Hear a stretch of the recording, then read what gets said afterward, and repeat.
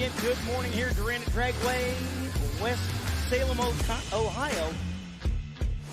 I don't know. Tyler, I was afraid you're going to hit me again. Don't hit me, sir. I didn't mean to. Good morning here from West Salem, Ohio. Previously known as Dragway 42. It's still in the same place. But there have already been massive amounts of effort and money already spent on updates here. You see the fresh paint everywhere. You see, I don't know what they had to go to put a bunch of concrete in down there at the big end. But when they're ready for it to happen, they make it happen. You might notice a little slogan around here on everybody's jacket, make it happen, and that's what happens. If it needs to happen, IHRA makes it happen.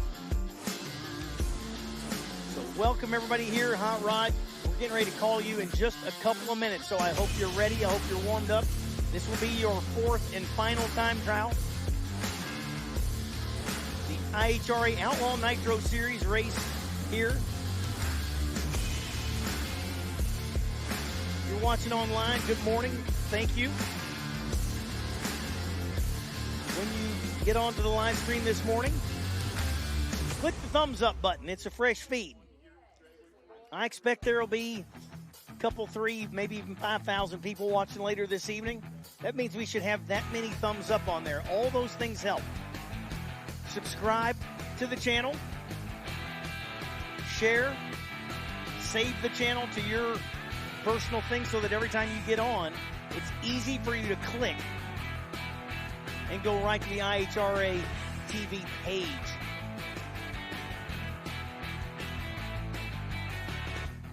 But it's only 8:29, Doug. By the time I get it out, it'll be 8:30. Attention in the pits. Attention in the pits. Hot Rod. Hot Rod. Hot Rod to 1 and 2. Time trial number 4. Hot Rod to 1 and 2. Hot Rod to 1 and 2. Attention in the pits. Good morning. Brent Carver getting to holler at you all day. Welcome. Good morning. And let's start bringing those cars to the lanes. Hot Rod to 1 and 2. Stock, you are on standby. Hot Rod to 1 and 2. Stock, you're on standby. Again, pay attention when you come up over the hill past the rigs. There's a lot of activity. Those guys are going to start, getting their cars ready. They're going to, be crews moving around, coming out, and all those kind of things. So just be careful when you're moving around the pits. Don't go too fast. Don't have your phones out and all that crazy stuff that we know we should not be doing at the racetrack. Too many people, families, friends on the line. Buku money on the line this weekend here at Darana Dragway.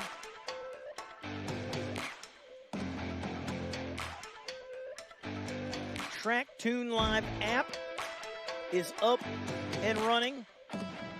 That is a direct feed right here out of the microphone. So anything I say or didn't mean to say, you'll be able to hear. I'm going to have to be quick on the mute button around here today.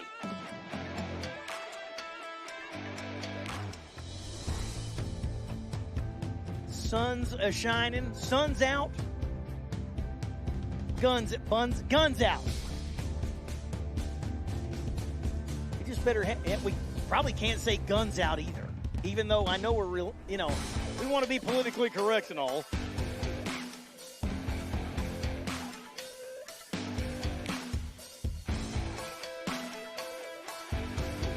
I'm an opera singer with a bad sense of humor. It's a scary combination, that's for sure. Gorgeous day here. Welcome again to West Salem, Ohio. You will have everything you need here this weekend. IHRA, making it happen here at Darana Dragway, West Salem, Ohio. Hot Rod. Hot Rod. You are called to lanes 1 and 2 for your 4th and final time trial. Bring them on.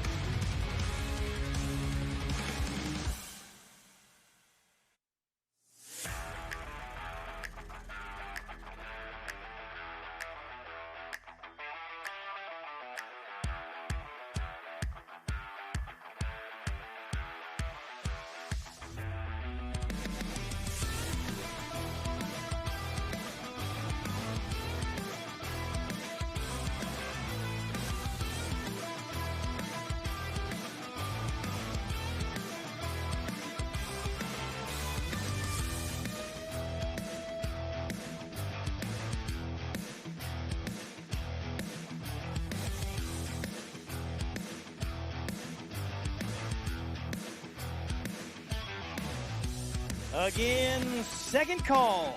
Hot Rod to 1 and 2. There's only 5 of you up here right now. A few more rolling. Pretty decent sized field. So, Hot Rod to the lanes. Hot Rod to 1 and 2, please. Fourth and final time trial for Hot Rod. You got one more shot at it. Next time you see the track will be eliminations. So, Hot Rod to 1 and 2 stock. You're on standby. Boy, and I'm looking out there at that little BMW. The one car that kind of really doesn't look like it fits. And I'm going to say he was all zeros on the reaction time, one of the passes. 0, 0, 0, 0. And spin 7 flat. As qualifying and time runs last night proceeded, the packages kept getting tighter and tighter. We are in. Boy, if you're going to win one of the Ironmen this weekend, you better have your stuff together.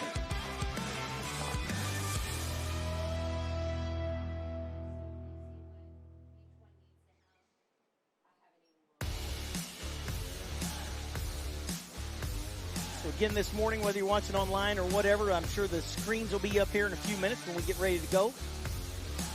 We have one round of Sportsman qualifying time trials this morning. We have one round of Sportsman eliminations this morning. And the pros are scheduled to start at 1 p.m. Eastern.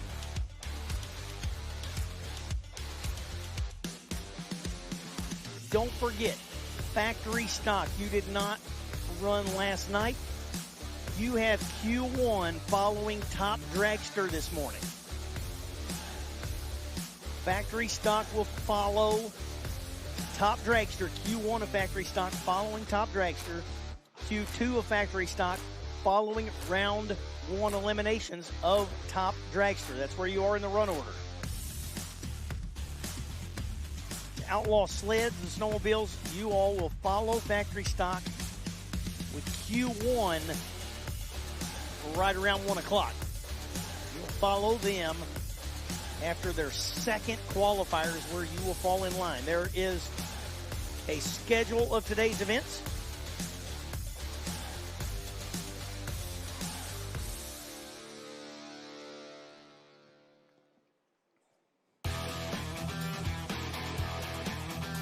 The run order schedule has been printed.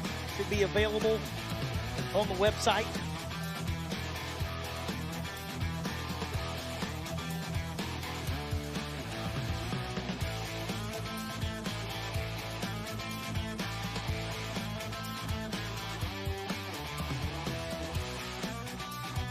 One round of qualifying, one round of eliminations for the sportsman classes this morning.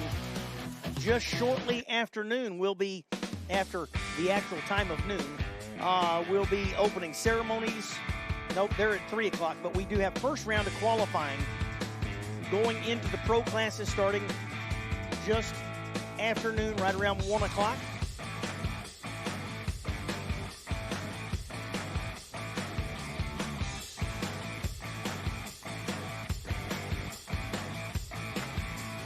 And lots of action coming to you here this weekend. Darana, Dragway, West Salem, Ohio. Previously known as Dragway 42 online. The names have been changed to protect the innocent. Darana Dragway, part of the IHRA Darana Hybrid Darrell Cuttle family of tracks. Looking to give you awesome experience at any one of these facilities. They are building them sort of to match. They all have that same Darana green color.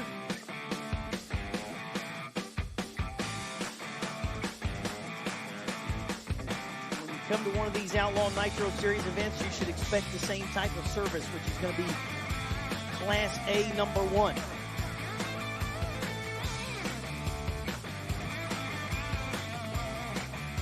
So, final coat of glue going down. Rotators going down to even that out, and it is go time here for Hot Rod. Hot Rod, final call to 1 and 2.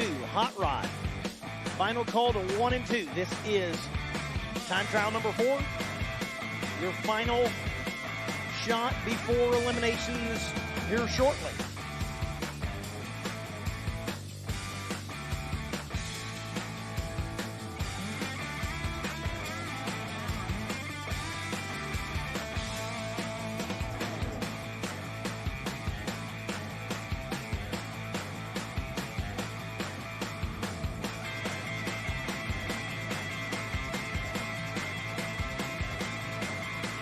Hot Rod Eliminator is one of those classes that is normally built off quarter mile. Now listen, if you're online or you're here, all racing this weekend is 8th mile. It's always been advertised as 8th mile for this event. There was not enough shutdown, turnaround, all those kind of things here at this facility.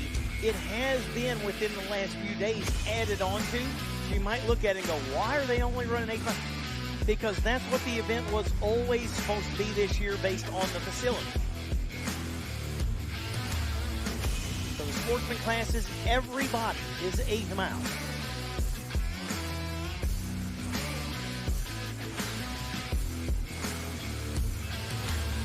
So Hot Rod Eliminator 7.00.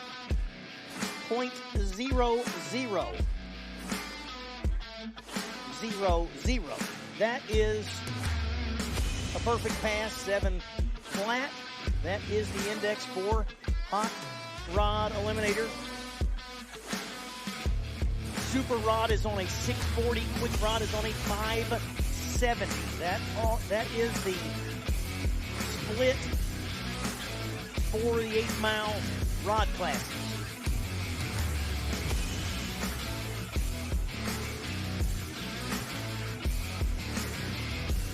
Hot Rod number 1 qualifier will be closest to 7.0. So you're 7.0000. That would put you number 1. And I saw a bunch of 7.00s yesterday. So that's going to be determined by thousandths of a second. Same way with all of the rod classes. The number 1 qualifier is going to be thousandths. It's going to be dead on with a 0 or a 1 or something like that. They were really tight. Attention.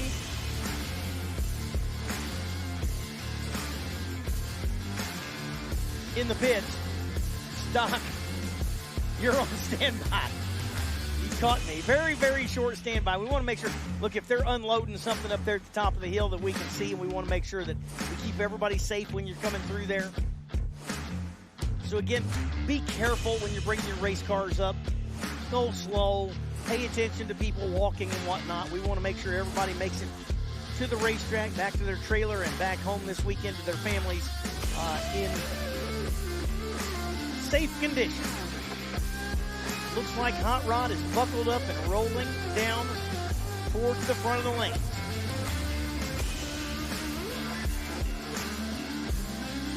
Stock, you're on a very, very short standby. Again, we're just looking for the road pass-through up there to be clear. Final call for Hot Rod as the first pairs are warmed up and making their way towards the burnout box.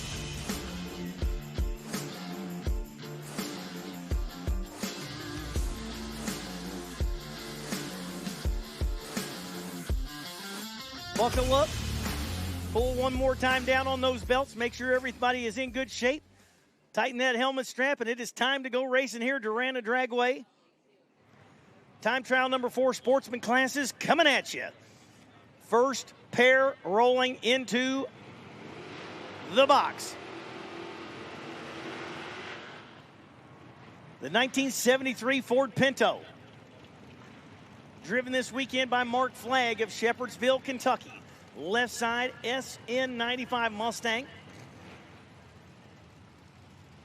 I'm going to say this is the first pass for that Mustang. I do not remember seeing it yesterday. It's possible, but I did call a bunch of cars last night. I probably don't remember everyone.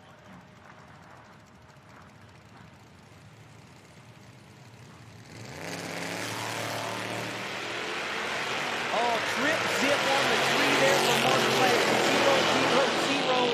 0-0-0-2 red. Now, I said that a perfect pass was 7 flat. Left lane goes 7-0-0-0 with a 6. So you got to be within 5/10 thousandths to get to the top of the ladder. I don't know what's going on with the Pinto. It's way off the number, and I'm not sure what is going on. He knocked the tree down, but not quite hitting the index. It goes 731 at only 92 miles an hour. Looks like the Carver Racing crew has a little work to do to find another 2 or 3 tenths out of that car. Frank Hinkle. Oh, Frank Hinkle on the left side in the big Roadrunner. Right side, S10. Attention in the pits. Attention in the pits. Stock. Stock. Stock to 3 and 4. Stock to 3 and 4 for your fourth and final qualifier in stock. Stock eliminator to 3 and 4, please. Hinkle goes, look, everybody's shooting for that number 1, and it's going to be hard to get. But there's a 701 with a 0 and a 699 with a 5. The very first car down the track went 7-0-0-0 and a 6. So you're going to have to be within 5/10 thousandths to get to number 1 here in Hot Rod Eliminator this morning.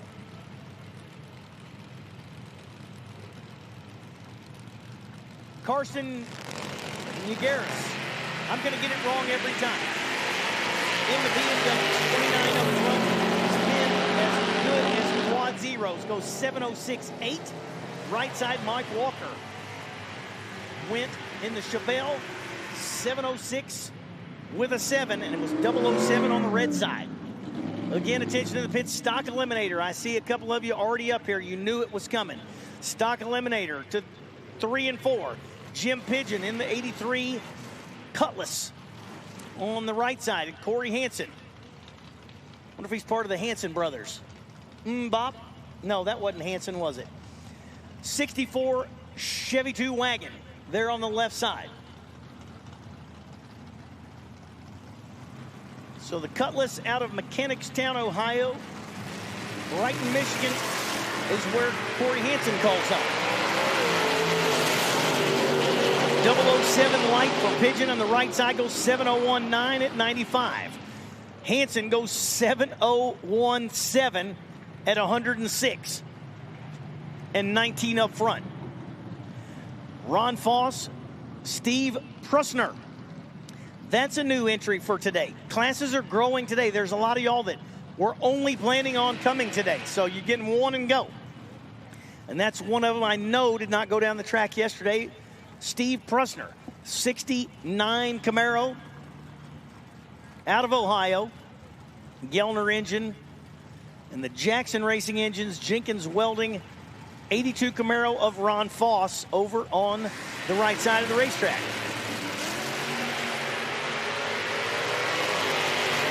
Foss missed the tree. Goes 696.6 at 110. Prusner on his first shot out goes 722 at 94 mile an hour. Got to pick up a couple tenths there for the Camaro. On the left side, it was a pair of Camaros, so got to keep them straight.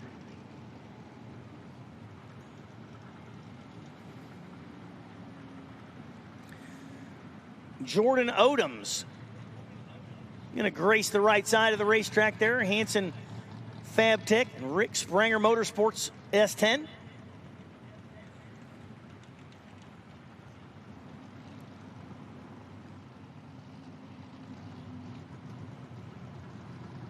A little bit of something there on the starting line from the previous car there, the Prusner car.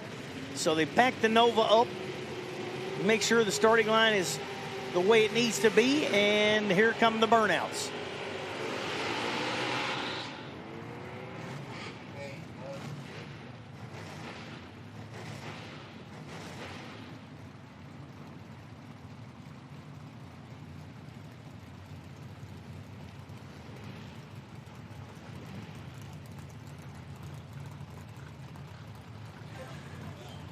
I know there was a lot of humidity in the air over the night, some rain and whatnot yesterday, so please, before you bring the car up or bring a rag with you when you get up and everybody kind of go over those cars, make sure there's not water dripping out from under them. It's ended up on the starting line, so we don't want to wear out the mop guys' arms too early this morning. Left side went 696.8 at 110. Right side 736 at 93 mile an hour. Still, a couple of them got a little bit of work to do. There's Frank Jenkins, the Bill Jackson Racing Engines, Jenkins Weld and Fabrication, 63 Le Mans. The left side, the 1975 Nova, Phil's Quality Auto Machine, driven by Thomas Coonley.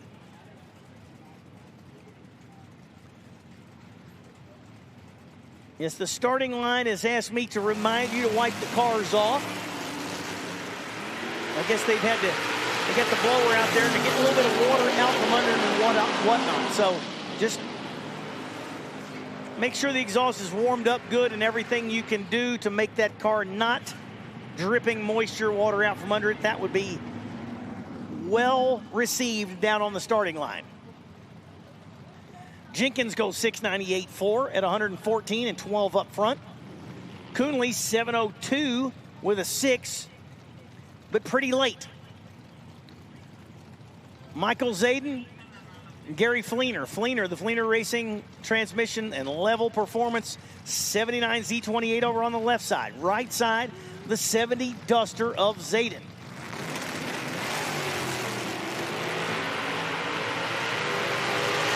Zayden was 001 on the tree, 693.9 at 105. Fleener, 009 to the bad on the starting line, 703.5 at 115 for the Camaro.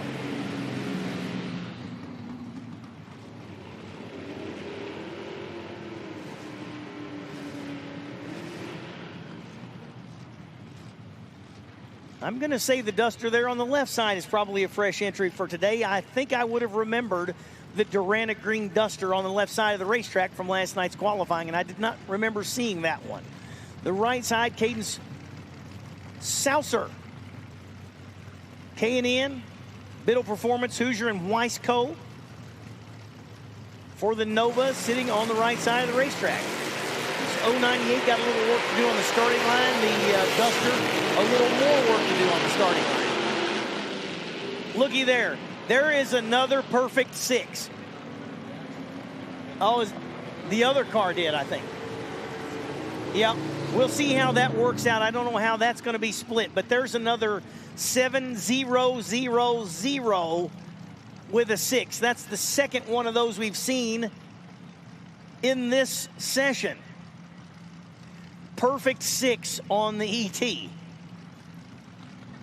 So you got to be perfect 5 10,000ths or better to go to the top here in Hot Rod.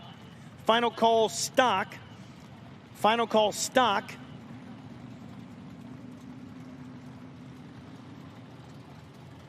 Right side, the S10 Nitro Joe Stats, Bill Jackson Racing Engines. That's Rob Foss in the S10.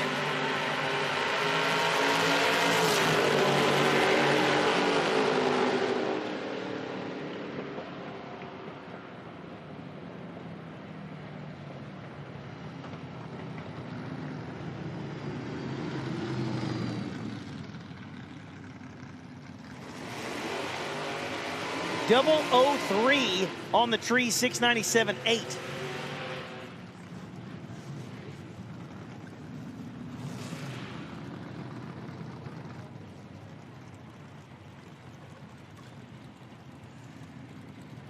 Pair of second-gen Camaros there. James Booz, 80 Camaro out of Guilford, Ohio. Jelly Glass level machine. Camaro on the left side, right side, out of Rising Sun, Ohio, the 1974 Camaro of Steve Yannickas. Yannickas was 15 on the tree. Booz was 11 on the tree. 691.4 for Booz. 112 mile an hour, 106 mile an hour at 701 for Yannickas.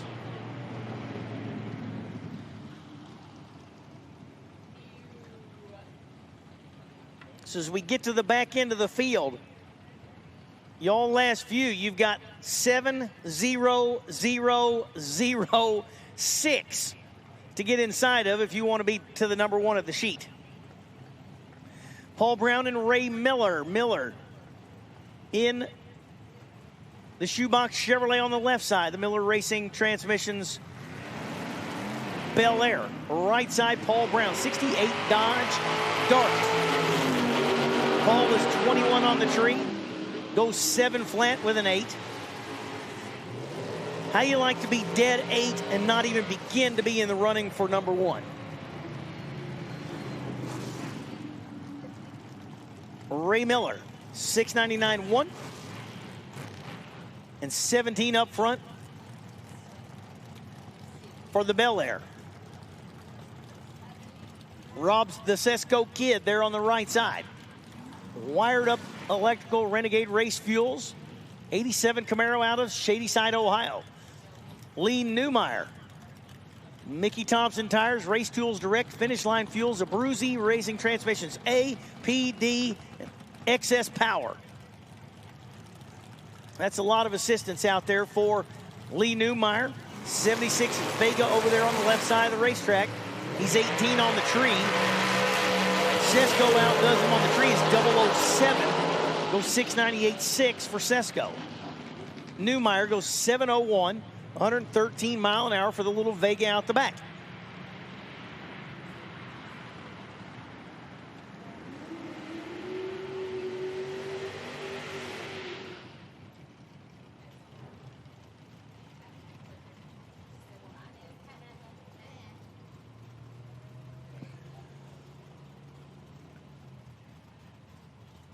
Tim Shuck was an event winner earlier this year.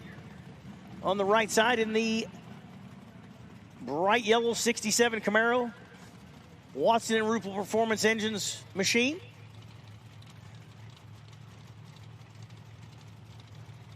Mike Nugent hopes that he gets this class in a stranglehold this weekend. You don't know what I did there, Dougie. Nugent's auto detailing there on the left side, 32 up front. Goes 702.2 for Nugent. Shuck 701.5 and 005. I'm telling you, if you're going to win one of these categories this weekend, you will have well earned it. Because I don't see a freebie in the place. Alex Miller, the final car in the category. Can he be better than perfect 6 to go number 1 on the sheet? I don't think so, but it's always possible. Boy, that is only a few 10,000ths of a second to play with. Now, those Miller Monzas have been, I believe, at all the races so far this year.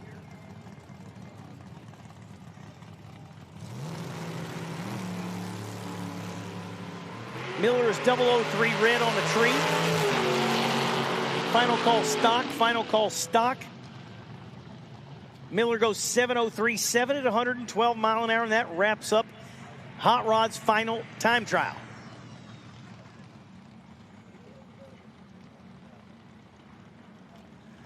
Rolling right straight into stock eliminator. Final qualifier for stock.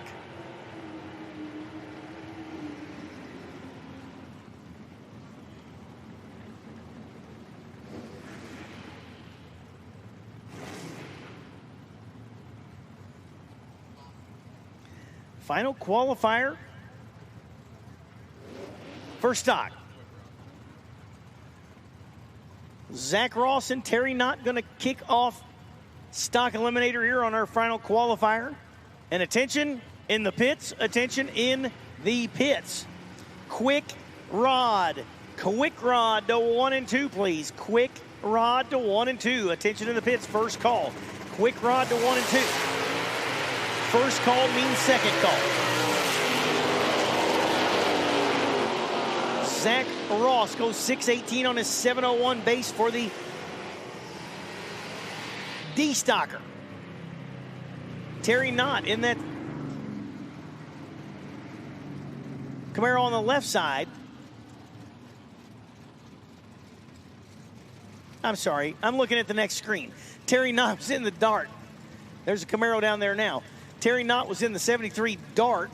Went 710 on his 780 base. We are in stock eliminator final qualifier. Michael Hours and Mike Walter.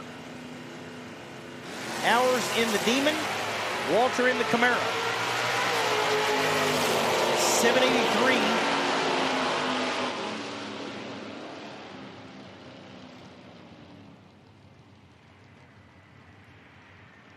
Goes 711 for Walter. 715 on the 789 for Hours.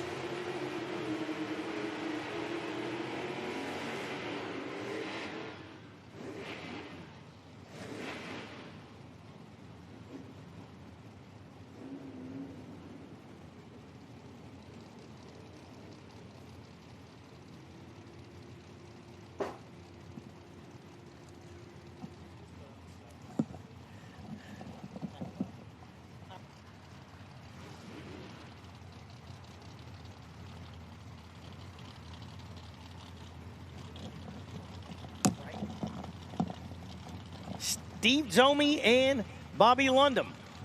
Lundum, shake and bake. 68 Nova on the left side. Right side, Zormi. The 02 Dakota. K-Stocker goes 746 on the 820. 715 on the 791 for the H automatic car of Lundum.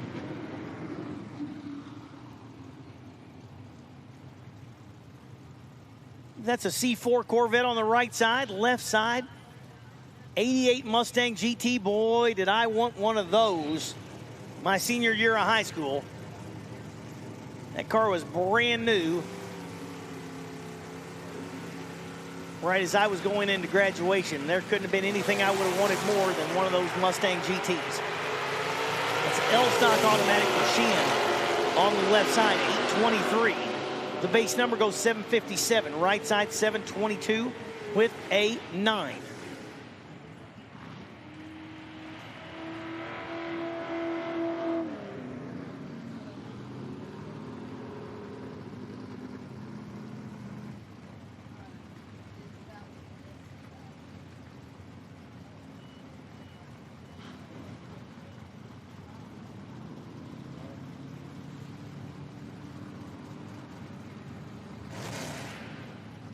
Stevie T, Steven Tukolsky, right side.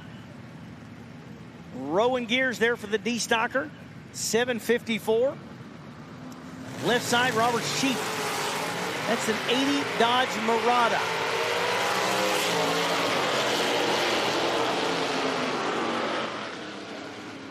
The Murata on an 8 flat number goes 766 with a 7. Right side for Stevie T, 678 on his 754. Nick Ryder and Scott Bartlett.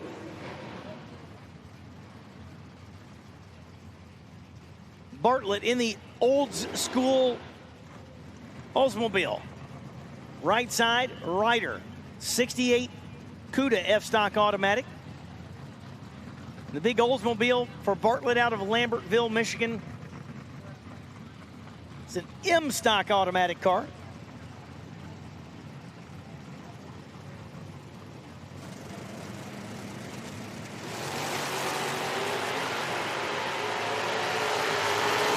better light goes to Bartlett. He's 46 up front. Goes 764 at 87 mile an hour on his 833. Nice pass there for Ryder. Ryder goes 691 on his 775. Attention in the pits. Attention in the pits. My lanes are almost empty. I need Quick Rod. Quick Rod, second. We'll call it third call. I don't know how many it's been, but it's been more than one. Quick Rod to 1 and 2. Quick Rod. We need you to 1 and 2, please. Quick Rod, be quick to the lanes. 1 and 2.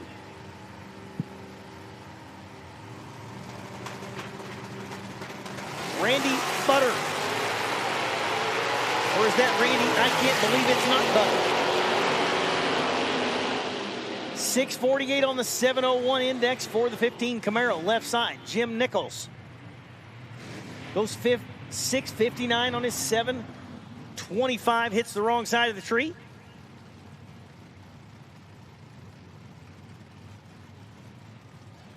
If you're watching online, you say, are all these cars off the numbers? It's stock. It is their job to go under their base index number. If you're watching online, you don't know maybe about stock and super stock. That's the way they run. They have a base index number based off of factory horsepower, weight. And they have to go under that number. That's the way they qualify, by who is furthest under their base index number.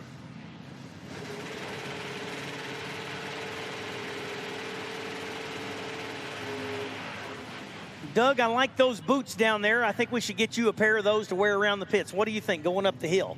Don't you think you need a pair of those boots? That'd look good on you.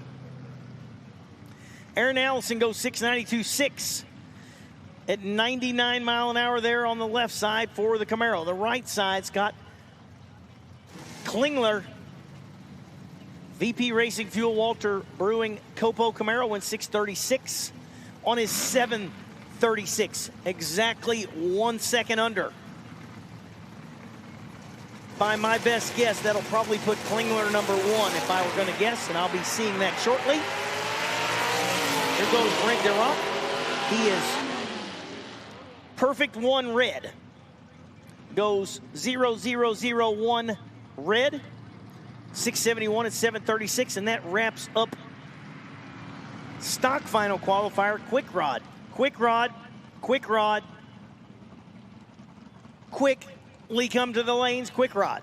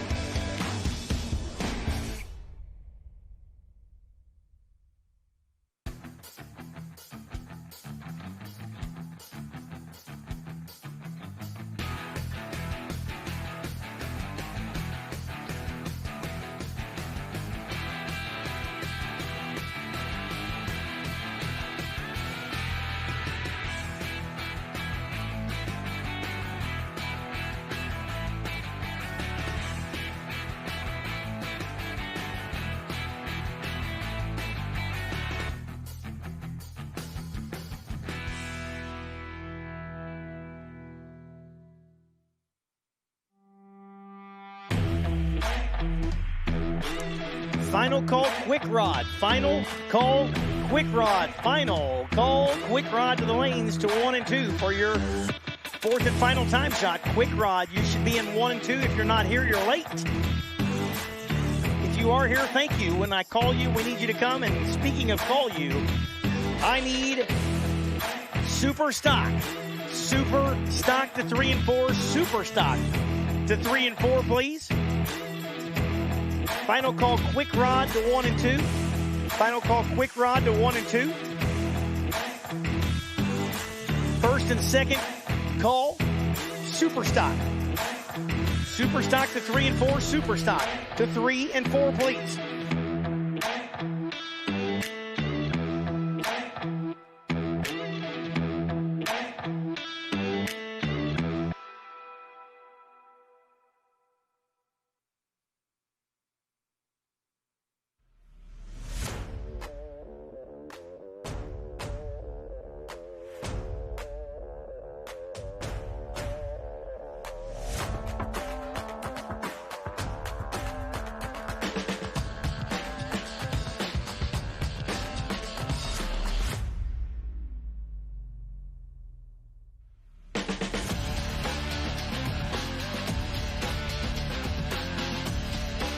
All right, so we're moving into final time shot for Quick Rod. Quick Rod is a 4/10 Pro Tree. They're going to be on a 570 heads-up index. Throttle stops are allowed, as you will see on many of these cars.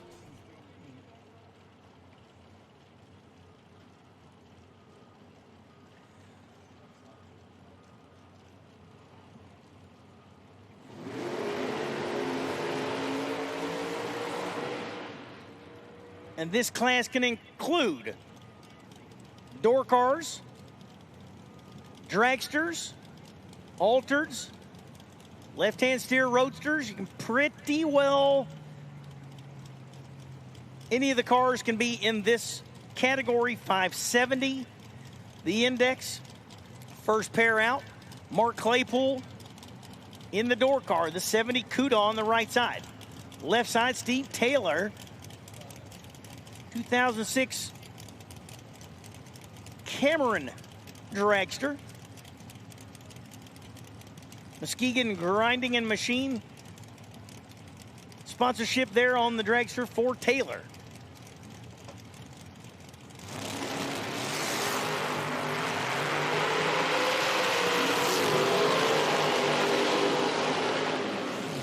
Online, they're telling me that's a wedge engine in Claypool's car. The screen says Chevy.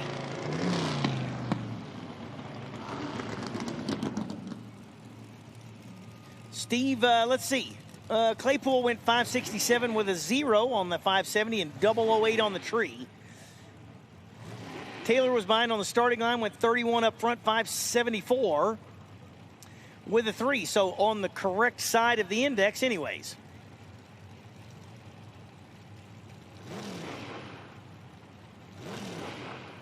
I got information here for the left lane of Steve Fields. Ring and Pinion Shop Machine out of Carlton, Michigan.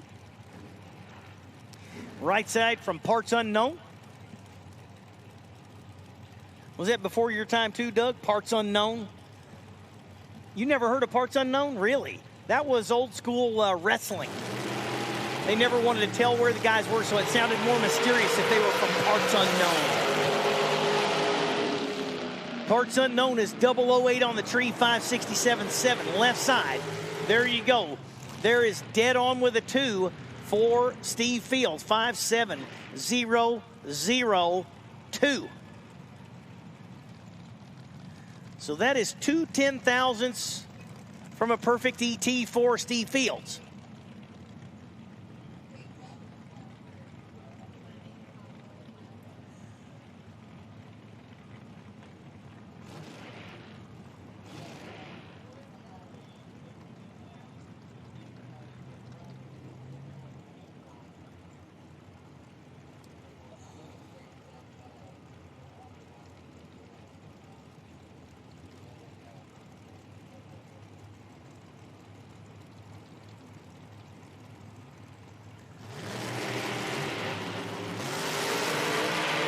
Left side, Gary Fleener is 004. Red, 566.1. Right side goes just over the index, 572 with a 4, 32 up front. Chris Fields, Anthony Mosley. Mosley, one of the few door cars in the class. That is the 78 Malibu out of West Salem, Ohio, right here. Can't be too far from here because I'd say West Salem ain't very big.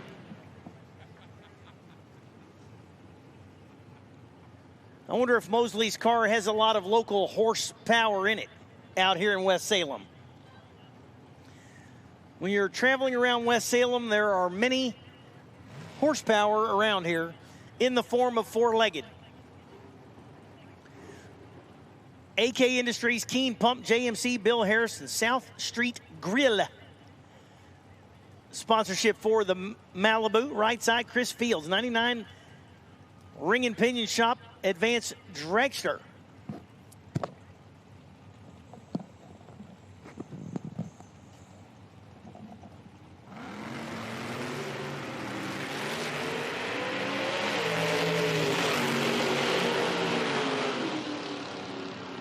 Fields goes dead 2. Mosley, 573, 415 up front. Chris Fields, good pass there. 17 up front and dead on with a 2. Attention in the pits, attention in the pits. I need super stock. Super stock, I need you. Super stock, we need you to the lanes, please. Super stock, we need you to the lanes.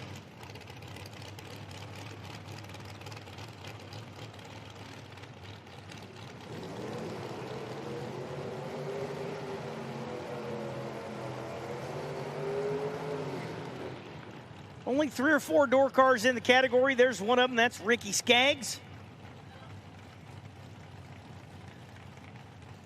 Numa Sports Drinks and Malco Automotive for the Sullivan-based Mustang.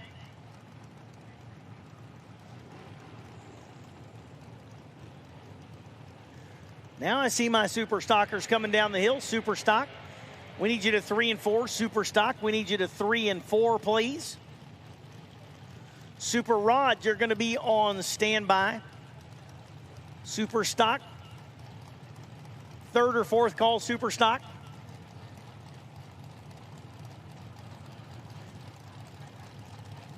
Super Rod, you are on standby. Whoa, hello, big left-hand turn there for Skaggs. 43 on the tree, but goes dead on with a 9. I think he plans for that big left turn. He doesn't want to go 660 feet. He wants to go 678 feet.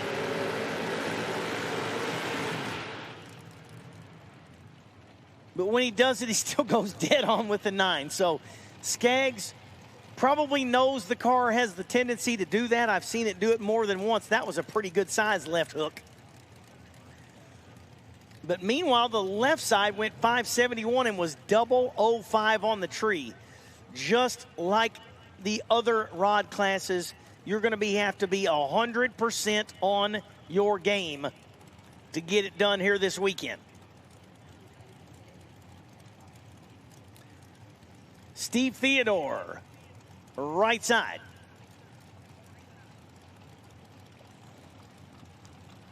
McLaughlin Oil Company on the side of that machine.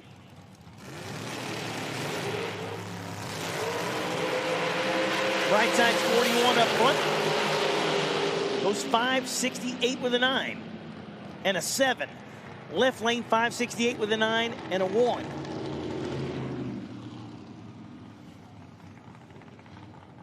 Oh, I do have the stock qualifying sheet. Final qualifying sheet and ladder. And yes, Scott Klingler is your number 1 qualifier. Was 9,998 under, basically right at 1 second under. So Klingler in stock. Klingler's number 1, Ryder number 2, Zach Ross number 3, Bobby Lundum number 4, and Stephen Tukolsky number 5. That's your top 5 in stock. Qualifying sheet and ladder. I got them in my grubby little hands. That doesn't mean come up here to get them, but I've seen them. Let's just say that. Looks like Jamie Elrod and Adam Gerber down there. Gerber on the left side out of Massillon, Ohio. Goodyear, APD, and Mark Wellness. Right side, look for a 003 light there for Jamie Elrod. ATM Innovation Hoosier, 004. I missed it by 1 thou of what her reaction time was going to be. 571.7 for Elrod on the 004 light. 573, 139 mile an hour, and 30 up front for Gerber.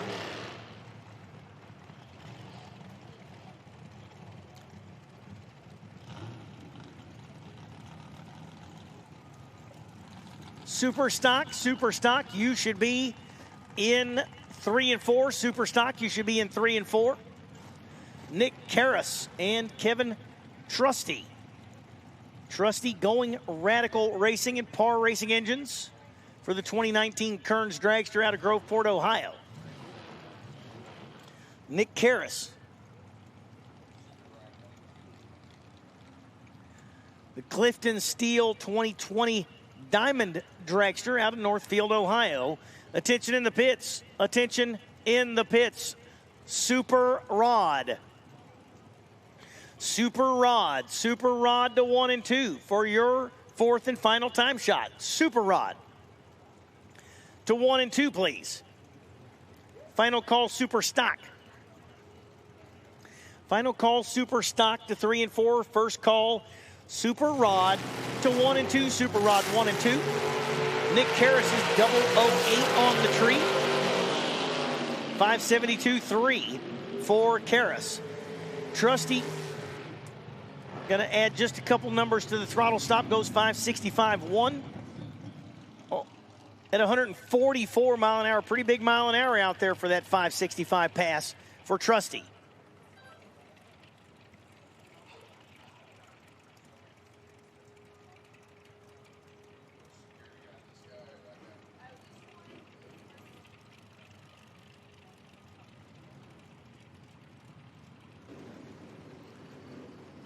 Final car of the category, Bill Jackson, Mansfield, Ohio.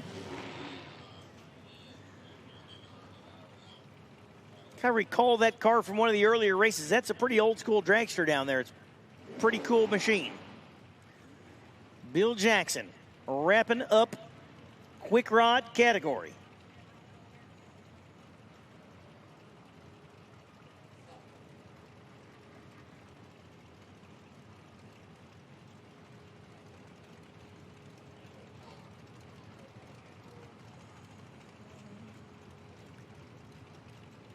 So I did see a perfect 2 in this category. So 210 thou from perfect. I suspect I know what's going to be number 1 on that sheet.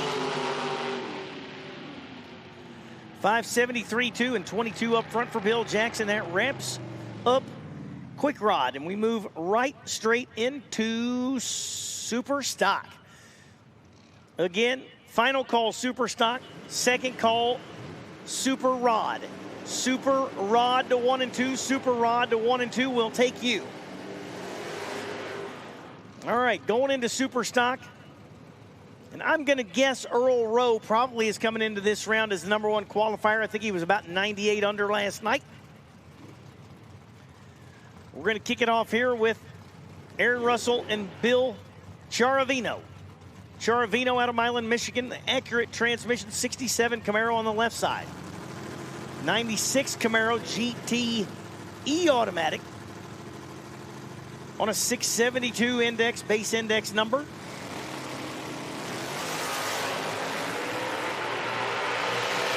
Russell's green, Charavino is red.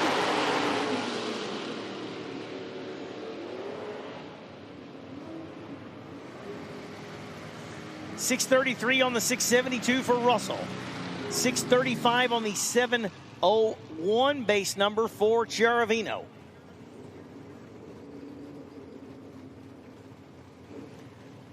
Good morning to everybody here. That's at Darana Dragway, West Salem, Ohio, previously known as Dragway 42.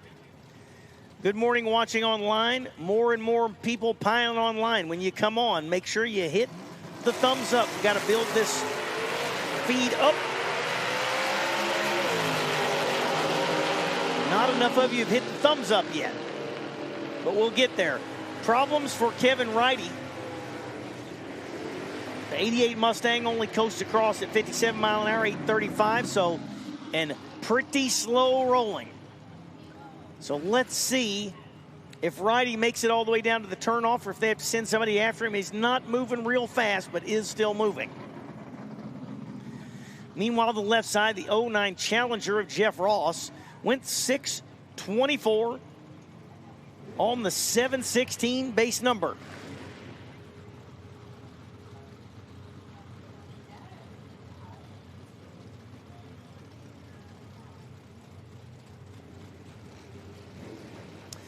There, the top end is clear, and George Wright and Lance Pinto in the Chevelle.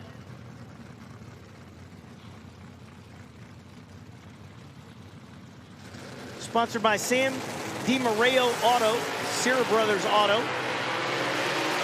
Out of Walworth, New York. 11 on the tree for the GTF automatic car. Goes 636 on his 680. 686 is the base number for George Wright in the Mustang. Went 628 at 109 mile an hour.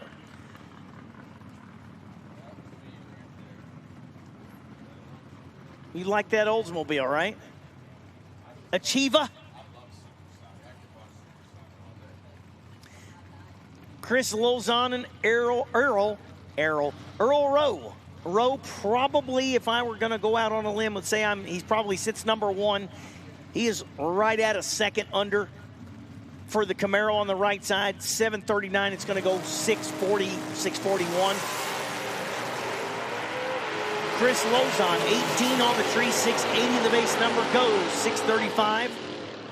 643 for Rowe. And again, I need Super Rod. Super Rod,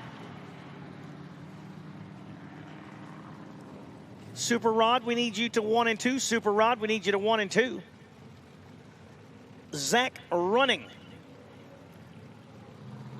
If you're interested in, getting out of the business there, Doug Foley's up here going, man, I dig that Oldsmobile in the left lane. 665, the base number. On the left side, right side, John Cira. Goes 681 on the 715 base. That's about your ET speed too, isn't it? Is that about what the S10 runs? 595 on the 665 for Running. You'd feel right at home in there. Terry Allison and Randy Running.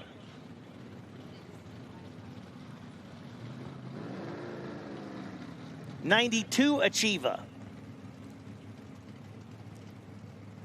Certainly, I'll assume that's the same family. VP Racing Fuel, Crocodile Cloth, and American RV.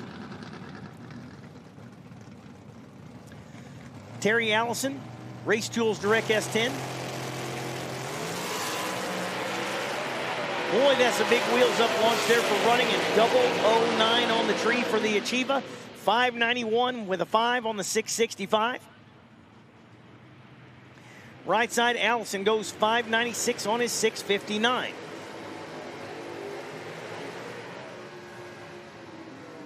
There's my favorite one. That's right, Mike Price knocked all the chrome off the bumper last night on that thing. I don't know what the wheelie bars are there for, but it didn't stop it, did it? They must have too soft of springs on those wheelie bars, because I'm telling you, that thing was standing straight up.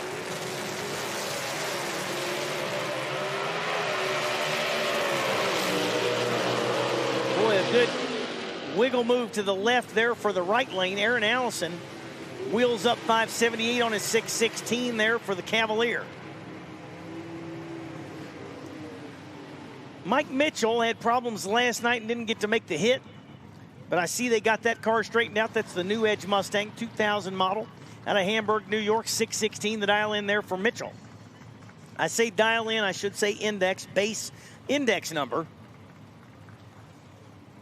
left side, Mike Price. That's a stick shift car. Both these cars are stick shift cars, but oh, doggone it, Price tied the front end down. It did kind of shudder the tires a little bit. Went 643, 105 mile an hour there for Price.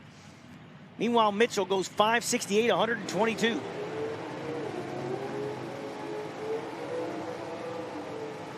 That Mustang will get after it. One of the quicker ET cars in the category. Speaking of quicker, AJ Adkins there, Augustus Adkins. Might be my favorite first name. That sounds so manly. Augustus Adkins. 69 AMX on the right side. Adkins Racing and Head Service. John Fretch. 86 Firebird out of Cortland, Ohio. Summit, NGK, and Goodyear tires. It's got a built-in ventilation system there. The hatchback kind of popped up there on the hit. For Fritsch, 563, 121 mile an hour for Adkins in the AMX. Fritsch goes 642 on his 703 base with an 11 light. Good pass there for John Fretch. Another New Edge Mustang on the right side. And Pete Maduri on the left side in the 1998 Dynabrade Power Tools S10. No, I'm not saying it. You're not getting me into that. Somebody asked me the other day, are you the guy that... I said, no. I did not say top sportsman. That was money. Attention in the pits, attention in the pits. We need top sportsman. Top sportsman to the lanes for your fourth and final qualifier. Top sportsman to the lanes for your fourth and final qualifier. Over 40 cars in top sportsman, so several going home. Top sportsman, there's going to be a few of you with a weekend pass to the bleachers, because we are well over a full field in top sportsman and over full in top dragster. Congratulations. Thank you all for showing up and filling those fields up.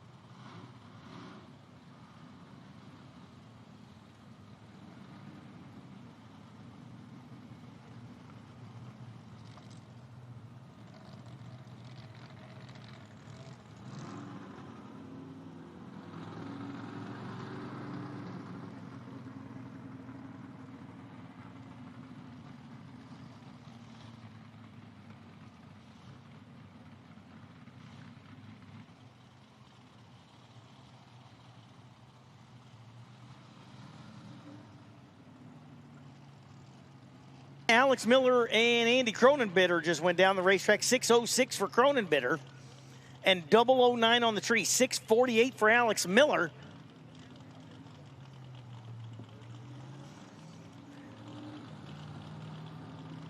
And that wrapped up Super Stock. Moving right into Super Rod. This would normally be Super Rod 8 mile at $9.90.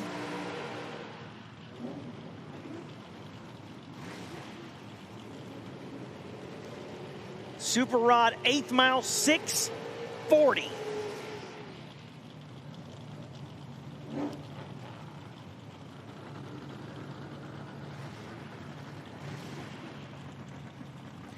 $6.40 the index for Super Rod this weekend. In Hot Rod, it took 5.70006 to be at the top of the ladder. In quick rod, it took 5.702. Let's see what it takes here in super rod. It's probably going to take 640 with a 0 and another really little number after it to get to the top of that sheet. Les Ames, 005 red, 637. Roger Wellman went down on the left side in the Beretta, 647, and 007 up front. Next pair sitting on the starting line, the 79 Camaro out of Rising Sun, Ohio, Tony Martinez. Left side, 91 Dodge Daytona of Jack Schnitzer from Butler, Pennsylvania.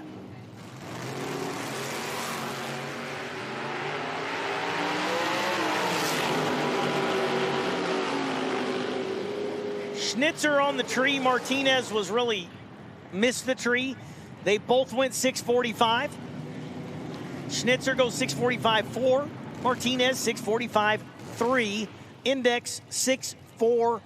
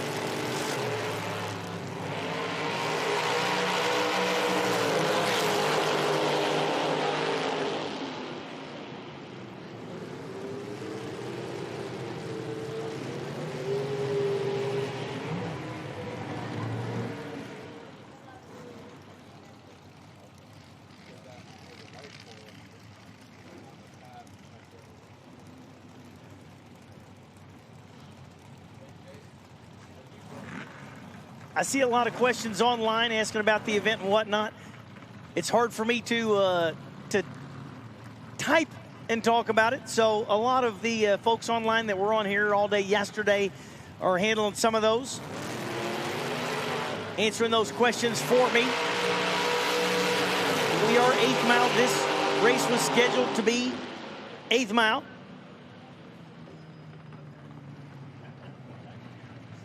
Since the full acquisition of the track, there was a bunch of concrete added down there at the end, but, you know, only a few days before the start of the event, no thoughts of changing the distance as everybody has worked on their setups for being ready for this race for the year.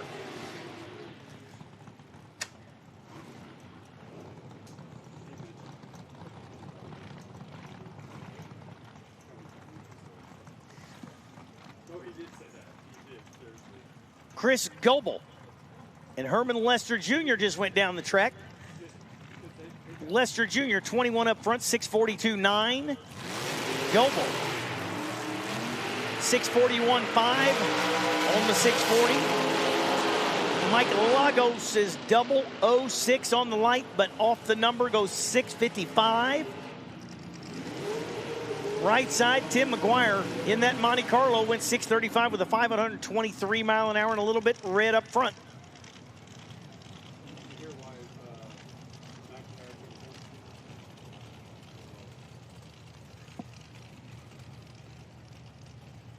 Well, there's one of my hometown buddies there, Jason Grimes online. Welcome. Welcome everybody online. We are getting up near that 1,000 people watching this morning already for our fourth and final qualifier for all the Sportsman categories. When you log on, hit the thumbs up button. Like, subscribe, and share. Vince Gregory in the 55 Bel Air goes 642.1 at 113 mile an hour and 13 up front. Stephen Theodore in that Corvette, 639 with a 9, just 4/10,000ths under the index there for Theodore. 132 mile an hour. Next pair, Jeff Gerber and Mike Donnell.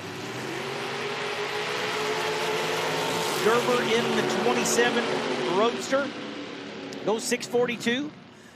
23 bulb, 121 mile an hour. Left side, Donnell. That Monza goes 646, 113 mile an hour, and was Trip Zip 2 on the tree.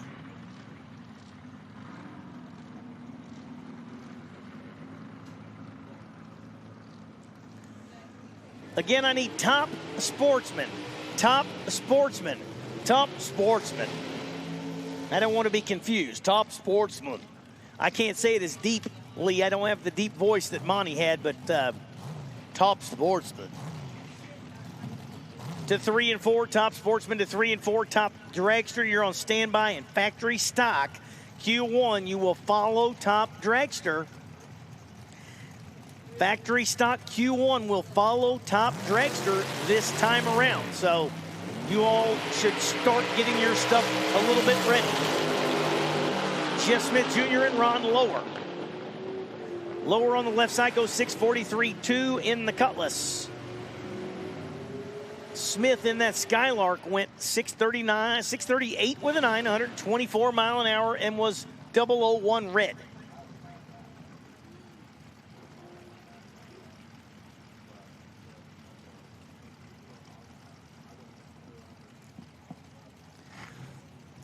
Charlie Flanagan has been all over the index.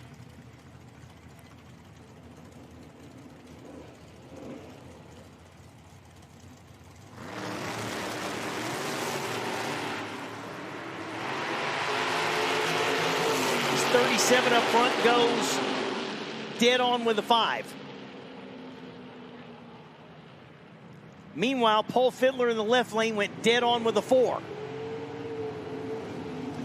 6.404 for Fiddler, 6.405 for Flanagan. So while Flanagan got to the finish line a decent bit ahead, the higher qualifying position there will go to Paul Fiddler by a thou.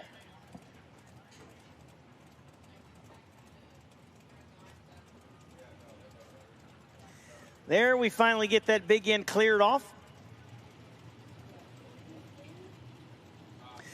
Next pair up, Josh Sander and Rob Foss. Foss, the Monza makes a little jump to the right before it goes, and he's 005 up front. 648 with a 2. Josh Sander carrying just about 2 thou there. Goes 639 with a 7 for that 67 Camaro.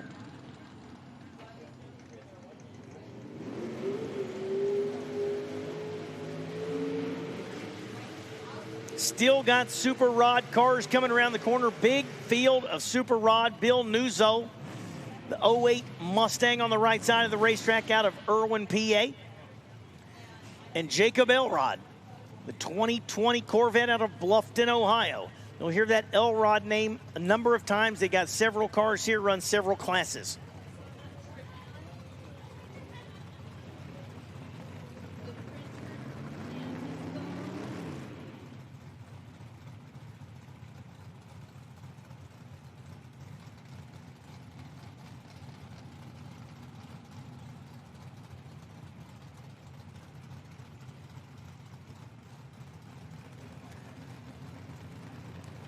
Elrod staged up, in goes Nuzzo, away they go. Elrod is 17 red, Nuzzo is 15 green.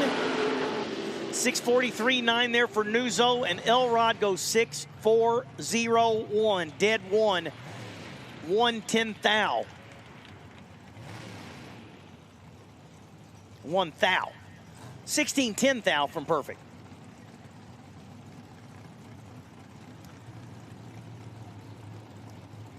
If my memory is serving me correctly, that might put Elrod number 1 on the sheet there, 6.401.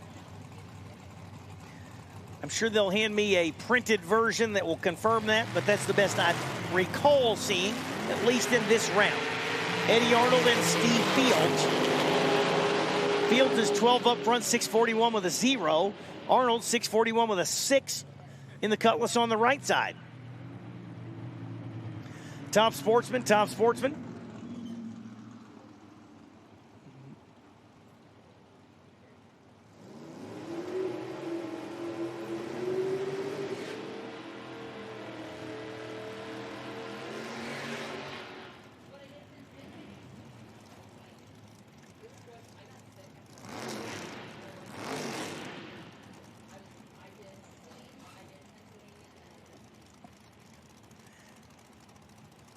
Also, if you're looking at the drone footage, I love the drone footage, the boom cameras, all those kind of things. If you're watching online, you get to see things that really that we don't even get to see here at the racetrack. I see some folks online talking about clearing the woods down there. They're clearing that for an RV park, and it's not going to be for a different version of this racetrack. Tom Diamond and Rich Pica. Pica was in the Corvette, went 636 and was a little bit red. Diamond in the Roadster went 639.6. 14 10,000ths too quick. 18 up front for Diamond. Final car in the category, Bill Jackson. The Lumina out of Mansfield, Ohio.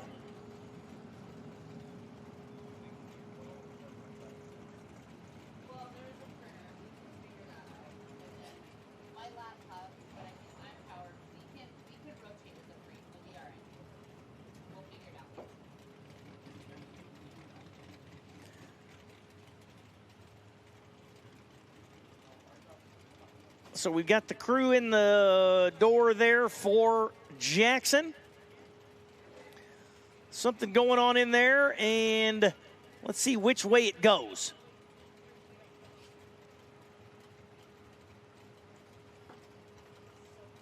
Looks like he's going to move in and stage the car. Sometimes when you see that, that means they're going to back one out, but looks like Bill Jackson rolls towards the pre-stage beam in the Lumina.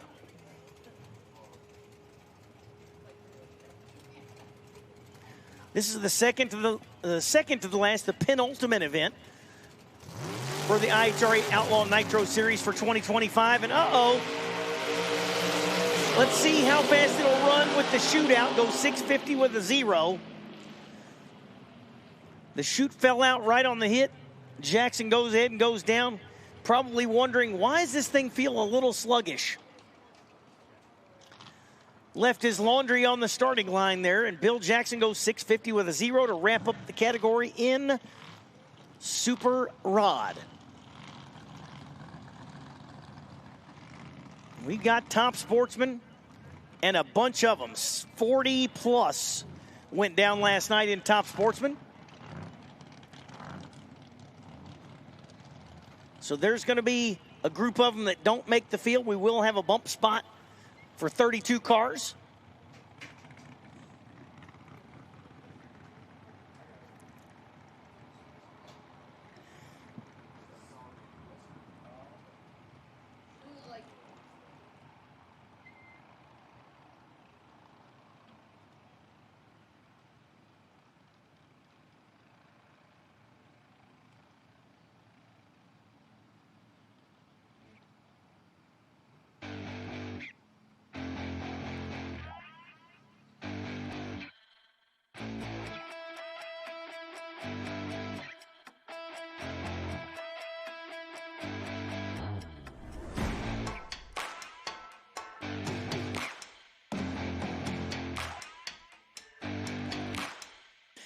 All right, so there's going to be a little bit of preppage happening here following Super Rod before we go into Top Sportsman.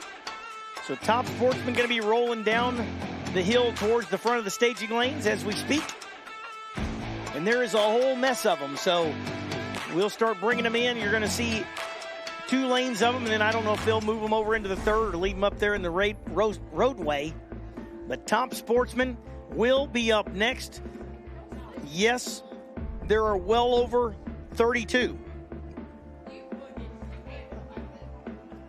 So there will be a bump as we do have a 32-car field in Top Sportsman.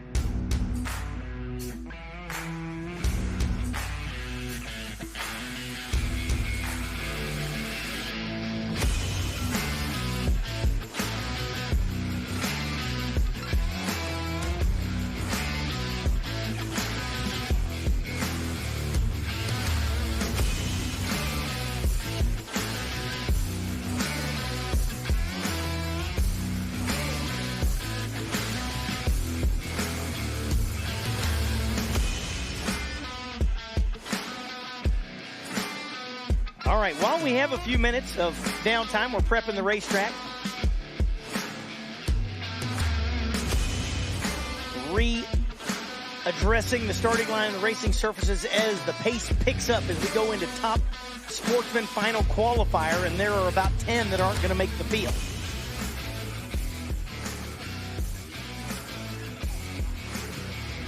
Somebody said online, what's that thing on the racetrack? Well, that's a rotator. They take the rotator. It has 4 racing slicks on the back, aired up, mounted on rims, and they turn backwards against the surface. They set that down, and it puts rubber down, and it evens out the surface. It kind of smooths out the groove. It works the glue in. It puts the glue together with the rubber that's on the racetrack to give them a fresh surface again. You'll see that. Stepping on it like it looks like a suction cup. They're checking the pull on the track. Yes, they put that thing down and then they twist it, and it tells how much PSI of grip is on the racetrack.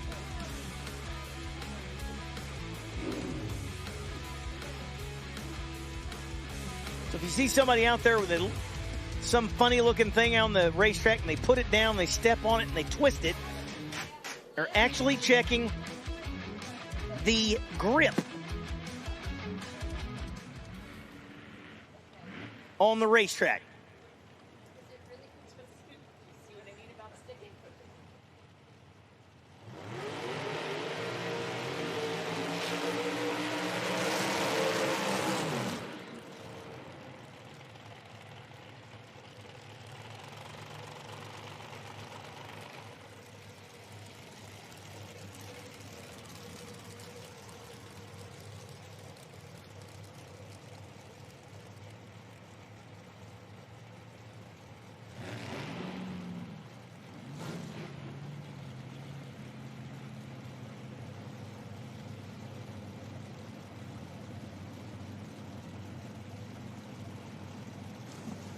All right, final qualifier here in top Sportsman. It is not that. You will not get me to do it, and everybody thinks I'm going through puberty over here because you keep saying that. That happened for me many, many years ago. Mark Claypool and Andy Gregory. Claypool is sitting right on the bump spot. Goes 462, improves just a hair, 434 for Gregory, handily in the field. Mike Badia, left side, Brian Werner, right side. Moro's Auto Service and Abruzzi Transmissions, 68 Camaro out of Hubbard, Ohio.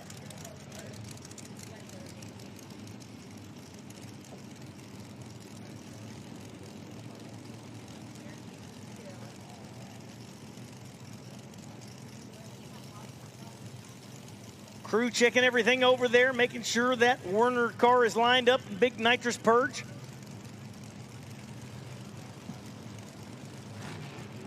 Mike Badia, the 96 Cutlass over there, shooting the nitrous purge over at Werner, saying, don't forget, I'm here too. Mike's wife helping line him up there and handling crew chief duties there on the left side.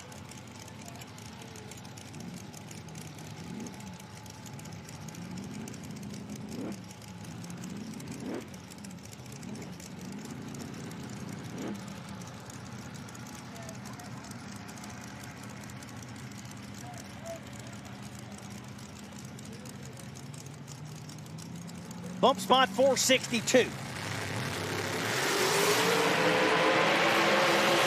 Warner 419.7.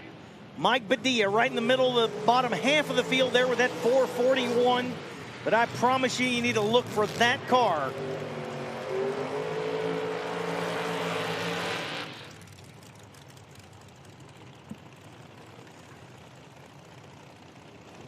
to go many rounds there. Badia made it to the finals more times than once this year in the Outlaw Nitro Series.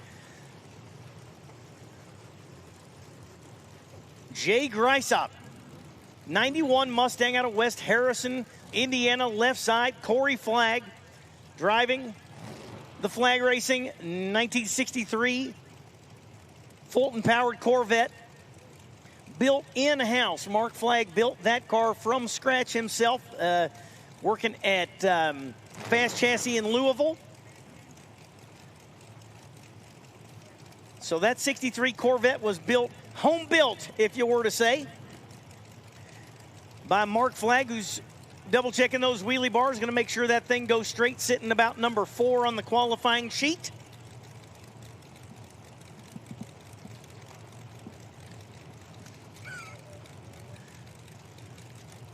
With a 417 on the board there for Flagg.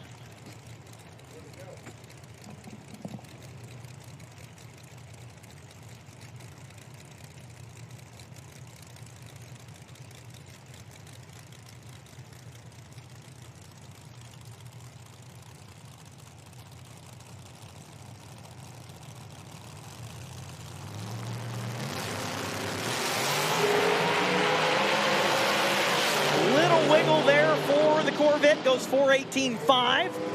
Oh, it's a beautiful thing. Thank you so much. Love you. Now I've got it. Here we go.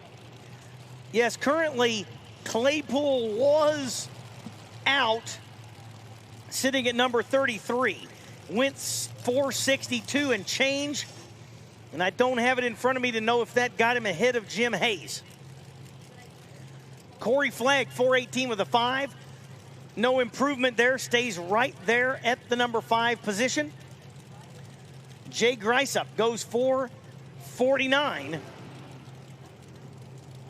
Handily in does not improve, was 448 with a 9 in the last round. Mike King and Michael Renner. I'm going to say Renner is a new entry and going to have to go 462 or better to even get in this field. So you got the Beretta on the left side. And you got the 63 Corvette on the right side for King. Mike King is number 18 on the sheet, goes 440. Last night in qualifying, Renner. This is his first and only shot at the racetrack. Takes a 462 or better to make the field. King's car kind of moved around, goes 443. Renner solidly jumps right in with a 439. And that should bring the bump up to a 460.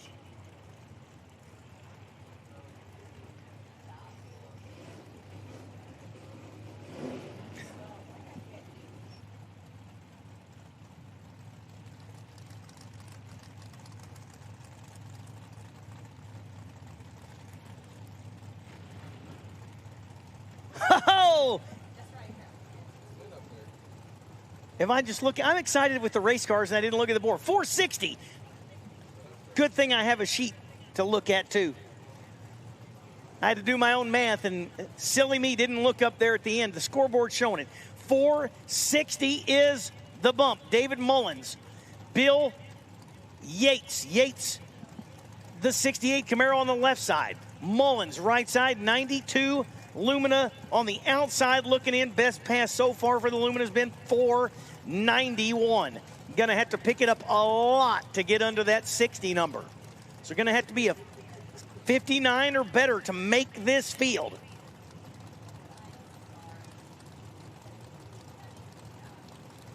Claypool is out. Jim Hayes is out. Chestnut on the bump. Bill Yates goes 427. Mullins 494, not gonna be enough. Bill Yates was not on the sheet coming in. He did not make a hit last night. So the bump goes down again. 456 as Yates goes in. And Randy Chestnut on the outside looking in on the bump. Justin Souders, man, what a field. 456 bump right now, and there's still a wad of them coming. So there's some that were right there on the number that got to pick it up just a hair, or they're going to be spectators this weekend. If you're a spectator this weekend, by the way, you're in for a treat because it's going to be an absolute banger of a race this weekend. Can I say that? That's what they say at the Outlaw races. It's a banger. We got one happening here this weekend. A real slobber knocker. Justin Souders was your top sportsman winner up at the Outlaw Pro Mod race in Milan, Michigan a couple months ago. Out of Louisville, Kentucky. And Kevin Chess, 69 Camaro, out of Ohio on the left side. So a pair of 69 Camaros. Souders comes in number 11 with a 424, solidly in the field.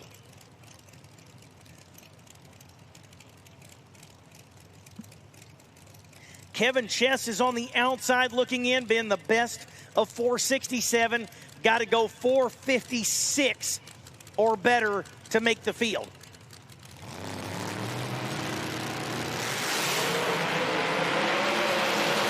So can Kevin Chess pick up the pace? Goes 466, not going to be enough.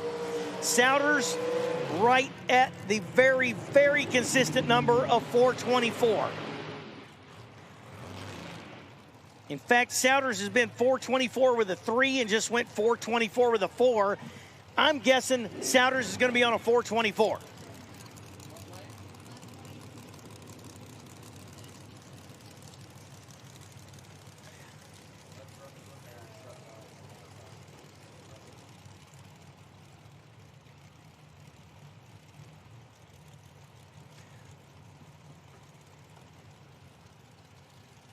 Karsten Nergis, left side, 2000. Firebird, right side, Tim DeVore. DeVore is on the outside. Been 474. Takes 455 or better to make the field right now, as the bump is a 456. Terry Osmus sits on the bump.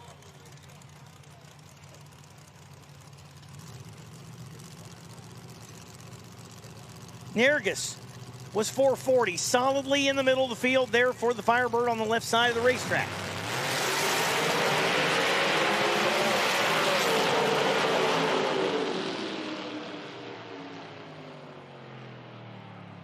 DeVore, not going to get there. 463, and it takes a 455 to get inside the bump.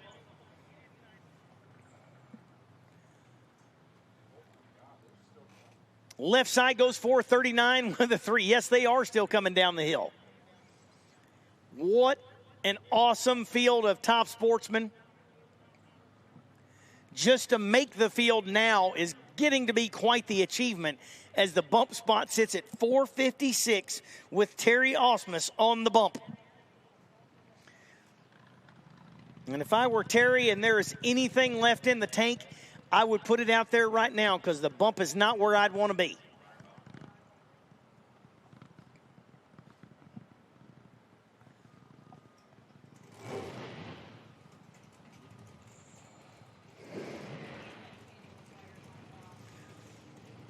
Also, whether you're watching online or you're in the pits, make sure you also download the Track Tune Live app. If you put that one on your phone, you can listen to the PA for the entire event directly to that app. It'll come right on, and it's a direct feed out of the microphone. So if you're driving down the road, got to go to work, only can put it in an earbud but can't watch it, you can still listen to all the action through the Track Tune app on your phone. I have a couple of vehicles that need to be moved. They're up at the Stinky Pinky pit, and they've got D. Carnes blocked.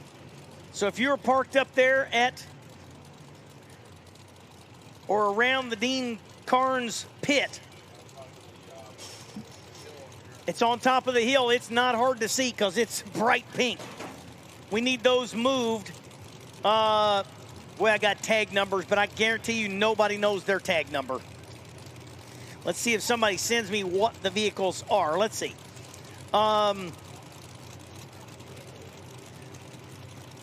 Tag number KIV 1960 and KJF 1120. Here's what I know. If your vehicle is parked next to the Dean Carnes pit area, it's probably in the way. Mike Sowers, 537 off the gas, made a hard move towards the center line. Left side, Stephen Day goes 477.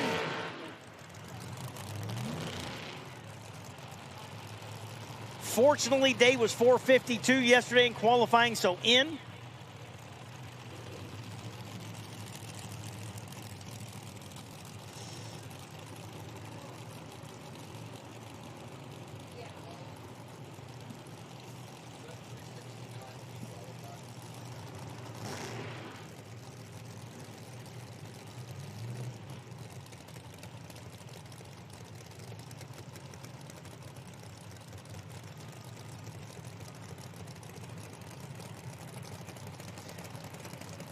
Jeff Gable, outside looking in, has not made a clean hit with the Duster yet. And the bump spot of 456 is held by the car in the left lane of Terry Osmus. Boy, if I was Osmus, oh no. Are they going to get the car staged up here in the right lane? What's going to happen there? I see the officials all around it. Going to send Osmus on a single. Turn it up to 11 there. Terry Osmus, you're on the bump. Goes 466, does not improve, and hanging on by a thread. Terry Osmus. And it looks like as they push the Gable machine back, that will be one that does not make the field. Could not get a clean hit in yesterday. And problems with it on the starting line today. And tough break there for Jeff Gable. Not going to get that Duster in the field. Next pair coming under the tower. And again, 456, the bump. Aaron Glasser, the right side of the racetrack, comes in number 3. No fear of not making the field. Glasser went 415 flat on his first shot at the track yesterday afternoon to sit number 3 on the sheet. The left side, Ron Barnhill, currently in with a 452. It would take a bunch of cars jumping him to push him out. But Barnhill sits number 26 coming in with a 452.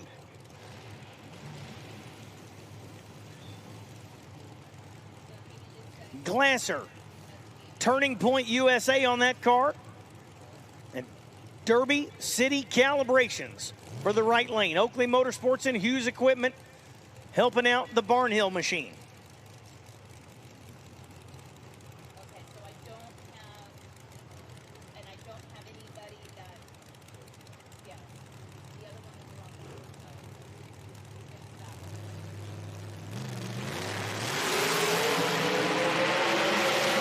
Oh, and what a nice straight clean pass there for Glasser. He's 002 red, 415-2. So the qualifiers went 415 with a 0 and 415 with a 2. I'm going to guess they got that car exactly where they'd like it to be because that was straight as a string down the right side. Ron Barnhill back off his number 473. Maybe just cranked that thing way up to make sure it was in the field and going to dial closer down to a more comfortable number for that machine. It goes 473. But Barnhill in the field with a 452. The bump stays at 456, held down right now by Terry Osmus. Attention in the pits, attention in the pits. Super stock car 904. Super stock competitor 904. You need to go to the tech trailer. Super stock competitor 904. You need to go to tech, please.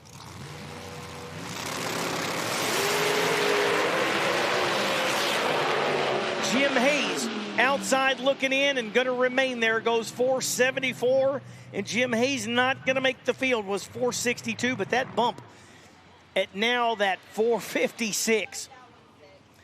So Jim Hayes in the 59 Corvette outside looking in. Scott Wasco, 412 with a 9, came in number 2, remains number 2 with a slightly improved ET. Was on with a 413.3 and goes 412 with a 9.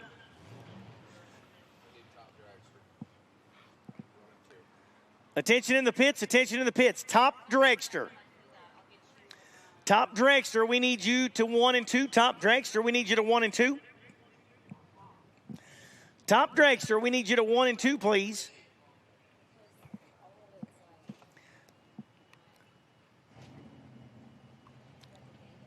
A little check of the starting line area. A couple drips of fluid there, maybe out of the Hayes machine. Starting line crew checking that all out, making sure it's good to go. A down track check as well. Making sure that surface is A-OK there for Ken Langlois. Langlois out of Milan, Michigan, going to be in the right lane, sitting in the water box in that 92 Cutlass. Came in number 23 with a 448, safely in the field. Left side, Keith Castle. 07 Stratus.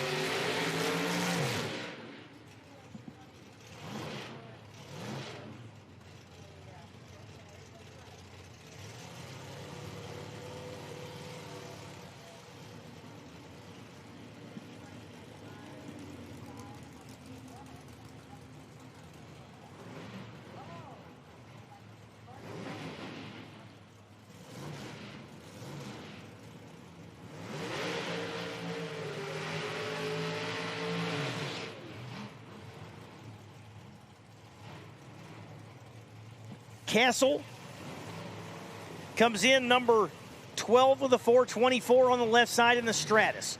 Langlois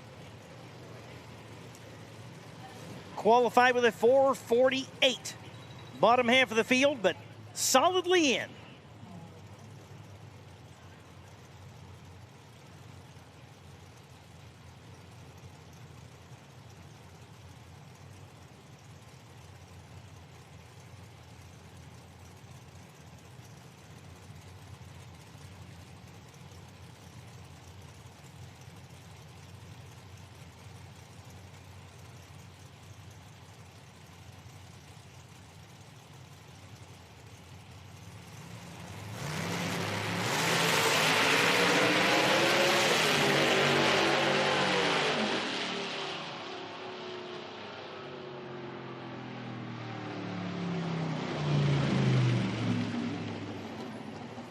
Off the pace there for Langlois.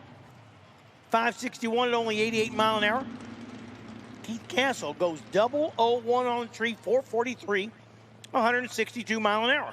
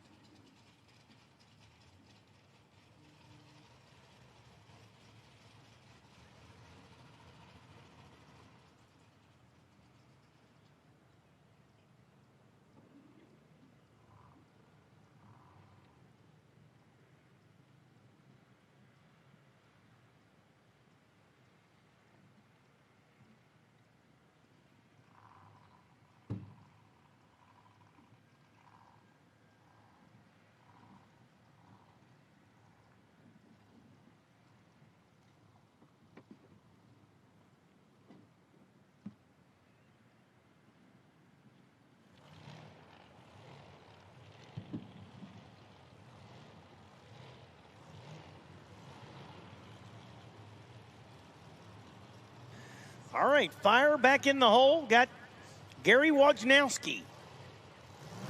09 Cobalt over on the left side.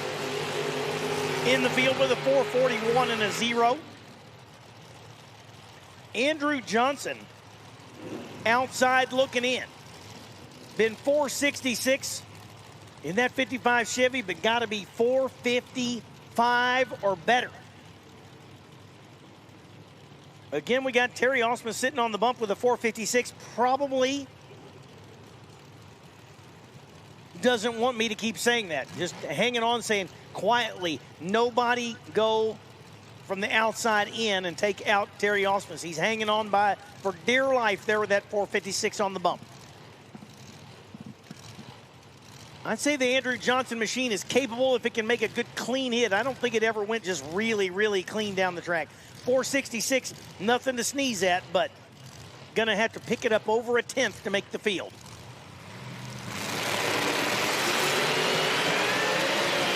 And definitely gonna go more than 660 feet to get there. Goes 469, no good there for Johnson. That car left, and I think I saw it doing that more than once yesterday. The tire tracks you actually see clipped the green of the starting line area there just past the Christmas tree. I mean, it was a pretty good ride there on the right side for Andrew Johnson.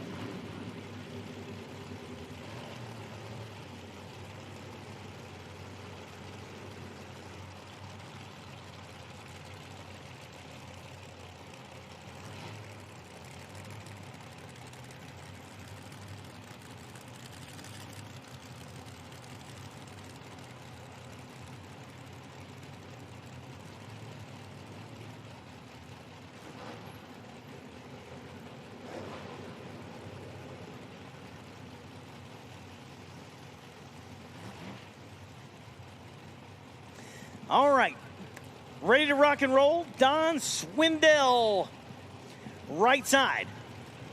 1963 Corvette. Solidly in the field. I'd say now a 433 is in the bottom half of the field, though. Came in number 16, but I think that's been eclipsed to move Swindell down. Left side, Ron Biondo. Ron came in number 10 with a 424. So both these cars solidly in the field. Biondo goes 422 to improve. 434 for Swindell. No improvement over the 433 from last night, but right at it. Little Bob Mandel on the right side. Mandel the third. Profab Race Cars, 1955 Bel Air. The blown Hemi. That car is very recognizable when it's running because you hear that blower surge going on. So Mandel from Profab Race Cars down in Culleoka, Tennessee. Left side. Oh, and Mandel, by the way, is number 1 coming in.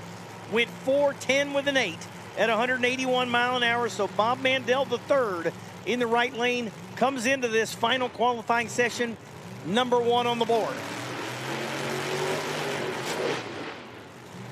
Left side, Daniel Germano.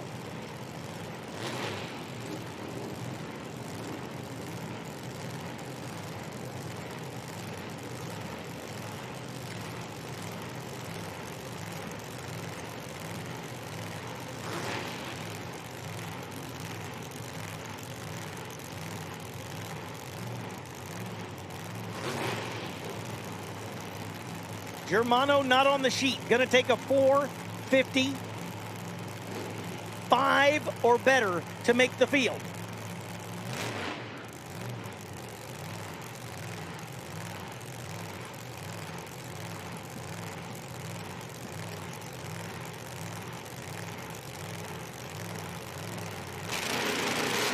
Sorry, 422 for Germano. Already in the field and problems. So they're pushing that one back. And no good there for Mandel either. But Germano came in number 9, going to remain right there for the Royal Purple machine. Mandel came in number 1 with the 410. Speaking of Mandel, there's another Profab race car on the right side. 67 Chevy wagon.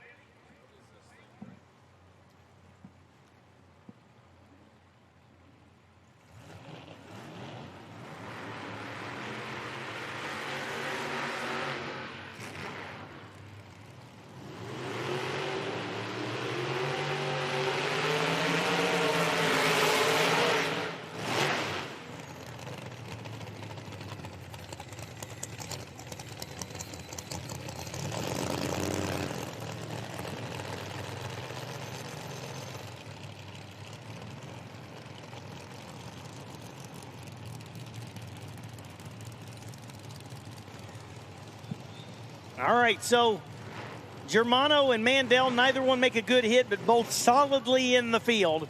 And this is Bob Mandel, the second, and the 09 Mustang of Ronnie Proctor. Proctor came in number 8 with a 420. Mandel came in number 7 with a 420. There was only 6 thou apart between these two cars in qualifying, and both very solidly up near the top of the field.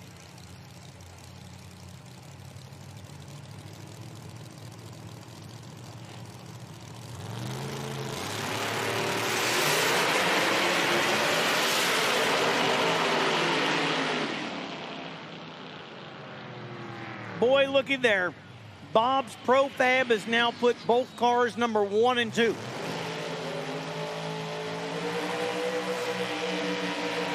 Little Bob in the Chevy Bel Air sits on a 410. Big Bob in the wagon goes 411. 422 for Proctor. No improvement, but Mandel, that's almost a 10th pickup for that wagon to go number 2. They probably said the best way to avoid each other on the ladder is to be 1 and 2. Let's give the wagon all it's got to go 411 and jump right up to number 2. So those two cars will be on different parts of the ladder. Good strategy if you can do it, if you got enough to do it. Randy Chestnut, outside looking in, was in last night with a 460. That's not going to do it. It takes a 455 or better now. So Chestnut got to pick up 500 at least to make the field. Jerry Albert in the Jegs Camaro on the right side.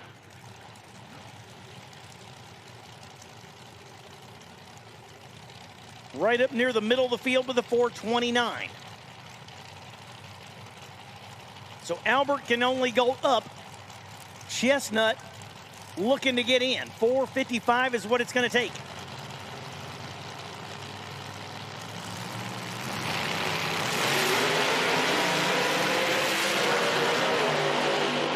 Chestnut trying to hang there with Albert, and looky there.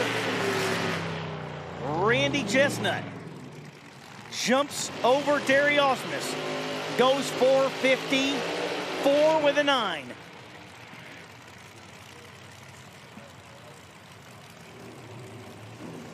So Randy Chestnut just goes 454 with a 9 to jump back in the field, and that, I believe, will push Terry Osmus out, as the bump is now 455. It's really 454 with a 9.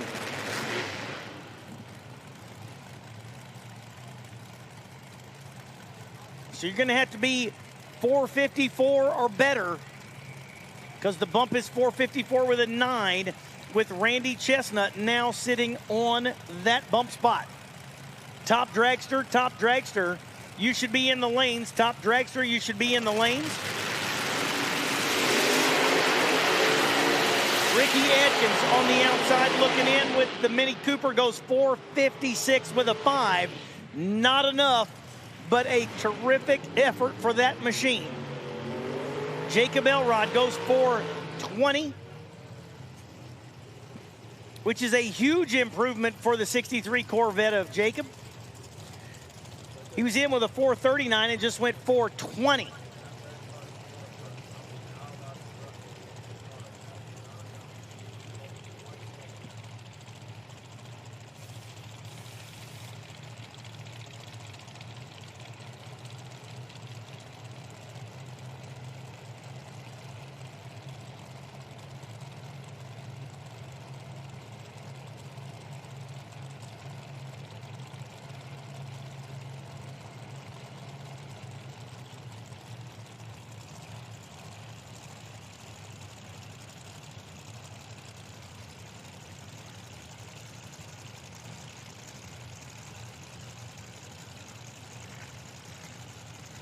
Gerald Jones and James Hayes on the starting line right now. James Hayes on with a 440.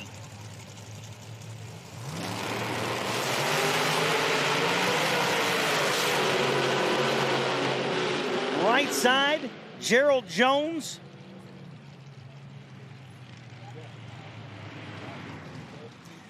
Was in with a 453 and remains in with a 453, but just one spot away from that bump.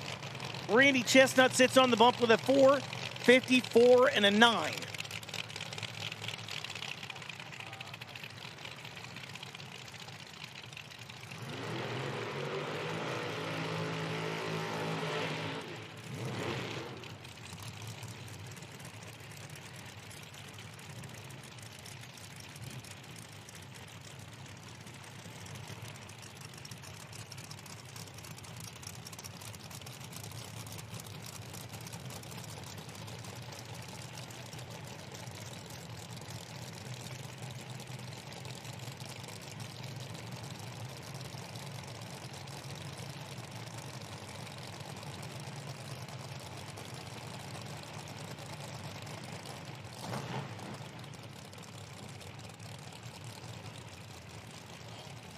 Chris Wheatcraft comes into this final qualifying session, number 4, with a 415. Now number 5, as Big Bob Mandel went to number 2 and passed him up. So Chris Wheatcraft in the left side. In the field with a 415 and a 9.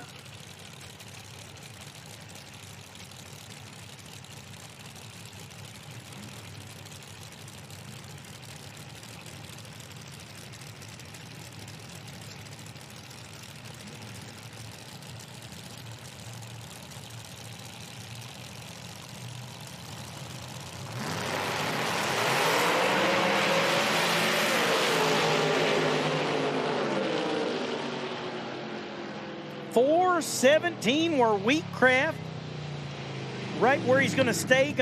I'm going to call that at number 5.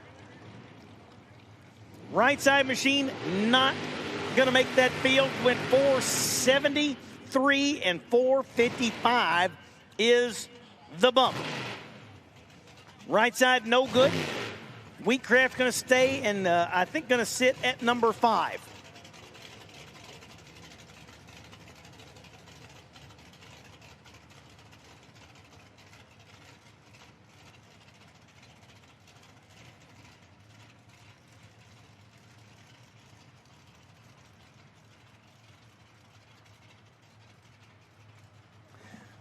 Looks like the final car of the category, Sylvester Barnes.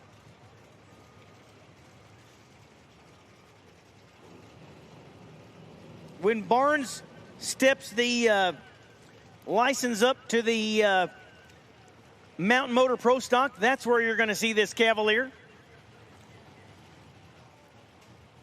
800 inches. Stick shift for Sylvester Barnes over on the left side.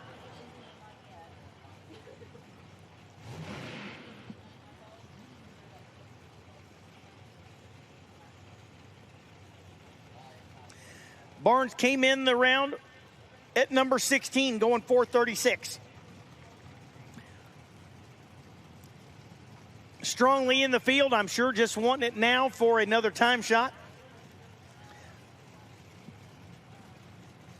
And this wraps up the category.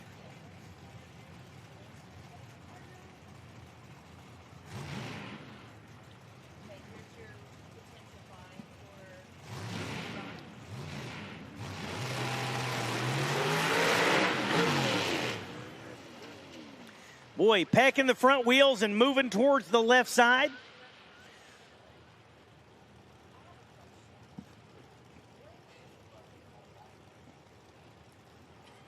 So Sylvester got to click it off and coast across the finish line.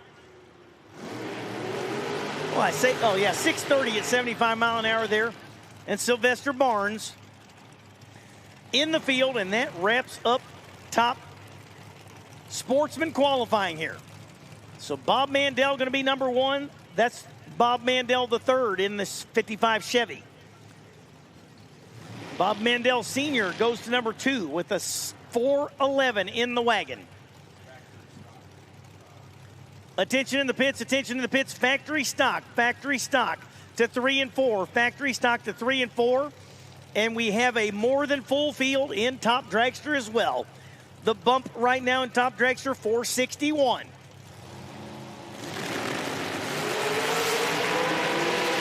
Ricky Molnar left side. And Chris Ruzicka right side, 456 for Molnar.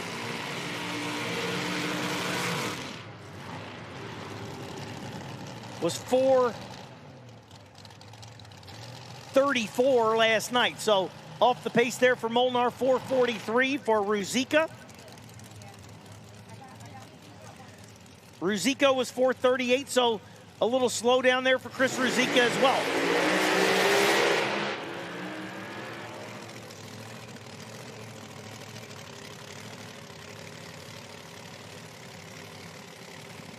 Matt Albright and John Biaggi.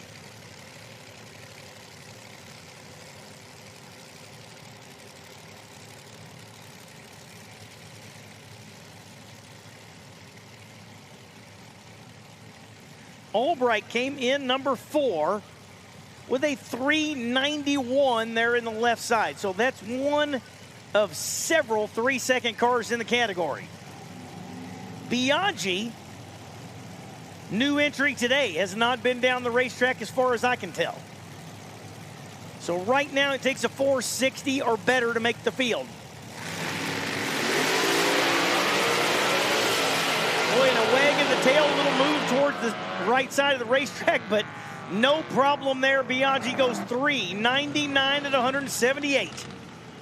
Albright, 393, 181.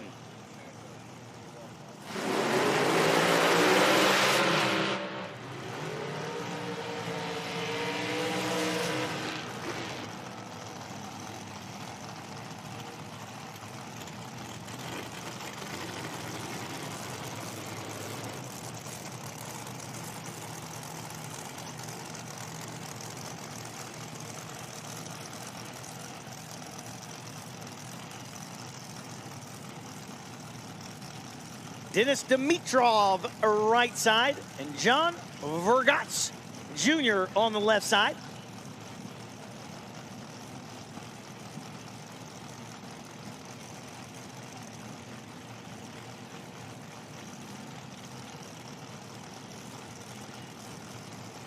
There is a bump in Top Dragster, and currently it's 458.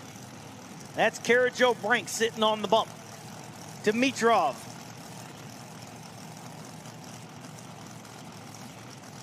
Vergatz comes in number 26 with a 452. Dennis Dimitrov comes in with a 419 on the right side, solidly right in the middle of the field. Vergatz is Trip Zip 2 on the tree, goes 453. Does not improve, sits currently down there around that number 27 position. Dimitrov goes 402. Big move there for Dennis. Went from a 419 to a 402 on that pass. Going to put him up around the number 9 position provisionally. Danny Bettinger and Tim Kelly.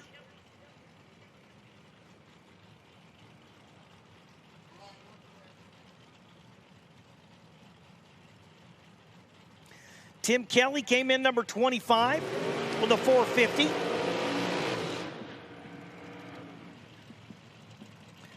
That's your left side of the racetrack.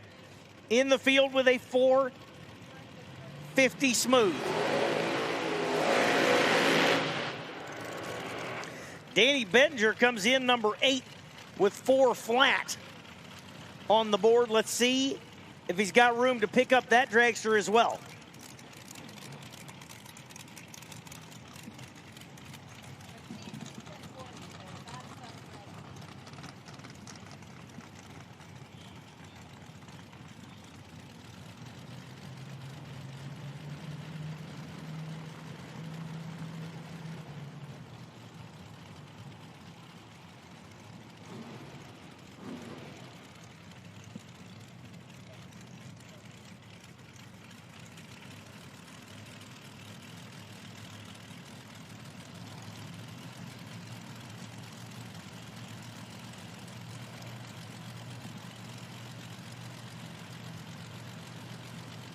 So Benger comes in qualified with the 4 flat.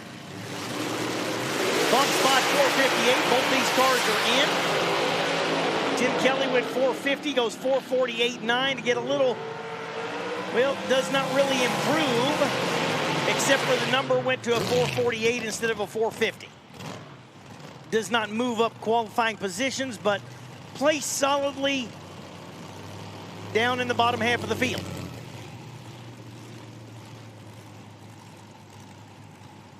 Tisha Wilson comes in number 15 with a 428 on the right side of the racetrack. The Greenbrier Excavating and Paving car. Courtney Grisey, Mullis Dragster on the left side out of Vermillion, Ohio. 415, the number there for Grisey, was number 11 coming into this round.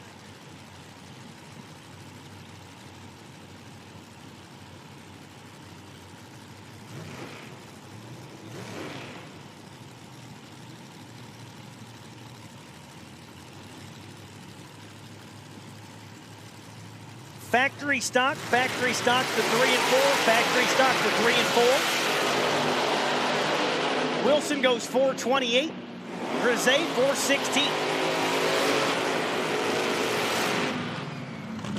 So exact same number that Tisha ran last night, runs again this morning. Courtney was 415 last night, 416 this morning. Consistency is the name of the game here at Top Sportsman and Top Dragster. Once you're in the field.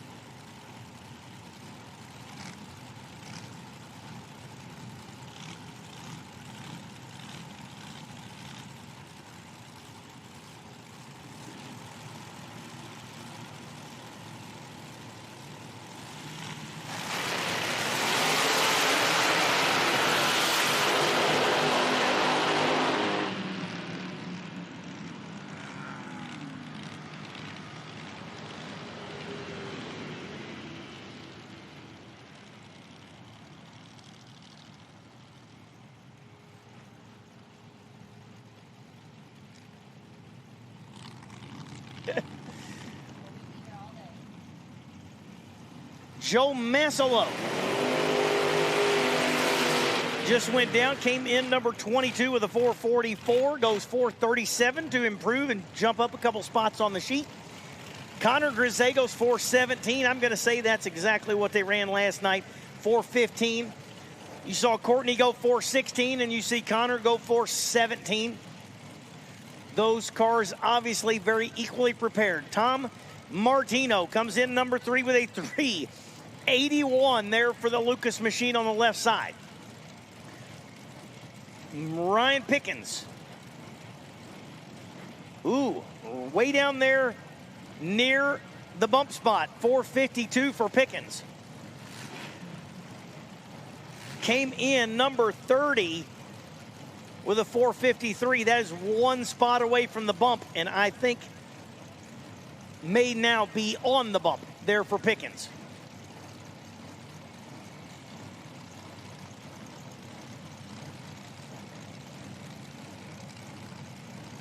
Pickens in. There goes Martino. Tree drops.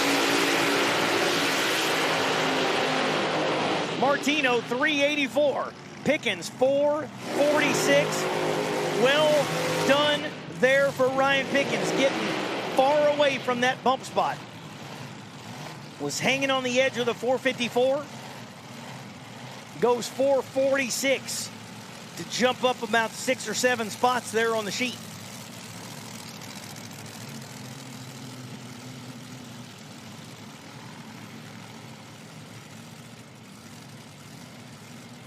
Ashley Johnson, your number 1 qualifier, coming in with a 370 at 194 miles an hour there for Johnson on the right side. Frank Cardinelli comes in number 6, another one of the 3-second cars. 393 at 186, the best qualifier for Cardinelli coming in. So Ashley Johnson, very strong qualifying effort there. Last night went right to the top with a 376.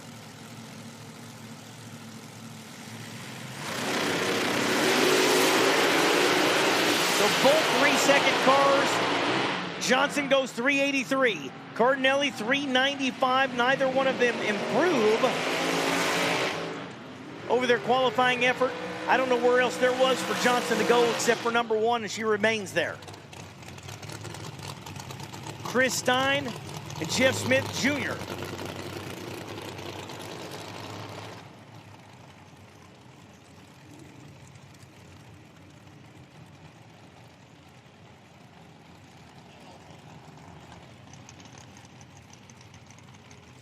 Chris Stein, 404 to come in at number 9. Jeff Smith Jr. was 443, solidly in the field. So both these cars just using them for another time shot.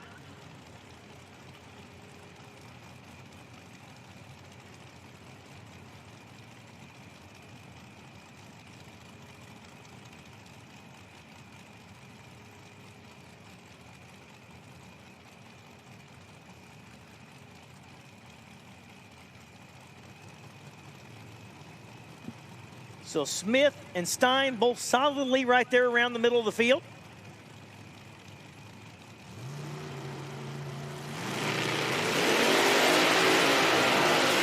Double 05 up front for Smith. 443-2, 405 for Stein, right where he qualified last night.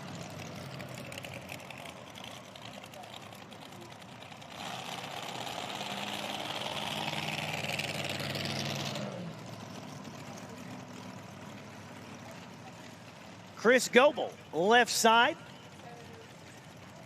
Dragster comes in number 16 with a 432. Final call factory stock. Final call factory stock to 3 and 4. Factory stock to 3 and 4. Factory stock to 3 and 4, please. So Goebel in the field solidly right there near the top of the bottom half. Danny Warner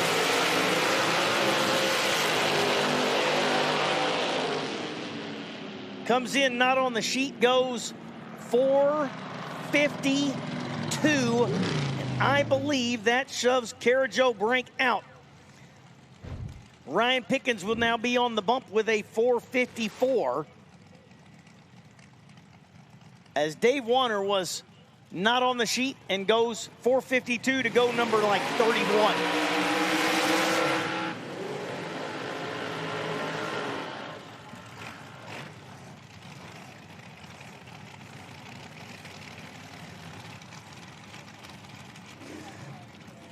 Dan Davies comes in on a 407, number 10 on the sheet.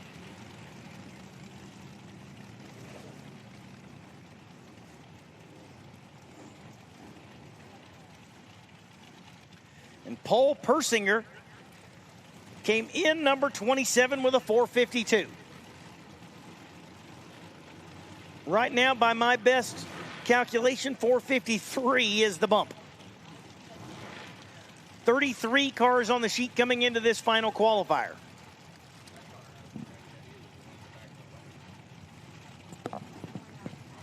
Yeah, that bump is likely to still be moved just a little bit, because there's at least a couple more cars here that have not made shots at the track yet.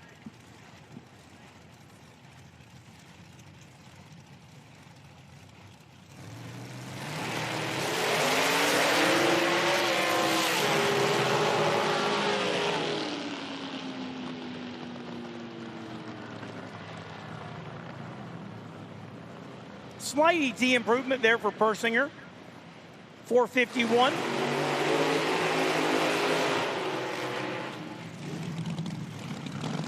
Davies off the pace there.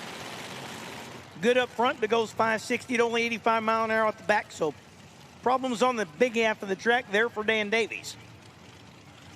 Jamie Elrod and Kirby McLennan.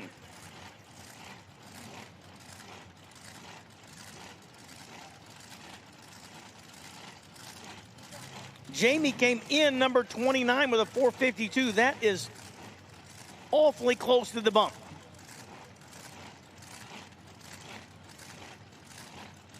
McLennan came in number 14 with a 424, solidly in the field. Elrod, I'm sure, would not mind picking up the pace a little bit more to get right off the very, very bottom of the ladder.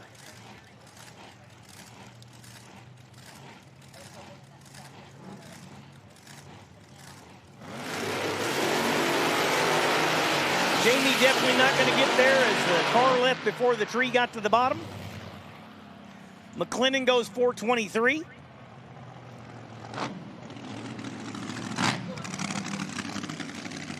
Elrod was big red and not the good kind. So Jamie going to make her way on down to the turnoff. Burnout's happening here, and both these cars on the outside looking in. Got to be 453 or better.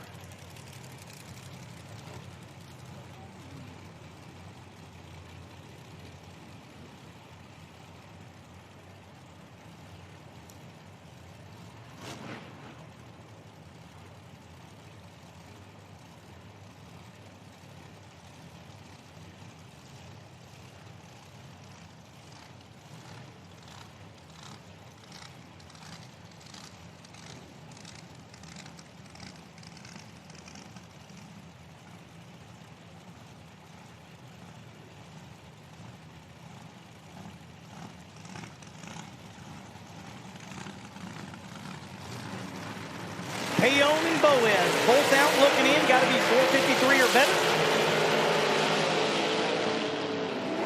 465 for the right side for Payon. Boaz jumps up and brings the bump spot down to 452. That puts Pickens out and Elrod on the bump with a 452.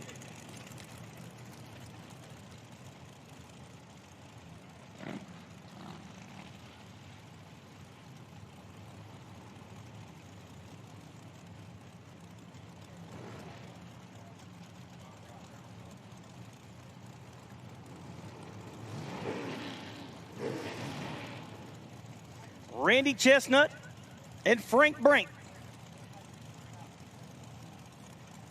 Chestnut 446 solidly in the field there, down near the bottom, but in.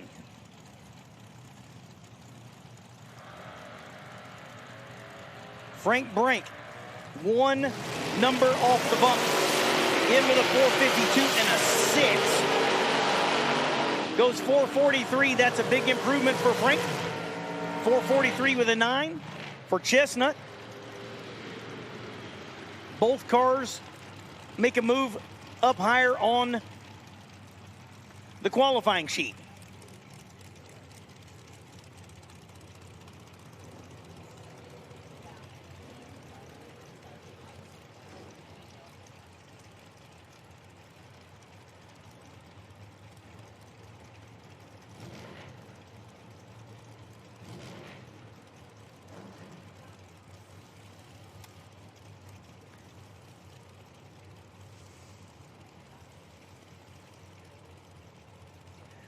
So 452 is the bump right now. Kara Jo Brink is on the outside looking in. She went 458 last night and now not in the field. J.P. Schuster. 446 last night's qualifying effort, so in the field. See if Brink has turned that machine up enough to get in. Got to go 451 and gets there. That's going to shove Elrod out and Kara Jo Brink in by the skin of her teeth.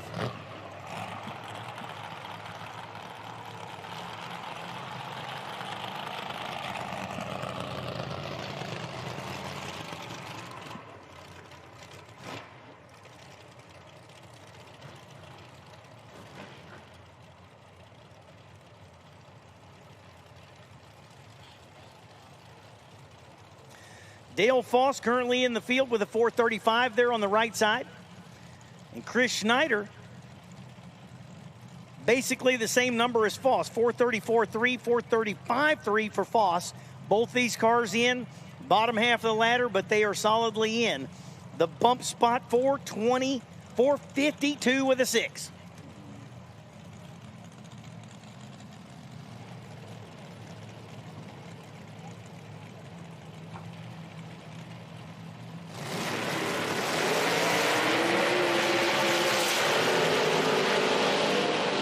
.436 for Foss, 435 for Schneider. Just where they were in qualifying coming into that round, so no improvement. So going to take a 452 with a 6 or better.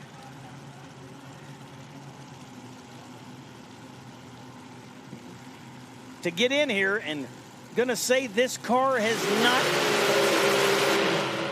been down the racetrack yet.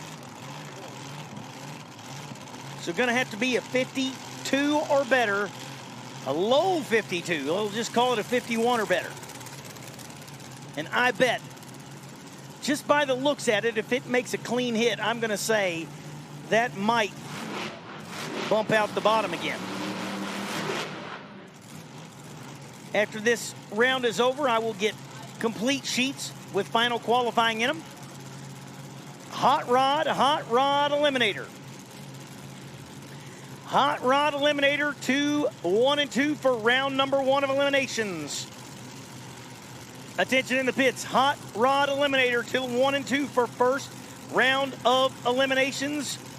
Please, Hot Rod Eliminator to 1 and 2.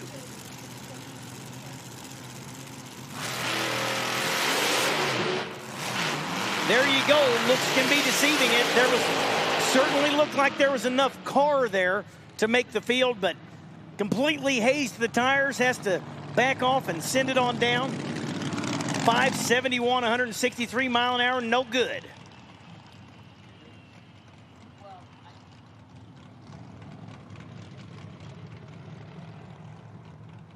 So that wraps up Top Dragster.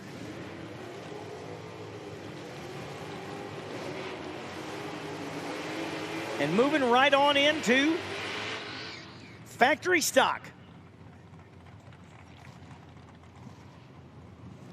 First pair up in factory stock. This is Q1. First time these cars have seen the field. In factory stock, Chris Ruzicka on the left side. 2014 Cobra Jet. Daniel Sayers. 15 Copo on the right side of the racetrack. Custom images there for Sayers. Wired up electric. You see that on several of these Cobra Jets this weekend. Ruzicka out front. Problems for Sayers. Ruzicka goes 582, 119 mile an hour. Sayers off the pace, 761, 78 mile an hour.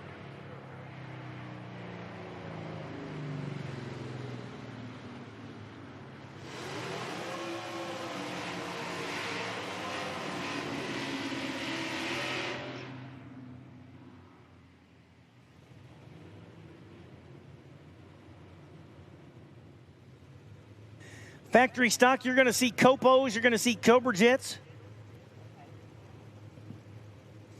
And I haven't seen any of the Chryslers making it yet. But the Challengers can come out and run factory stock. I don't think we've seen any of them yet.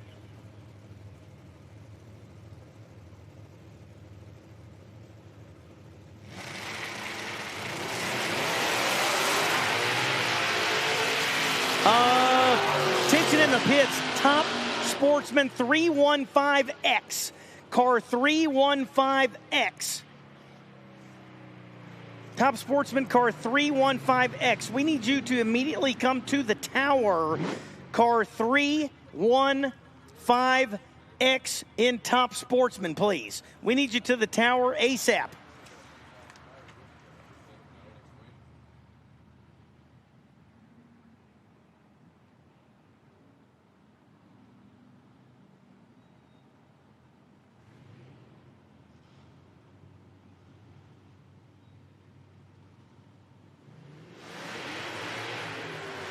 Top Sportsman, car 315X. We need you to the lanes. Car 315X. We don't need you to the lanes. We need you to the tower. Car 315X.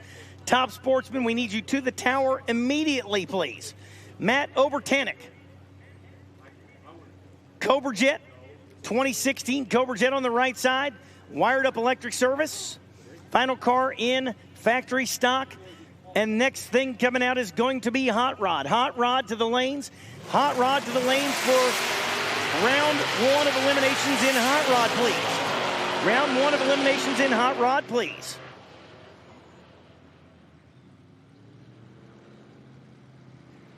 So Obertanic goes 573, 124 miles an hour. And that wraps up first round of qualifying for factory stock. Attention in the pits. Attention in the pits. Hot Rod round one. Hot Rod round one. We need you to the lanes, please. Car 315X in Top Sportsman.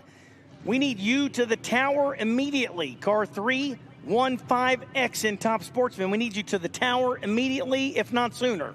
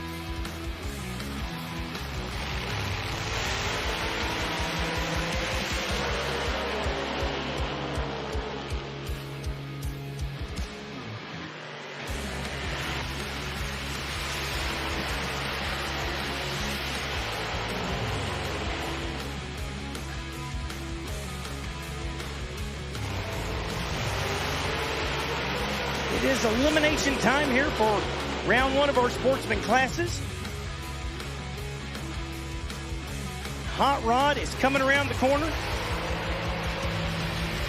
7.0 index in hot rod this weekend. All 8th mile, everything racing 8th mile this weekend. We are going into round 1 of eliminations for our Sportsman classes.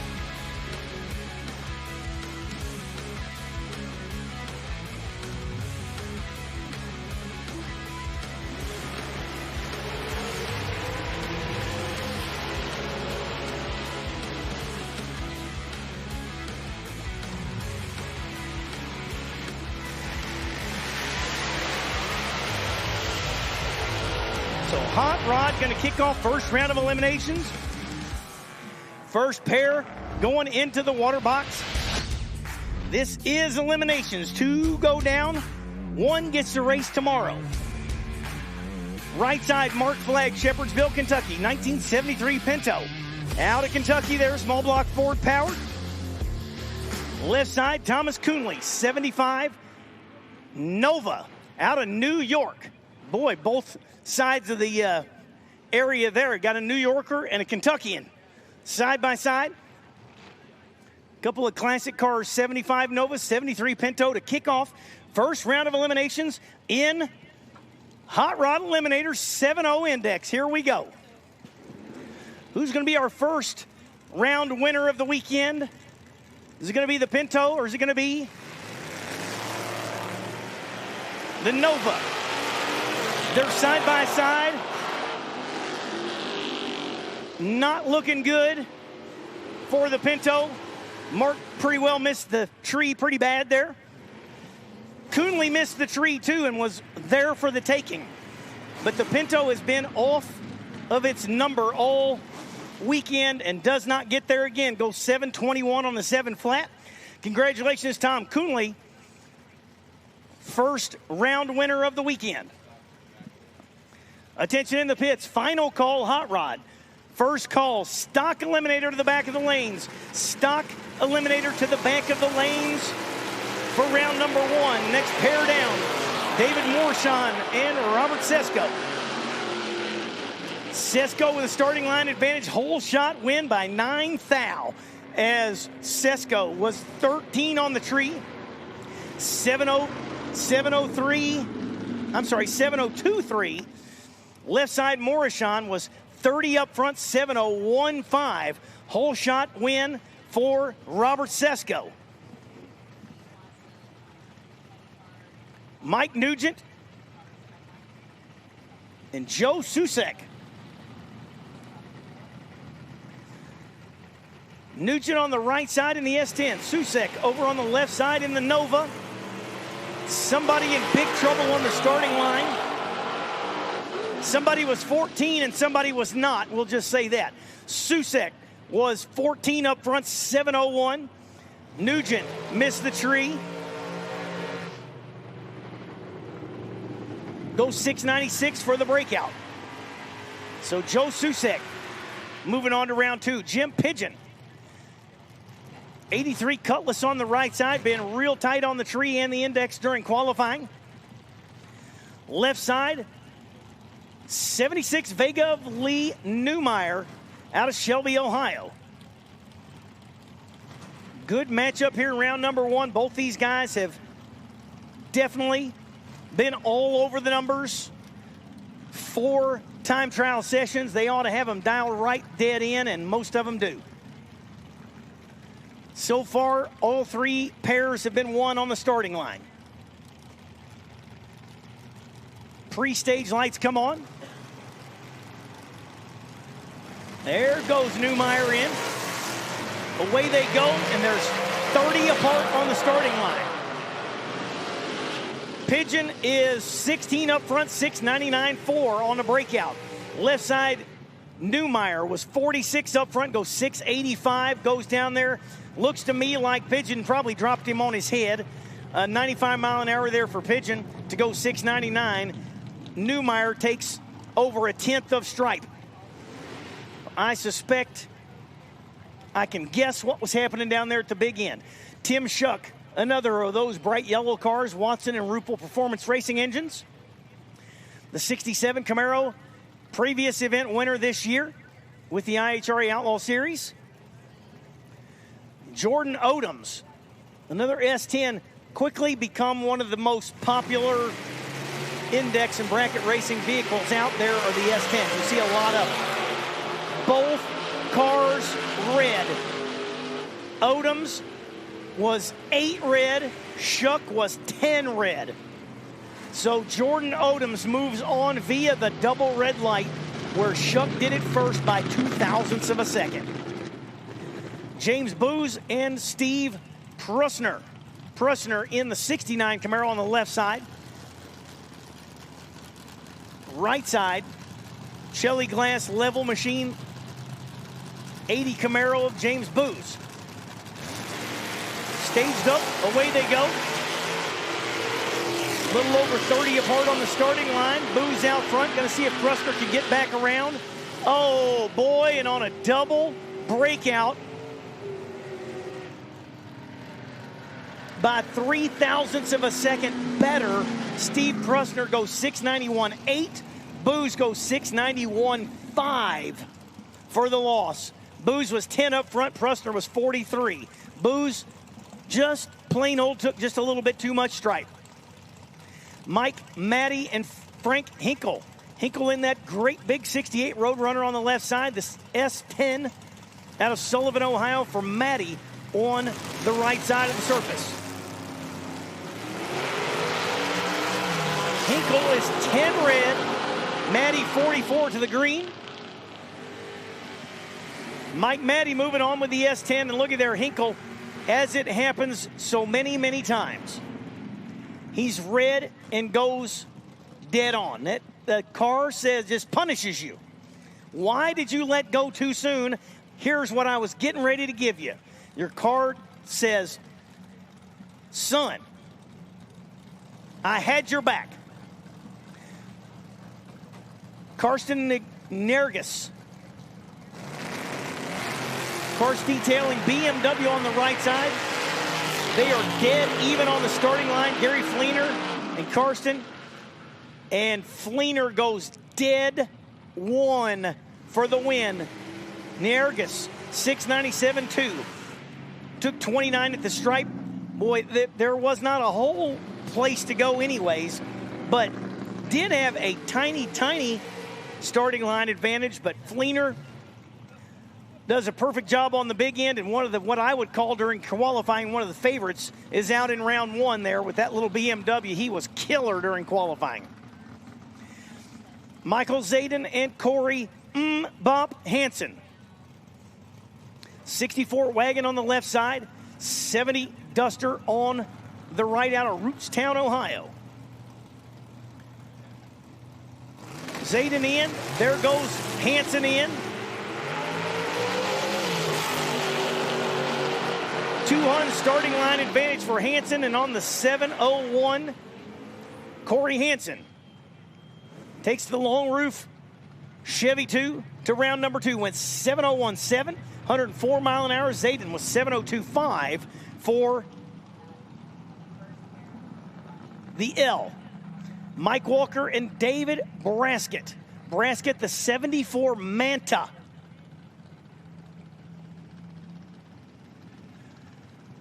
Mike Walker. Chevelle on the right side, 501 Converter Company.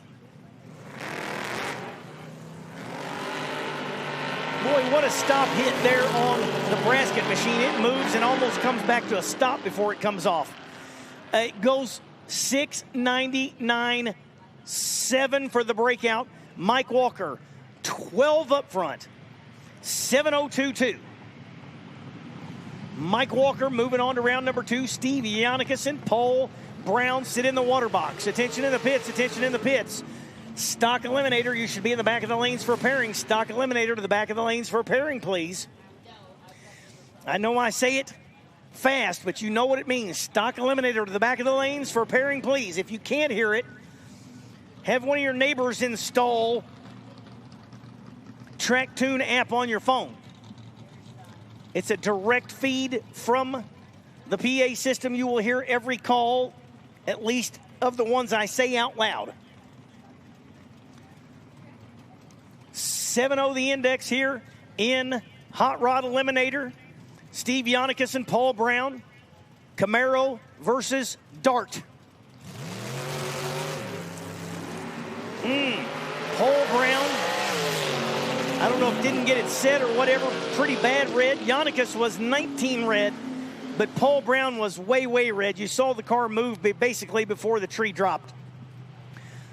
So Steve Yannickus goes 696.6. Paul Brown out in round number 1. Next pair stage up, Frank Jenkins. Big block Chevy powered 63 Le Mans. That's on the left side, the orange car on the left side of the racetrack. Right side, Ron Foss. 82 Camaro. Huge starting line difference.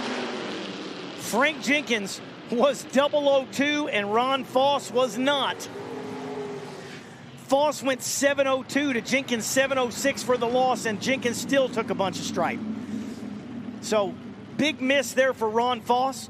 Frank Jenkins moves on to round number 2, and Rob Foss and Ray Miller stage up. Rob Foss, the S10 on the right side. Bill Jackson Racing and Nitro Joe Stats there on board for Rob Foss. Ray Miller. The Chevy Bel Air on the left side out of Mansfield, Ohio.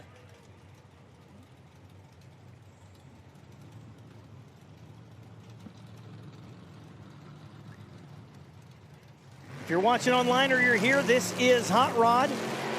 Normally your 1090 index. 8th mile makes it 7.0 index.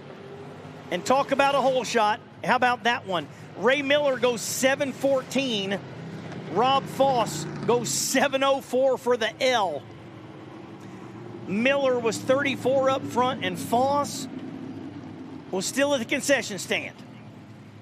So Ray Miller moving on to the next round. Cadence, Seltzer, and Alex Miller. Attention in the pits, attention in the pits. We need Gerald Jones to the tech trailer. Gerald Jones to the tech trailer ASAP right away yesterday. Gerald Jones, we need you to the tech trailer ASAP, please. Gerald Jones, attention in the pits. If you are Gerald Jones or you know him and you're parked next to him, send him to the tech trailer. Hole shot, starting line advantage for Alex Miller, 37 up front. Salser kind of missed the tree just a hair. Salser goes 699.8 to break out, and that still wasn't enough. 7.04. Alex Miller moving on to the next round in your number 1 qualifier. John Frank with a single into the next round, 29 up front. 7.03.4. And that wraps up round number 1 of Hot Rod Eliminator.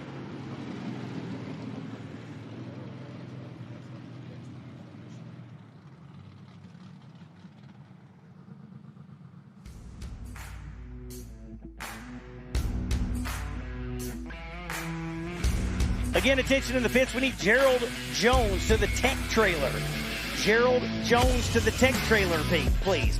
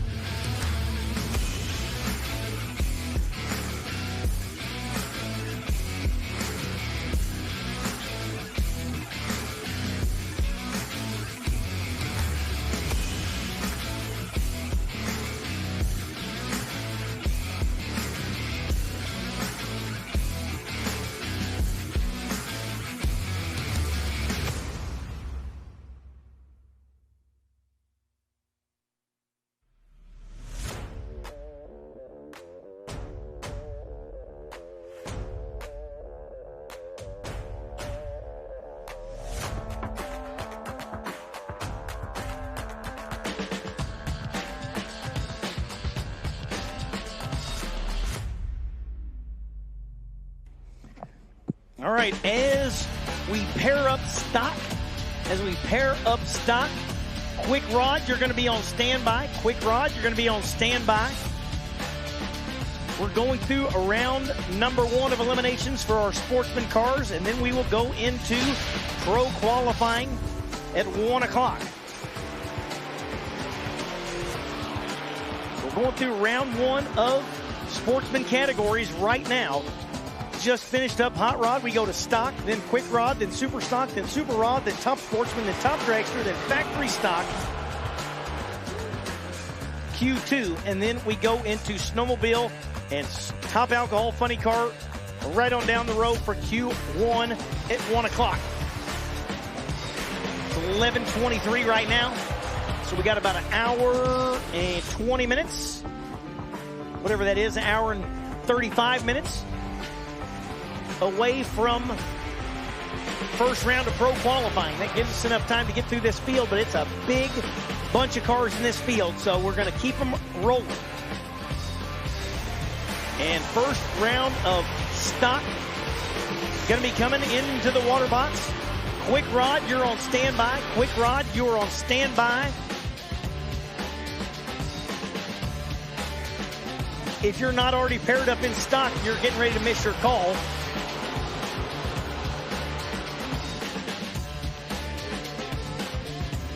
Zach Ross and Terry Knott going to be your first pair. Old school Dodge, new school Dodge. 73 Dodge Sport on the left side of Terry Knott.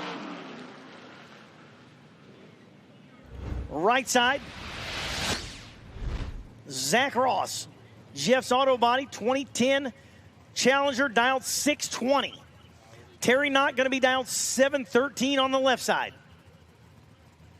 Attention in the pits, I told you it was a short standby. Quick Rod, round number 1. Quick Rod, around number 1 to 1 and 2, please. Terry Knott, Zach Ross, staging them up 1 second apart. Ross needs to get in. Oh, whew. It makes me breathe when I see somebody sitting there and not getting in. 713 the dial in for Terry Knott. It was 55 up front. Ross was better on the tree. 32 up front, 622 on the 620, and by 32 on. Zach Ross moves on to round number 2 in stock. Next pair up, Robert Sheaf and Scott Bartlett. Bartlett, old school there on the left side, 79 Oldsmobile. M stock automatic, dialed 764. Basically, they're going to be looking at each other. Robert Sheaf dialed 765, so just 1 hun apart for the starting line, but way more than 100th apart on the starting line. Sheaf with the win goes 771, and Bartlett was dead on with a 9 for the L. Completely missed the tree. You could see it from here. I didn't have to look at a scoreboard to see that tree. So the 1980 Dodge Murata moving on to round number 2. Quick Rod. We need you to the lanes, please. Quick Rod to the lanes. Staging them up, a pair of mics. Hey, Mike. What day is it? Mike Sheehan and Mike Hours. For Mike Sheehan, it's the end of the day. 88 Mustang goes 16 red and dead on with a 3. There it is again. I don't know how many times I see that. Your car punishes you as soon as you're red. As soon as you're red, the car punishes you and goes dead on. So Mike Sheehan goes dead on with a 3 on the red light. Mike Hours was 38 up front, 714.5 on the 715 for the W. Richard Mason, Steve Zorney. Zorney on the left side, the 2002 Dodge Dakota. Dialing at 748 there for the Orange Machine. Right side, the 90 Corvette of Mace. Dialed 725 for the G-Stock automatic on the right side of the Corvette.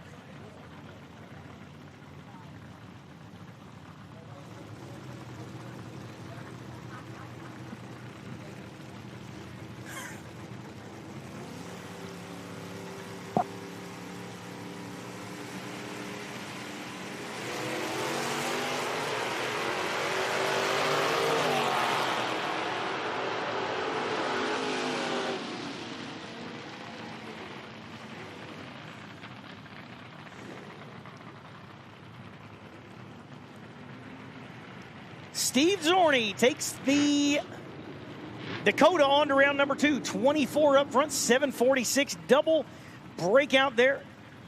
Zorney goes under. Mace goes further under. Mace was 2 hun behind on the starting line as well. Quick Rod. I only see one of you. Unless there's a hold up at the top of the hill, I need to see all of you. Quick Rod to the lanes. I see 2 of you rolling this way, and there's probably 20 of you. So Quick Rod. 3rd, 4th, 5th, final call. Quick Rod, we need you.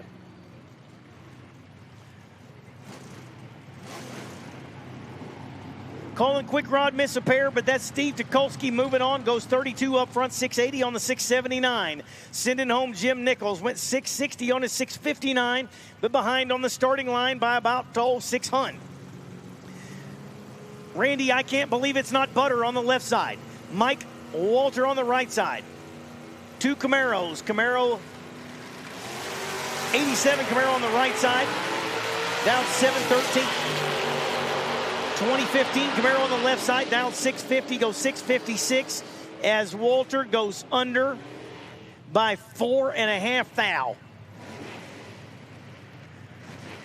Took 25 at the stripe, needed to take 24. Aaron Allison and Bobby Lundum. Again, Quick Rod. Is this thing on? Beep, beep, beep, beep, beep, beep, beep. Les Nessman reporting from the tower and requesting Quick Rod to the lanes. Quick Rod to the lanes, please.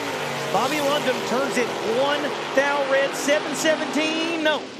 Breaks out. I feared it was going to go dead on when you go 1 red. 712 of the 4. So Lundum was carrying a few numbers, but he carried 1 too many on the starting line. Goes 12 thou red. Aaron Allison moving on to the next round. Goes 692.3. All he had to do was be green, and he was. He was really green.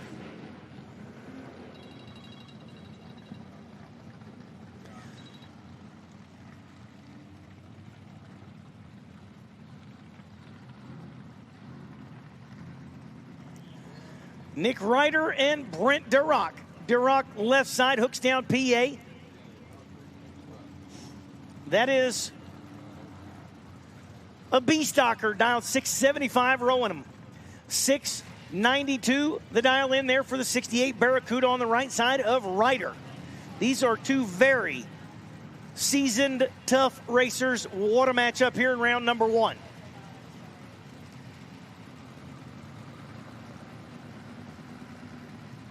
Starting to see some Quick Rod cars showing up now. We need you like yesterday. Quick Rod, I'm going to hit you about 1 more time, and then we're going to go with what we got. We got to get you on the way. Man, Ryder knew who he had in the upper lane. Goes way, way red. 688 on the 692. Durock goes 671 on the 675. Your number 1 qualifier. The VP Racing Fuels Waltrip Brewing Copo Camaro of Scott Klingler gets a single into round number 2. And that will be the back end of stock. Wrapping up first round of stock. Congratulations, first round stock winners. You get to be here tomorrow. First round stock runner-up. I would encourage you hang out, you're already here. Attention in the pits, super stock. Super stock to the back of the lanes for pairing. Super stock to the back of the lanes for pairing. Final call for Quick Rod. Final, I don't know. It's the 5th or 6th call, so it's probably the 5th or 6th final call for Quick Rod. We need you. I see a few more of you filling in down there now. Quick Rod, I'm certain feel like we're still missing a couple. Super stock to the back of the lanes for pairing. Super stock to the back of the lanes for pairing, please. Remember, starting at 6 p.m. tonight, Racer Appreciation Dinner up at the IHRA Hospitality Tent. 6 p.m. tonight. We'll be in the heart of pro qualifying. Racer appreciation. Racer and crews go up and have you a phenomenal IHRA hospitality dinner starting at 6 p.m. They usually have that out for at least an hour, hour or two, something like that, because we know people are qualifying, getting their stuff ready, all those kind of things as well, but we want to make sure you're all taken care of. So starting at 6 p.m. tonight, don't forget racers. IHRA, Daryl Cuddle, Darana Hybrid, and Darana Dragway here in West Salem, Ohio. I want to thank you all for being here, bringing those beautiful race cars, filling the pits. This place is packed full of race cars for the weekend. And we want to say thank you for coming out. And going to feed you just like last night. Going to feed you a phenomenal dinner tonight. I don't know what's on the menu, but I can't wait to find out because it's always fantastic. So we're doing final pair-ups here for Quick Rod. Going to touch up the racetrack with the rotator.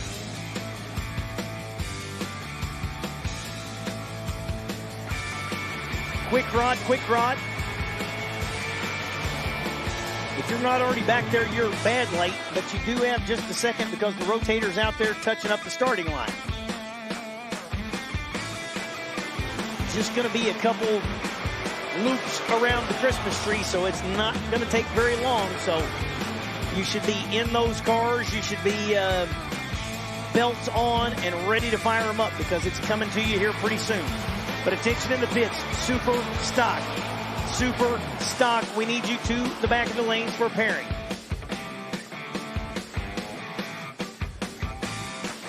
If you're not familiar with the 8th mile splits in the rod classes, Quick Rod. Quick Rod is on a 570 8th mile index. Quick Rod is on a 570 8th mile index. 4/10 Pro Tree, dragsters, door cars, alters, roadsters, throttle stops, bring them all. Quick Rod, 8th mile is 570 index.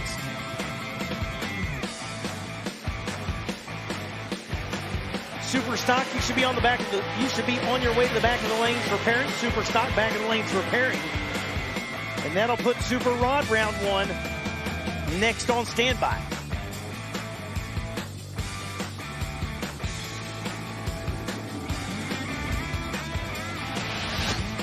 Text your friends and neighbors, people you like, people you hate. Tell them to get on IHRA TV on YouTube or Speed Sport 2 for all the action today. If they cannot be sitting watching a screen, they're driving down the road and not supposed to be watching a screen. None of us have ever done that. Looked at our phone or anything else. We've never done that going down the road. But you can download the Track Tune Live app. Track Tune Live app. That app in the Play Store, it's got an orange circle with an old school like 50s microphone in the middle of it. Track Tune Live.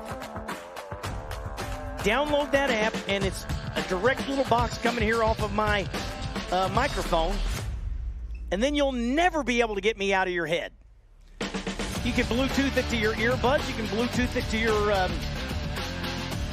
car stereo, home stereo, sit in your office. Boy, that should really make your office mates happy. On your boat, yeah. Maybe even while you're riding on an airplane somewhere, you got some Wi-Fi, you can get it.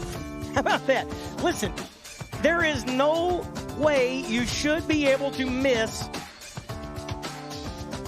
hearing all the action here from Darana Dragway in West Salem, Ohio. Yes, normally 890 quarter mile, 570 the split for the 8th this weekend.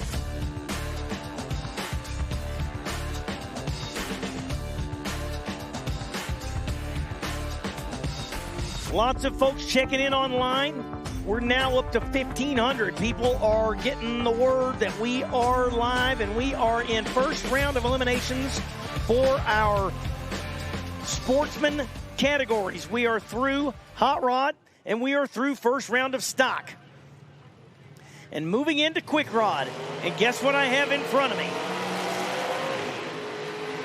I have the top Dragster and the top Sportsman qualifying sheets and ladders.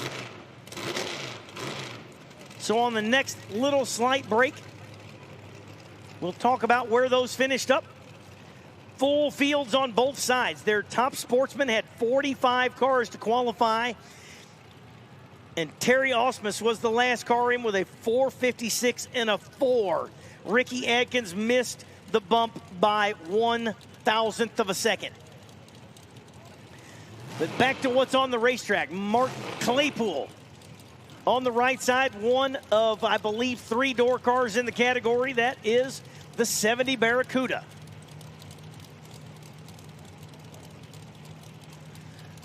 Again, 570. The 8th mile index here. 4/10 Pro Tree heads up 570 index.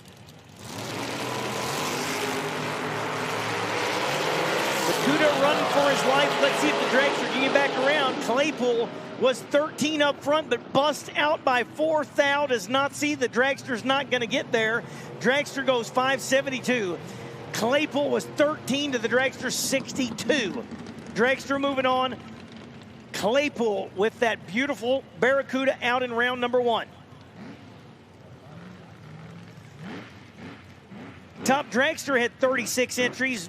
John Vergas Jr., the last car in with a 452.2. Jamie Elrod was the first car out, 452.8. Man, oh man, what qualifying sessions we got to see in Top Sportsman and Top Dragster.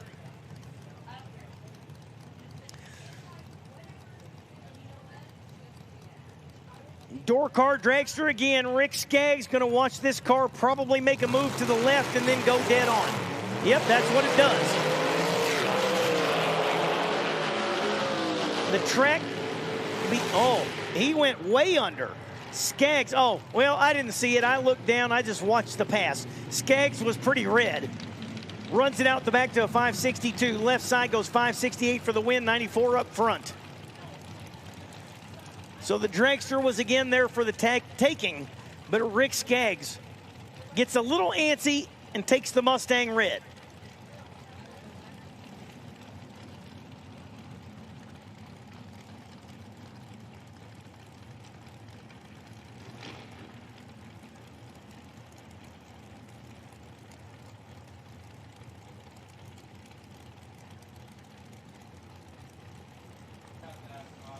Steve Theodore, right side, McLaughlin Oil Company. Left side from Parts Unknown. You probably remember that, don't you? Yes, I do. Watching wrestling back in the day from the Coliseum. The Moondogs, they were probably from Parts Unknown. Boy, oh boy, left side was red. Theodore was 0087579. Definitely opportunity there for that left side, but 20 red and Steve Theodore moving on. Adam Gerber and Ed Toulis. Gerber going to be on the right side of the racetrack. Goodyear, APD, and Mark Wellness. Left side, Edward Toulis, the 2010 Diamond Dragster.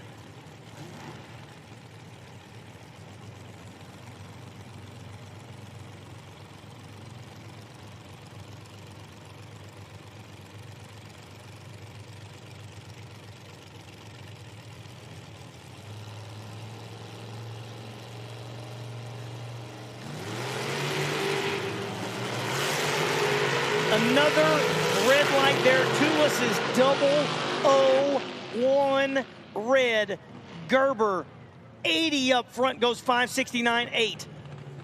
Toulis, 578, but 001 to the red side. Look at this. What does this do for me? Can I scan this? With my own phone. If you can't hear the call, you're not getting it all. Who came up with that? That's clever. Was that Denise? Denise?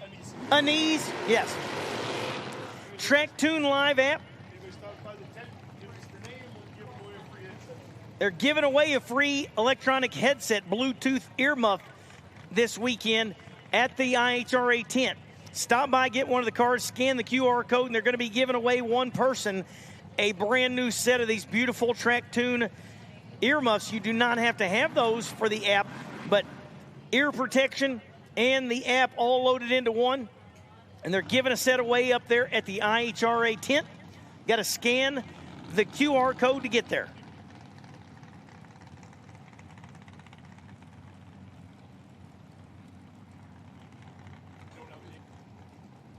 You can actually use those. You can pick up the Wi-Fi here at the racetrack. So if you don't have a data plan, you can actually, you don't have to have the data plan there to get on the Wi-Fi here with those earmuffs. Steve Taylor, Trip, Zip, Roja. Taylor is 0-0-0-6 for the red light, goes 572. Chris Fields, nice lap all around there, 16 up front, 570 out the back. So Chris Fields moving on. Steve Taylor moving to the bleachers. Gary Fleener and Anthony Mosley. Mosley in the 78 Malibu out of West Salem. I'm surprised that Malibu's not black. It has reins on it because it's right here locally, and that's what I see everywhere around here. I had to dodge those piles out there on the road coming into West Salem. Big Amish country here. Gary Fleener, right side. Fleener Racing Transmission, Level Performance, 2024 American Dragster on the right side, door car left side, and Fleener knocks it red. Mosley was on top of the tree, 005 up front, 572 out the back. Fleener was 008 red, 569.6. Next pair in the water. We are working our way through Quick Rod. We should have Super Stock. Super Stock, you should be in the back of the lanes for pairing. Super Stock to the back of the lanes for pairing, please. The drawing for the free electronic Bluetooth earmuffs from Track Tune will be at 4 p.m. today at the IHRA merchandise trailer. You can get that app. It's free. If you're watching online, you're getting ready to leave, you can't watch the live feed all day, but you still want to hear what's going on, you can load that app wherever you are in the world. Even in Australia, you can do it. Track Tune Live. Put the app on your phone or your tablet, your iPad, all those things. We all got them. And you'll hear the PA announcement for the entire event for free, straight from my mouth to your ears or your brain. Ooh, that sounds bad, doesn't it? I'm not sure if you want that. Jamie Elrod and Bill Jackson. Elrod has been killer. 003, 004 on the tree. I'm going to call it for the right lane that's what the tree is going to be. She's been that every time. Bill Jackson, left side, Mansfield, Ohio, the old school dragster there. Let's see. Is Jamie going to prove the announcer right or wrong? 003, I'm not looking.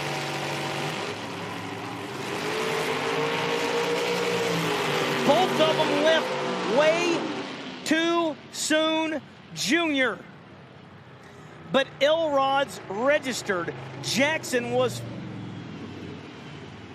way, way red. Jamie was not as red. But Jamie Elrod, you owe me one. You owe me a 003 because that's what I've seen every time out of you, and not that time. You're 42 red. But moving on. So Jamie's got another shot to get back on the other side of that tree. I guarantee she can do it. Went 568, 143 mile an hour. Bill Jackson, too soon. Nick Karras, left side. Attention in the pits, attention in the pits, attention in the pits. Super Rod.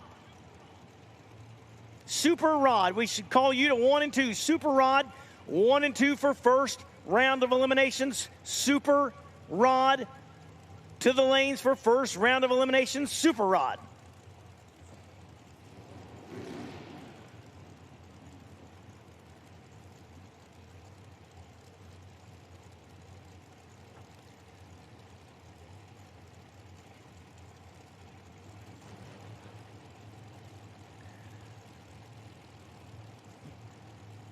Again, this is Quick Rod we're going through, and 570 is the 8th mile index for Quick Rod.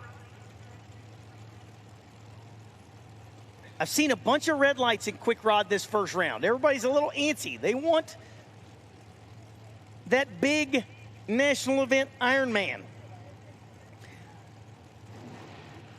But you got to calm the nerves down so you can be on the right side, or you got no chance. This is round number 1 of our Sportsman categories. 1 round of eliminations for Sportsman categories today, and then we will go into all of our Pro Class categories for qualifying tonight. We have got an afternoon of awesome race cars all over the property. This place is packed full. Thank you for bringing them out, and if you're watching online or you're here, you have got a treat coming up this afternoon for sure. Hey, there's 2 that are green. One of them's 005, the other one's 30. The 005 went to Nick Karras. The win goes to Nick Karras on the left side, goes 567 on the double breakout. Steve Fields going to be on the left side, the 1999 Advanced Dragster Ring and Pinion Shop. Right side, going Radical Racing and Par Racing Engines machine of Kevin Trusty, the 2019 Kearns machine out of Groveport, Ohio.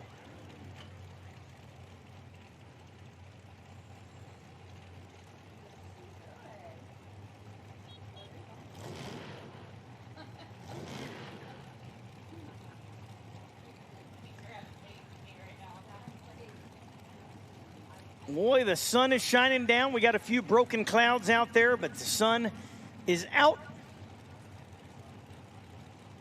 Getting a little warm down there on the starting line area. Let's see what it is. What's the temperature? I'm stuck in here with sun in my face, and it gets warm sitting here.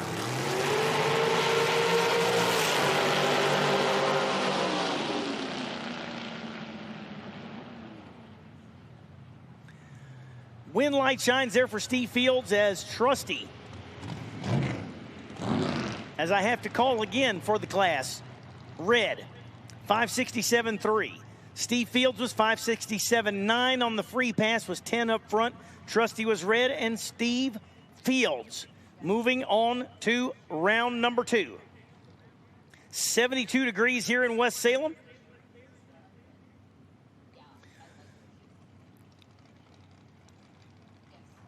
Looking for a high of 75, a 79 tomorrow, and going to be a beautiful, beautiful day here the rest of the afternoon, and tomorrow look absolutely phenomenal. If you are within even somewhat of a reasonable drive, you should be here. Get in the car and come here. You can watch it free online on YouTube or Speed Sport.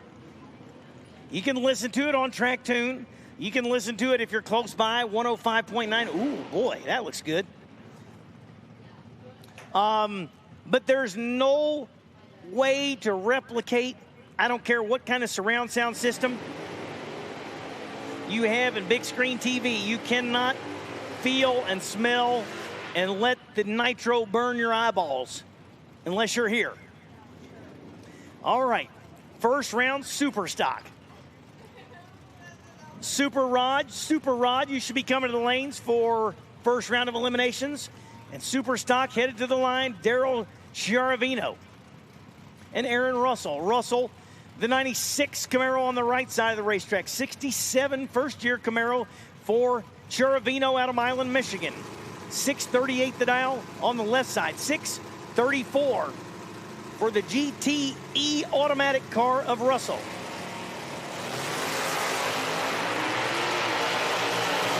Nice side-by-side launch, but I'm going to tell you that there's about 5 Huns separating them, and you can see where it went.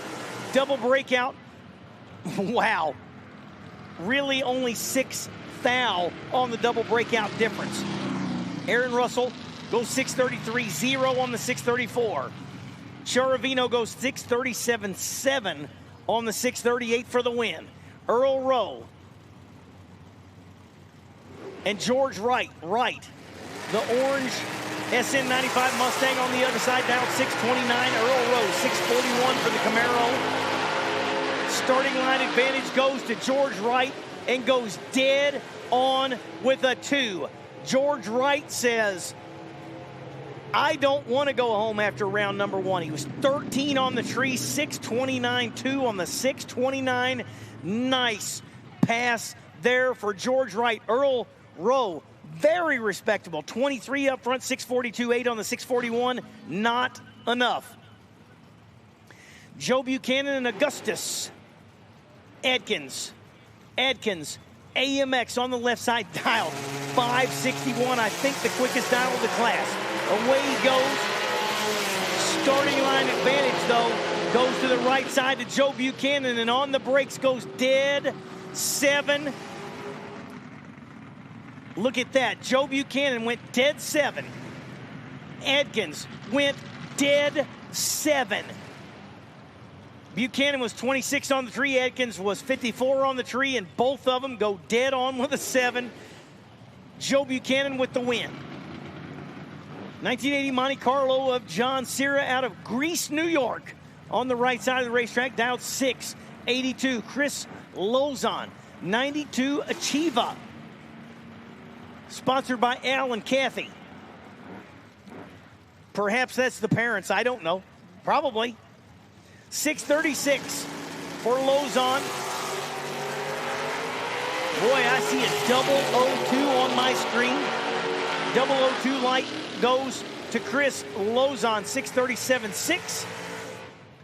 Breaks out Cira. Cira was 33 up front. Breaks out by 7th thou. And Chris Lozon moves on to round number 2 with the Achieva. You've got Jeff Ross, the 09 Challenger on the left side, dialing at 627, the right side. 85 Camaro of Alex Miller out of Mansfield, Ohio, dialing at 651, so just about 2.5 hunts separate these two. Away they go. The separation got a little bit bigger. Alex Miller was 38 on the tree, goes 650 with a 1 on the 651, double breakout time. Jeff Ross goes 624. He was 82 up front trying to make it up and didn't get there and still broke out worse, shall we say. Zach Running. 90 Oldsmobile on the left side. Lance Pinto, 1964. That's my favorite one of the weekend, I think. 64 Chevelle. GTF automatic car there on the right side, wheels up and away goes Running. In the Oldsmobile, 594 goes dead 9, 005 up front. 14 total there for Zach Running in the first round. Lance breaks out by 6th thou. He was 25 up front and nothing but in the way. Kevin Ridey and John Fretch. Fretch 641, the Firebird GTI automatic car on the left side. Right side, the 88 Fox Body Mustang of Kevin Ridey, down 619. Both of them away clean. Both of them away very, very green. No fear of a red light on that one. Just a fear of the finish line, apparently. Kevin Ridey went 633 on the 619. John Fretch goes 646 on the 641, and I won't even talk about the reaction times.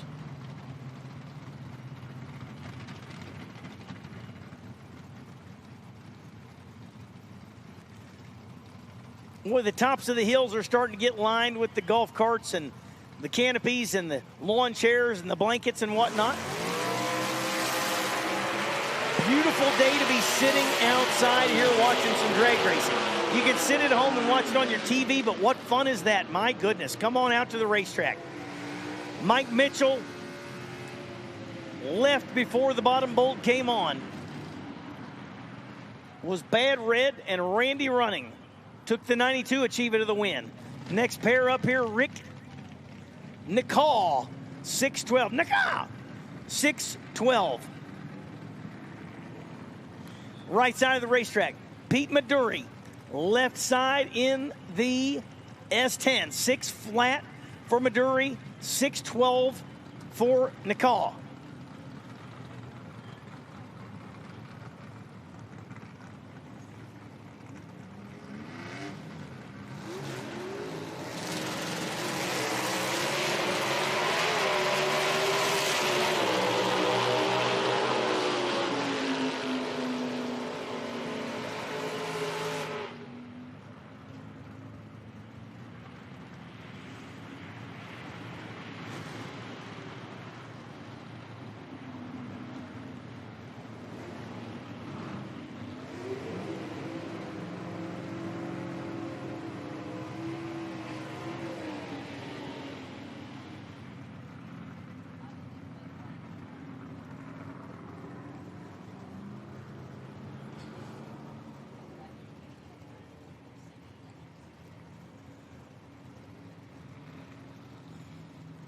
Maduri went dead zero, and that's what it was going to take to win. Nicole was 004 up front, 614. The margin of victory for Pete Maduri was 0.0008. Took 8 10,000ths at the finish line, and that's all he could do because he was behind on the starting line. Amazing pass there for Pete Maduri. There's another dead-on pass. That was Andy Cronenbitter again. Nearly had to go dead on. Mike Price was 18 on the tree. Maduri was 28. Maduri goes dead 8 for the win as Mike Price loads up the 69 wheel stander. Went 644 on the 641 and gets to watch the rest of the weekend. And with the single to the next round, Aaron Allison, 90 Cavalier. The Race Tools Direct Machine out of East Palestine, Ohio, your #1 qualifier. Dial 579 and goes dead 1. That should tell the story right there. I already hear cars running under my tower for the next category. The next category is Super Rod.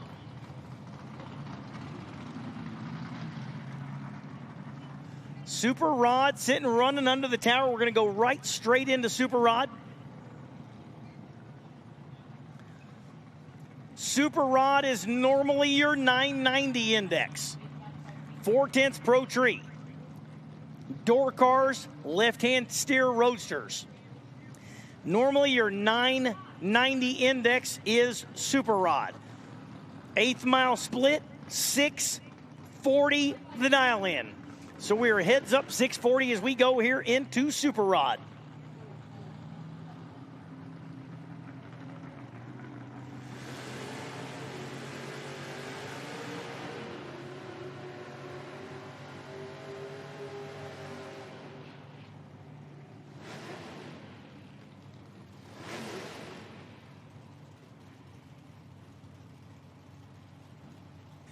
First pair up in Super Rod here.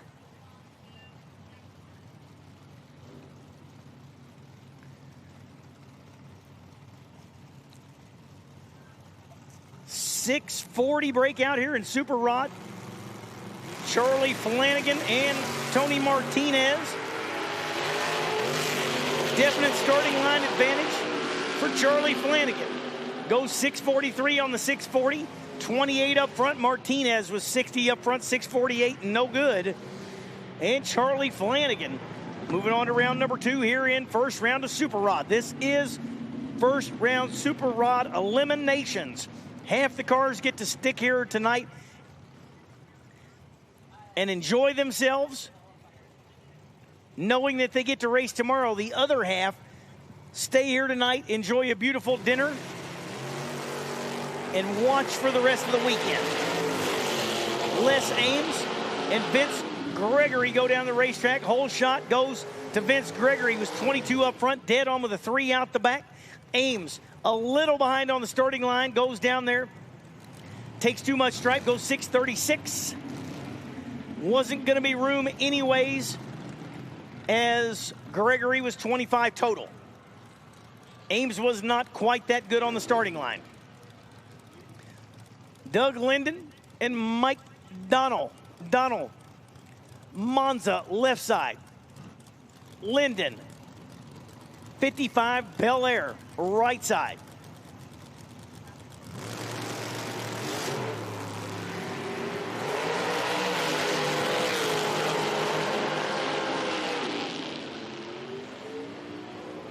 Double breakout there for Linden and Donald. Donald, hide the sharp objects at the pit.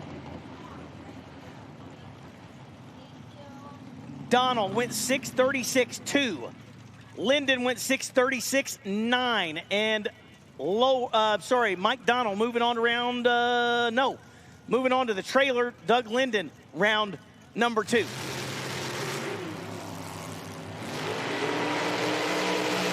Down the racetrack goes Tom Diamond and Ron Lower is 5 thou red.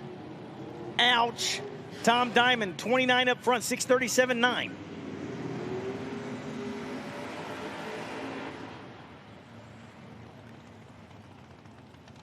So Tom Diamond, all he had to do was be green, goes down there, breaks out, does not matter, as Ron Lower was 5 thou red. Next pair already at the starting line. They do not wait on me, do they? Jack Schnitzer and Paul Fiddler. Fiddler in the little Vega on the left side out of Willard, Ohio. Schnitzer, 91 Dodge Daytona. That was one of my favorite body styles back in the late 80s, early 90s. Just a good-looking car there, the Daytona of Schnitzer, but he completely whiffed at the tree. Fiddler was 29 up front, broke out, went 6:38.5. Really, Schnitzer, the only real chance he had there was just to absolutely stand it on the front bumper and see if Fiddler would break out, because he was not going to get around with that reaction time.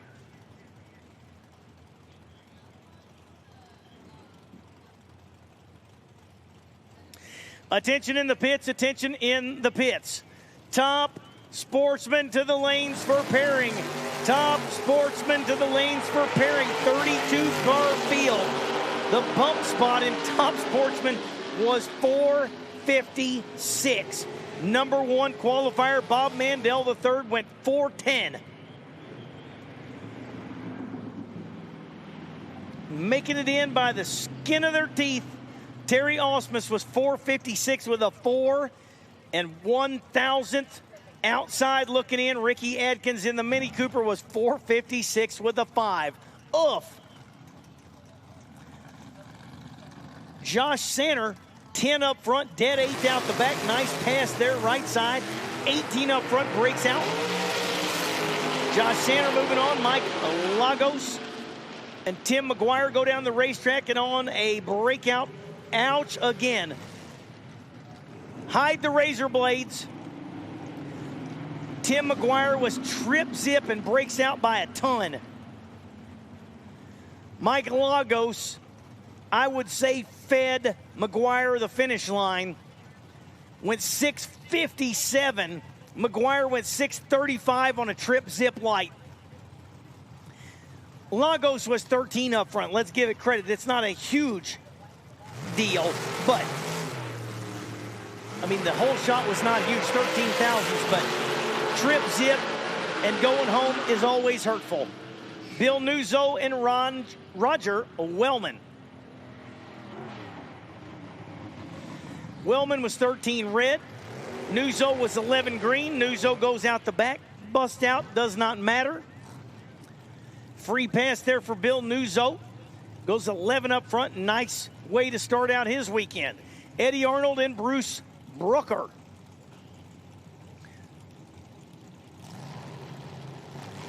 Broker left side, 80 Camaro right side, the 92 Cutlass of Arnold.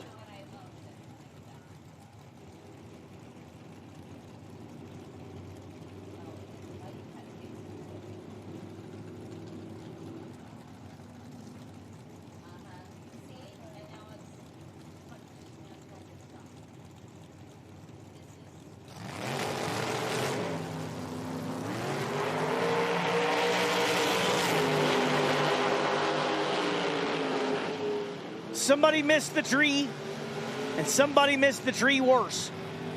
Bruce Broker was 68 up front, dead 2 for the win. Eddie Arnold did all he could do, which was let Broker have the finish line, because there was no other way, just hoping Broker would break out, but he does not. So Bruce Broker moving on. Steve Theodore, Rich Pica. Pair of Corvettes that look nothing alike. Roadster on the right side, the 63 out of Lancaster of Theodore. 84 Corvette out of New Philadelphia, Ohio for Rich Pica. Boy, you can tell those a couple seasoned racers. Oh, man. Pica was 006, 644.9. Theodore was 017, 643.4. Gets to the finish line 4 thousandths ahead of Pica. Rich, a spectator for the rest of the weekend by 4 thousandths of a second.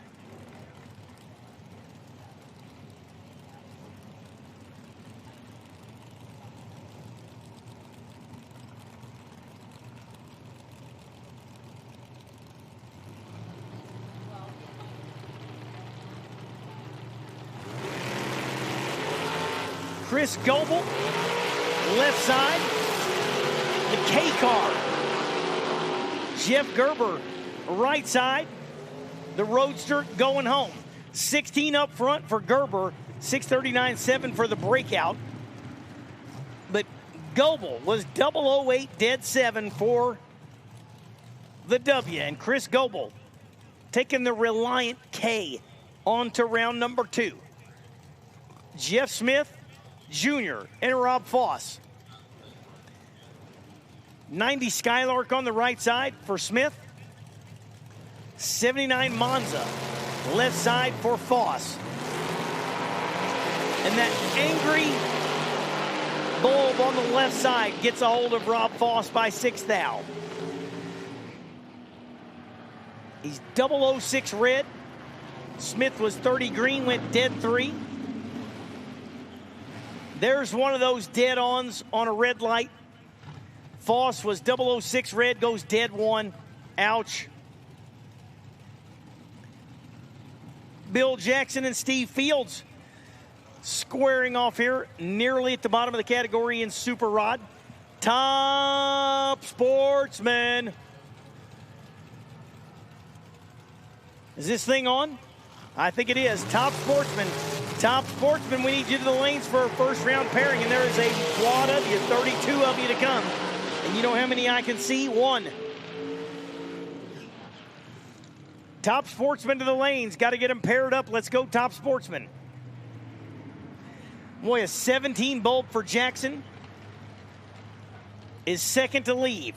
Steve Fields was 11 up front, 641.3. Jackson breaks out.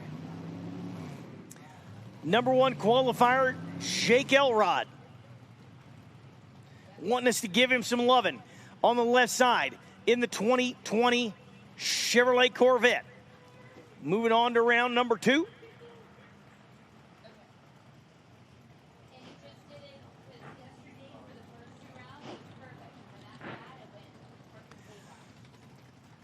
Top Sportsman, Top Sportsman. I know you got the text in the WhatsApp app.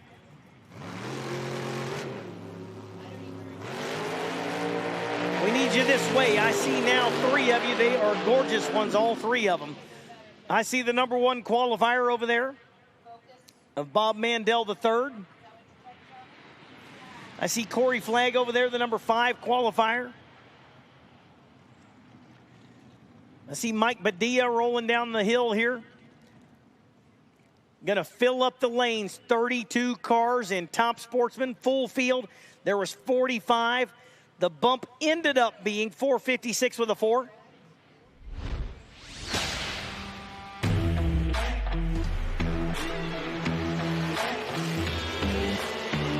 Last one in was Terry Osmus. First one out was Ricky Adkins. Number 1 was Bob Mandel. Bob Mandel will face off against Don Swindell here in round number 1, your number 17 qualifier. Number 2 was Bob Mandel. One is the third, one is the second. One is Little Bob, one is Big Bob. Big Bob driving the Profab Nova wagon. Beautiful car out of Profab.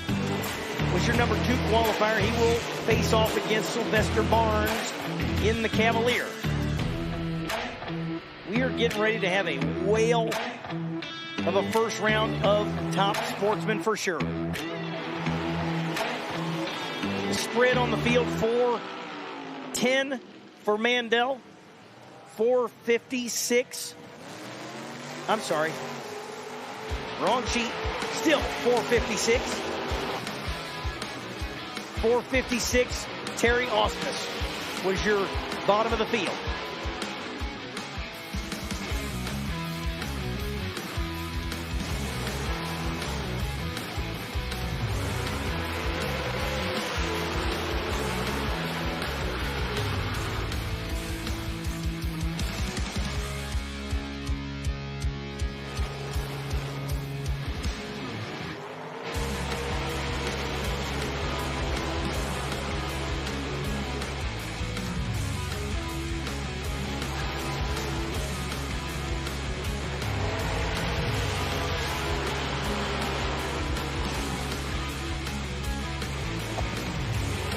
I'm going to step away for just 1 second and have me a little bite of lunch because it's that time that we are pairing up Tom Sportsman at the top of the hill. So you get a chance for your eardrums to rest. The band is going to play, I'm sure, up there. I see him up there on the hill. And I'm going to have some delicious lunch. Be back with you in just a minute when we start moving Top Sportsman towards the front of the lane.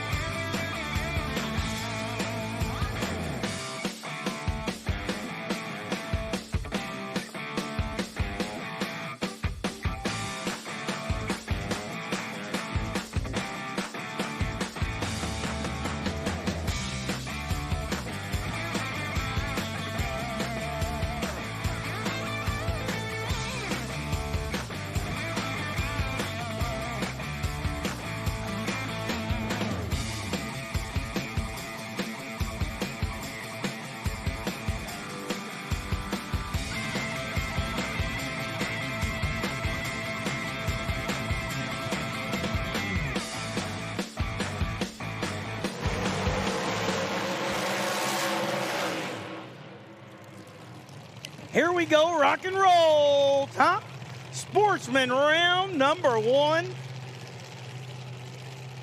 45 cars qualified, 32 of them made the field.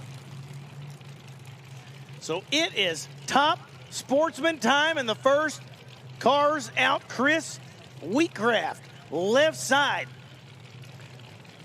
The wild paint job there for the 71 Demon out of Jamestown, Ohio. Going to be dialed 415 for Wheatcraft. He was your number 5 qualifier. Going to face off against Mike King, the first of more than one 63 Corvettes. Nitrous power there for King, dialed at 440. So King was number 21. Qualified 440 with a 2, dialed at 440.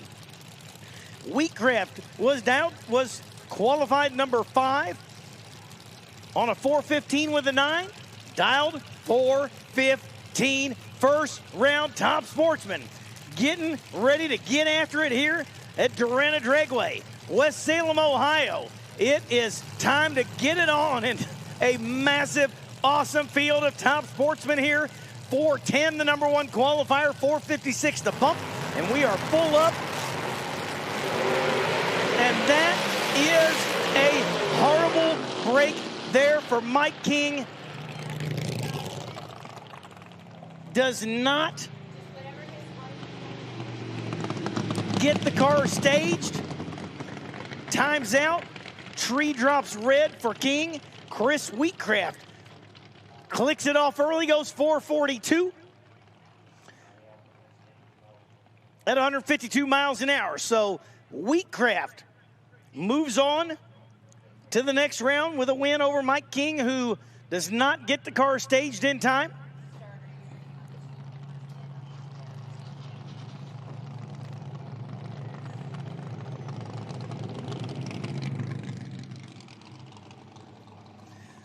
So that's your first pair. Winner, Chris Wheatcraft.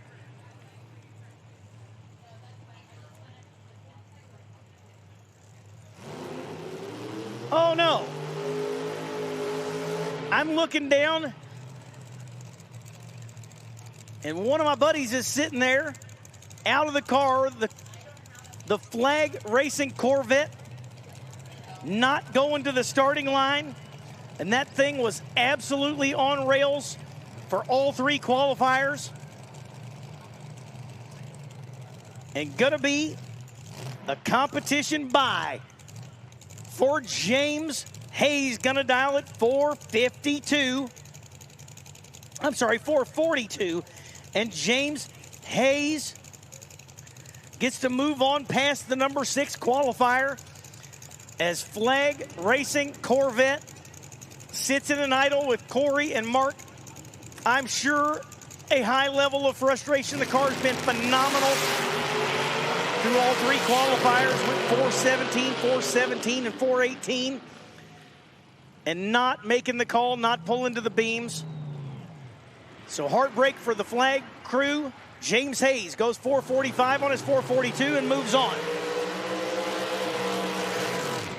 Next pair up. Gary Wojnowski, left side of the racetrack, 2009 Chevrolet Cobalt. Was your number 23 qualifier with a 441. And that's what he's got on the window. 441 that I'll in for Wojnowski. Right side, Brian Werner. Qualified 418 with a 9, put a 420 on the window. So number 7 versus number 23, Werner. Right side, the 68 Camaro. 2009 Cobalt of Wojnowski. Gonna see if he can hang on out front, and Werner gonna try to chase him down. Number 7 on the right side, number 23 to the left.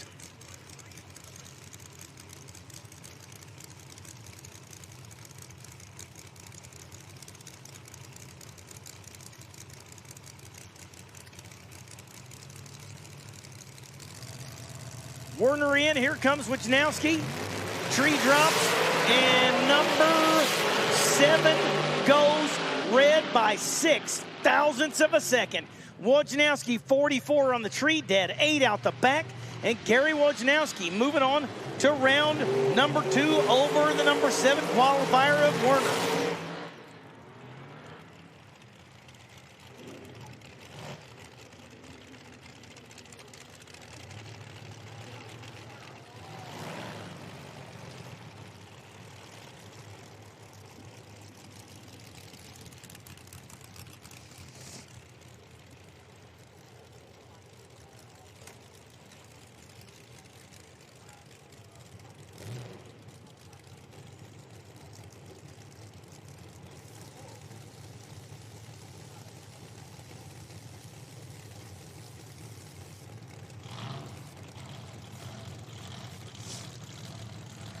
Next pair sitting on the line.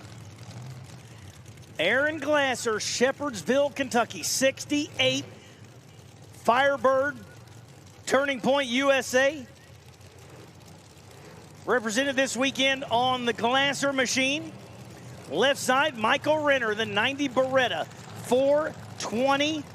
The dial in for the Beretta. Glasser on a 415. Glasser goes 418 as Renner knocks it 33 red. Glasser was 19 up front, goes 418 out the back. And Aaron Glasser moving on to round number 2.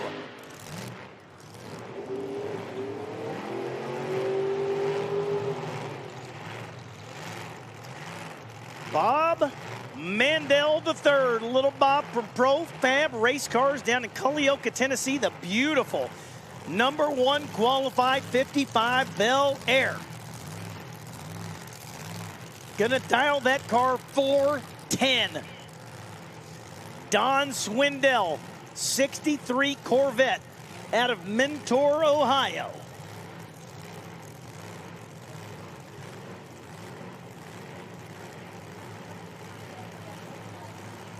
Swindell gonna be dialed 434.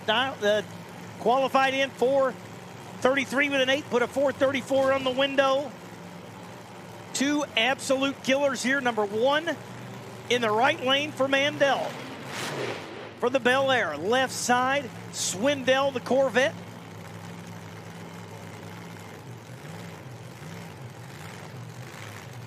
See him up on the board, 410. Your number 1 qualifier for the Profab race car out of Tennessee.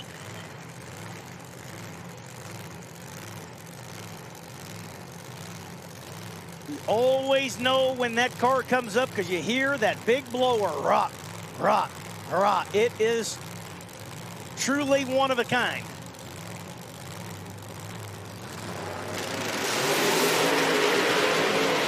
.006 and 016 and problems for Mandel. Coast across 477.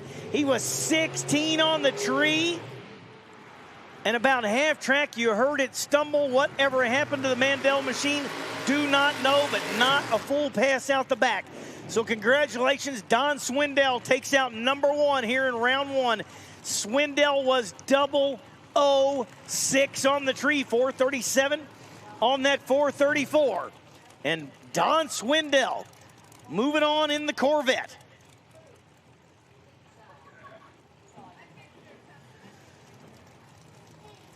Jerry Albert, right side, the Jegs, 97 Camaro out of Avon, Ohio, dialing it a 428.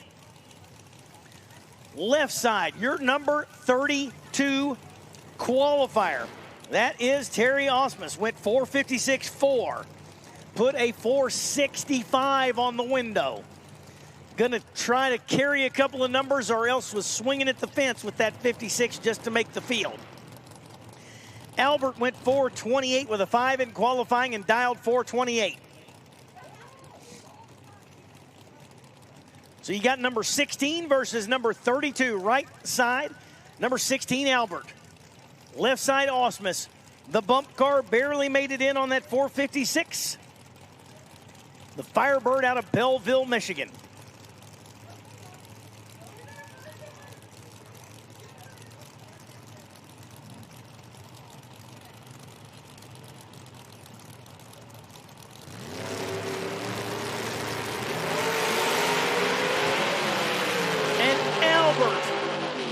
009 red.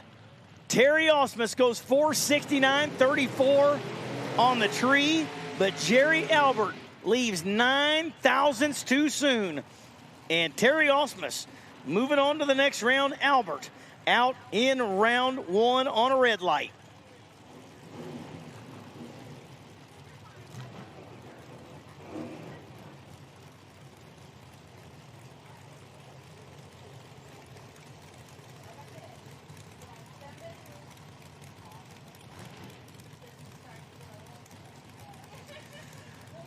Next pair approach the starting line, and it is Stephen Day. On the right side, 69. Beautiful bright orange Camaro over there. Left side, Ron Biondo. 94 Lumina. This is number 11 versus number 27. Biondo qualified with a 424 with a 4, put a 422 with a 4, puts a 423 on the window. Day, 452.4 in qualifying, 450 on the window. So Ron Biondo, that left side was your number 11 qualifier, both of them away clean, and somebody's perfect 6 on the tree.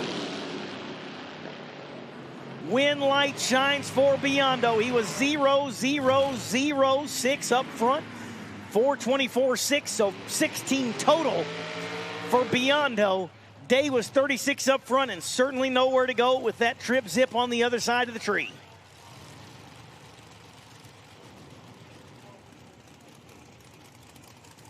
That was just handed in on the start line. So he's lost it on that side. Hearing a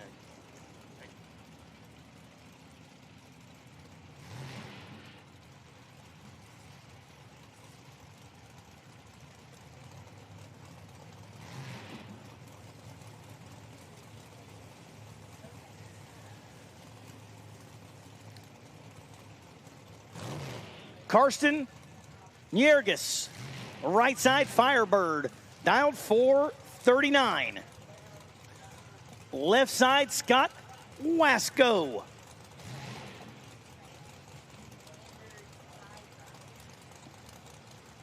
Wasco was your number 3 qualifier of the 412. Got 413 on the window and behind on the starting line.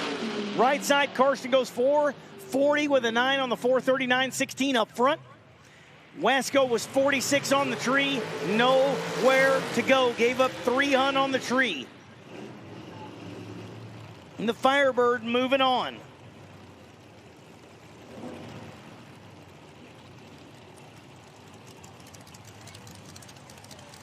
Justin Souders and Ron Barnhill. SN95 Mustang on the left side for Barnhill. Barnhill was your number 28 qualifier, turned it up the wick to make the field, went 452, but he's turned it back down to its more comfortable number of 474. Souders dials 424 and qualified with a 424. That car made 3 passes yesterday, and they were all 424. So Souders absolutely. The Camaro has been dead on consistent. He was the winner up in Michigan at the Outlaw Pro Mod race weekend in Top Sportsman, and he has absolutely brought it all to the table here this weekend. Been 424 3 times and put 424 on the window. I'm guessing it's going to go 424. So what is going to happen on the let go? Barnhill, your number 28 qualifier, qualified 452, dialed at 474. Thank you, Rick.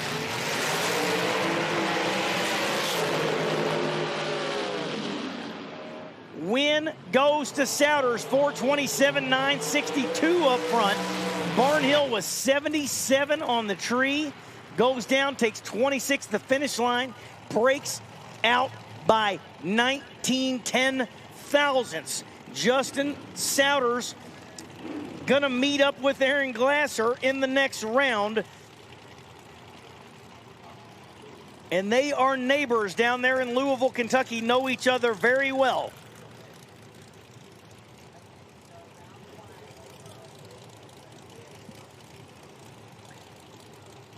Next pair, moving to the starting line, Randy Chestnut and Bill Yates. Yates, the 68 Camaro, dialed 427. It went 427.0 in qualifying, and he's got 427 on the window. Randy Chestnut went 454 with a 9 in qualifying, got 455 on the window. That is number 15 versus number 31. Bill Yates, left side. Chestnut, right side.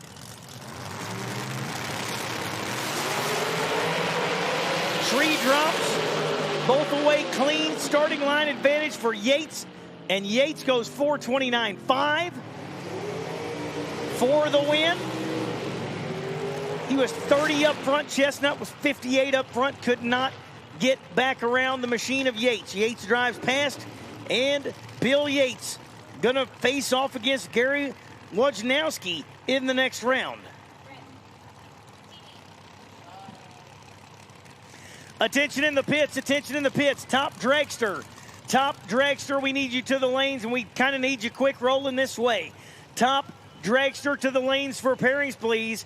Top Dragster to the lanes for pairing, please. Attention in the pits. Top Dragster, we need you now. Roll this way for us, please. Daniel Germano and Jay Grisham. That's the Mustang on the left side for Grisham. Dialed 448. Germano 422. Had problems in the last qualifier this morning. Never took the tree, and they pushed it back. So let's see if Germano's got that thing lined out. Germano did go 422 with a 0 in qualifying. Grisham went 448 with a 9, then dialed 448. Both of them away clean. Starting line advantage to the left lane, and the win goes to the left lane on a hole shot. Grisham is 15 on the tree, goes 450 on the 448. Germano was 58 up front, goes 423.2 on the 422. And Jay Grisham moves on to round numero dos.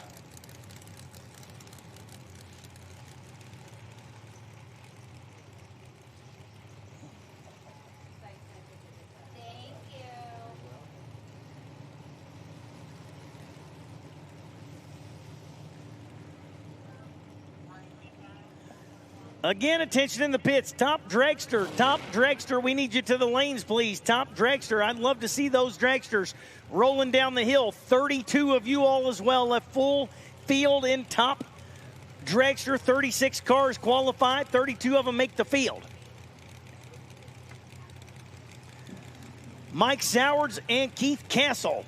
Castle, the 2007 Stratus with that black and gray paint job. It looks even cooler from a top view. Got all kind of graphics on the top of it.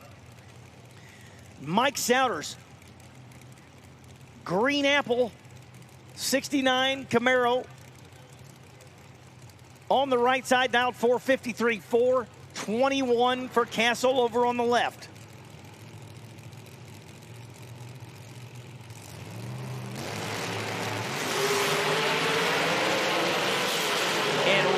Light shines for Sowards. He's 12 red.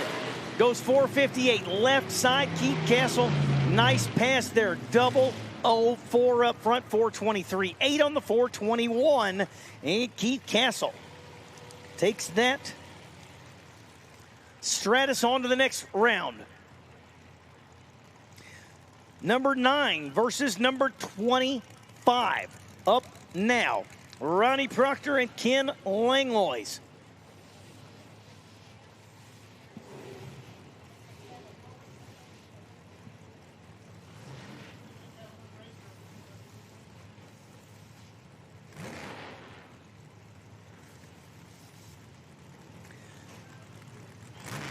So Ronnie Proctor, the 2009 Mustang on the right side. Going to be dialed 421. He qualified 420 with a 7. On the best pass, 421 on the window. Larice Motorsports Insurance, Albert Racing Engines, B3 Racing, and Sunex Gears. Left side, Ken Langlois, Lane Transmission, Mullis Auto, and Bob's Profab for that Cutlass over on the left side, dialed 449. Langlois is 25. Proctor was 9. Proctor was 20 on the tree, goes 428. Langlois was 23. On the tree goes 457. And by 12 thousandths of a second, Ronnie Proctor takes the Mustang on to the next round where he will meet up against Don Swindell.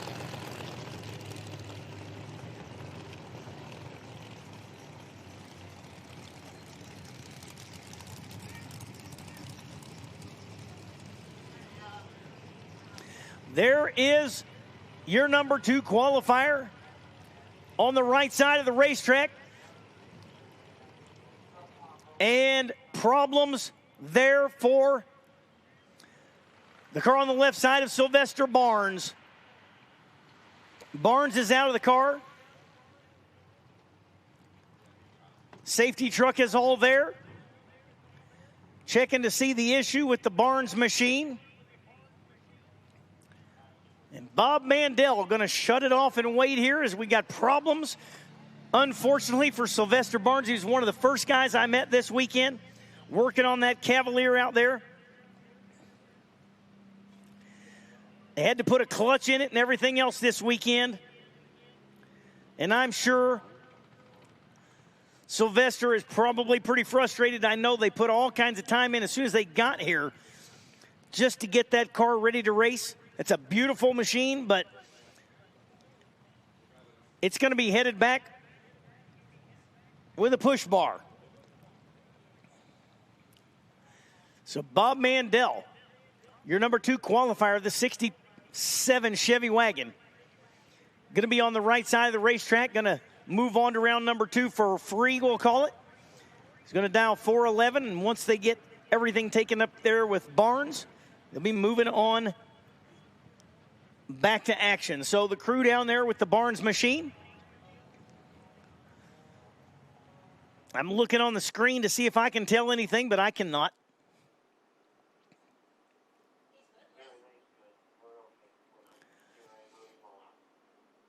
Everything's okay out there, but problems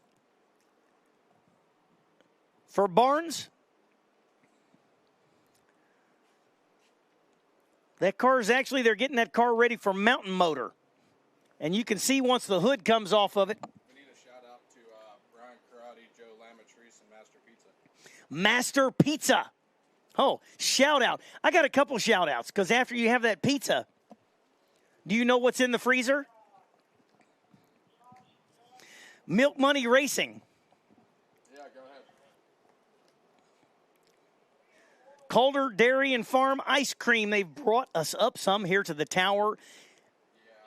And Fat Kid likes ice cream. So I cannot wait to get a hold of that. Developing Milk Money Racing ice cream. Basically fudge. Ooh, I'm reading the description right now. So once you get done with your pizza from Brian Karate. Joe, could you find me a couple of easier names? Joe Lamatrice and Master Pizza. I can handle that part. There's pizza showed up here. Pizza for, ooh, it says pizza for everyone. I hope it's at least for you and me. They brought a bunch of pizzas for us and the guys. Man, that is awesome. So thank you, Brian Karate. There's ice creams, little ice creams. Yeah, I was talking about the ice creams right now. We got to have the pizza first. Calder Dairy. Oh, hey, the ice creams, fudge swirl with milk chocolate cow heads in them. You know who, I'm sure you know who that was. The lady out there with the cow boots I was talking about earlier. My boots. Yeah, your boots. Calder Dairy still sells milk in glass bottles, and they deliver just like back in the day. Partners with Milk Money Racing. Calder Dairy Fudge Swirl Ice Cream. I can't wait. Tyler, because of that punch in my ribs earlier, no ice cream for you. I also, if you can't hear my call right now, if you can't hear the PA, it's because I have your hearing aid up here in the tower. So if you can't hear out of your right ear, you're going, why can't I hear what's going on? I have probably half of a hearing aid set up here in the tower. I hate that you're going to have to climb the stairs and whatnot, but that's what you got to do. But I have a hearing aid that was turned in off of the starting line or just off the side of the starting line. You might want that back. Thank you. That's what I was missing. All right, so Appreciate you. they're taking the Barnes machine down. And to check everything over, Bob Mandel sits here waiting on the right side. The underlines are capitals. And once everything is clear, we'll be right back to racing.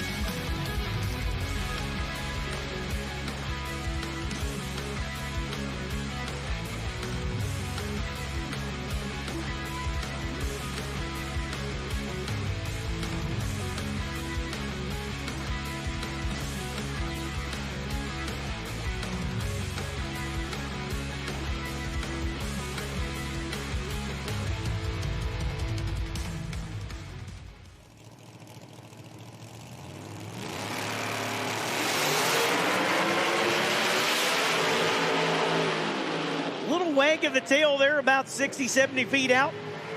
Mandel on the competition buy goes 417 on the 411 dial and back at it as tough break for Sylvester Barnes. But I'm sure he'll get that one back ready and be back again next time. Mike Badia, right side. Jacob Elrod, left side.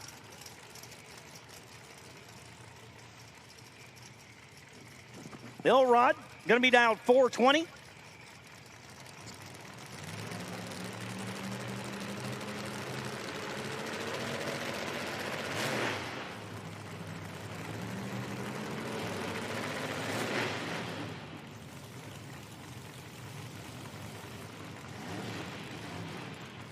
Elrod was your number 8 qualifier, qualified with a 420 and a 3 and put 420 right on the window.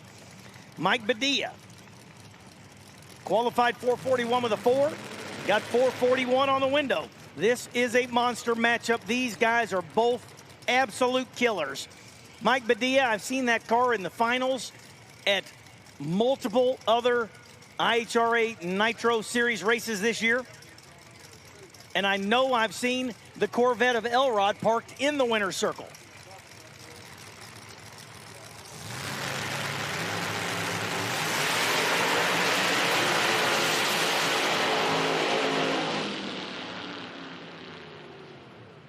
And what did I say?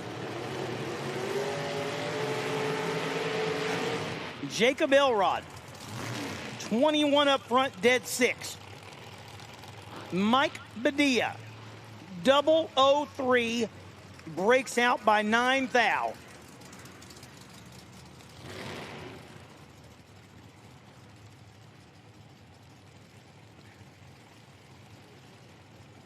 Mike's wife right now is walking back towards the push cart going, why didn't you let out?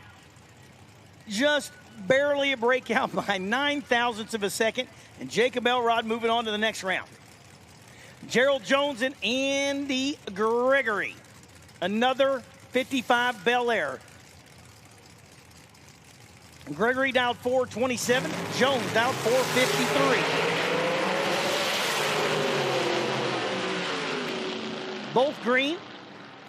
Wind light shines to the left lane for Andy Gregory. He was 23. Jones was 48 on the Christmas tree.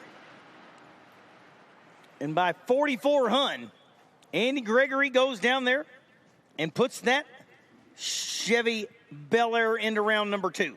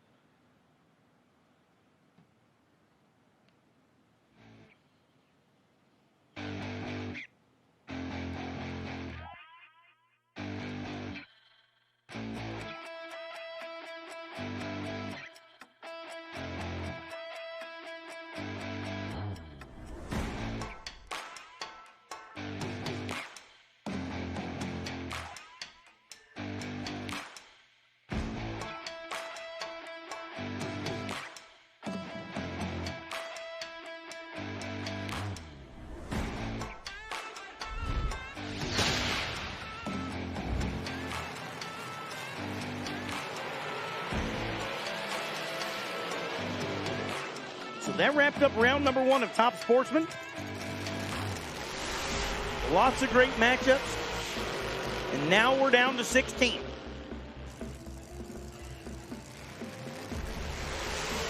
Looks like it's going to go Swindell. Will face off against Ronnie Proctor. Chris Wheatcraft against Keith Castle. Karsten Yeris against Ron Biondo. I'm going to say Karsten's name different every time I say it. One time it's going to be right. Gary Wojnowski against Bill Yates. Bob Mandel. Jay Grisham. James Hayes against Andy Gregory. Aaron Glasser against Justin Souders.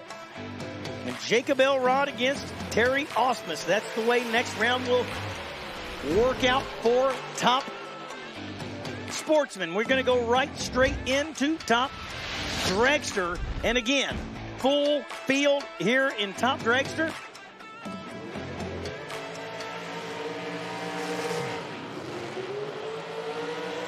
.32 cars with John Bergatz squeaking in. 552 with a 2. Number 1 qualifier, Ashley Johnson. 376 at 193 mile an hour. What a field. So speaking of John Bergatz, this is number 32 versus number 16. John Bergatz, number 32 on the left side, 453. Right side, Tisha Wilson. Wilson out of Salisbury, North Carolina. Greenbrier Excavating and Paving. WO3 LLC dialed 428. Qualified 428 with a 2.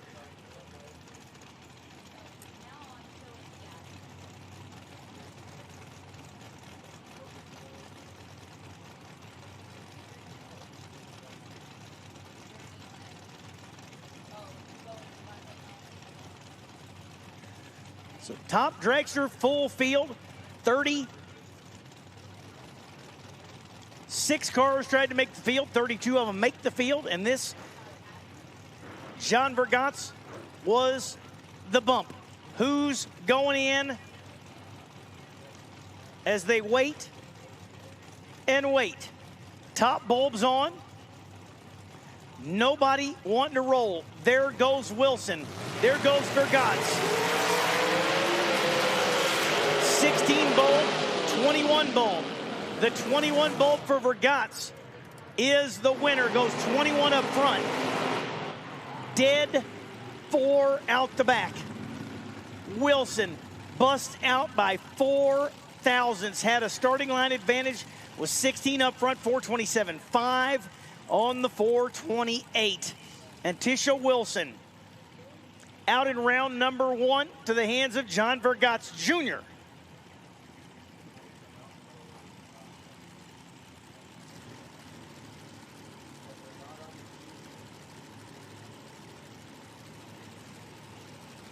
Tim Kelly, Courtney Grisey. This is number 13 for Grisey and number 29 for Tim Kelly. Tim Kelly qualified 448 with a 9, put the 448 on the window. Grisey Courtney this time 415 with a 1 and puts 415 on it on the left side. Dead even on the starting line, let go, and with the win by 1,000th of a second. Tim Kelly takes out Courtney Grisey, goes 450 with a 4 to take the stripe by 1,000th of a second. Grisey was 26.8 on the starting line. Kelly was 25.1. What a race there, and it goes to the way of Tim Kelly.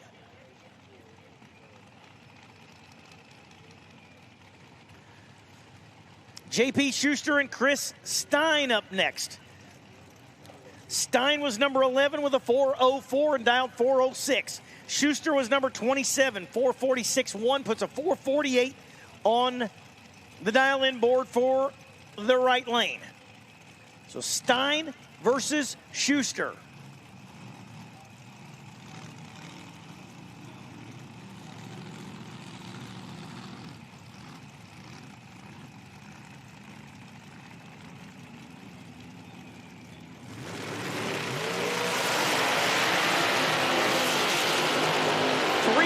Apart on the starting line. Starting line advantage, J.P. Schuster. Finish line advantage, Chris Stein goes dead on with a 3. Schuster goes 447.5 on the 448 to break out by 5 thou. So Chris Stein moving on to the next round over J.P. Schuster.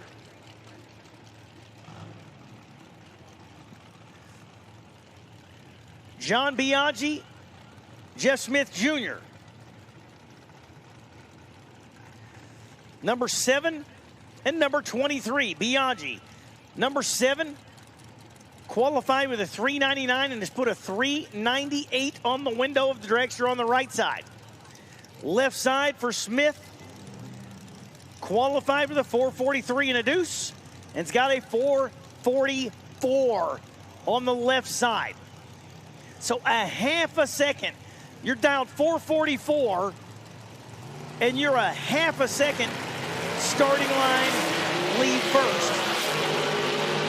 That margin grew, but with a little bit of a, we'll call it a boo-boo, Smith, 15 up front, breaks out by 2 thou. Biaggi was 39 up front, goes 399.9 for the W. So Smith breaks out by 2 thousandths of a second, handing it over to Biaggi.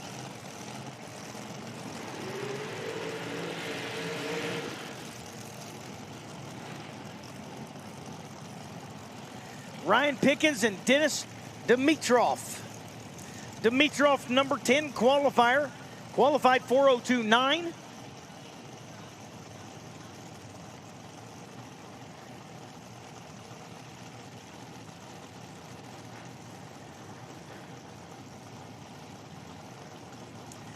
Dimitrov dialed 405, went 402.9 in qualifying. Ryan Pickens went 446 in qualifying, 445, knowing he's probably going to run it out the back as he's being chased by Dimitrov. This is number 10 for Dimitrov. Number 26, Ryan Pickens. Attention in the pits, attention in the pits. I need factory stock. Factory stock Q2 to the lanes. Factory stock Q2 to the lanes, please.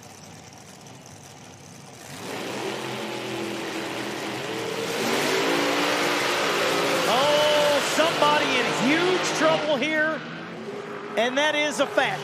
Dimitrov missed the leave, missed the let go. Went 410 on the 405. Ryan Pickens was 29 up front for 51 on the 445 for the W. Huge starting line advantage for Pickens.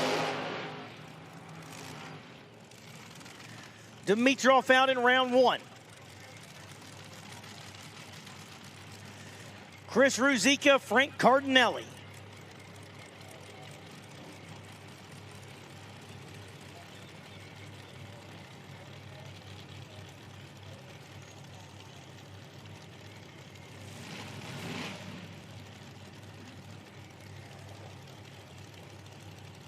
It's your number 6 and your number 22 qualifier, the right side.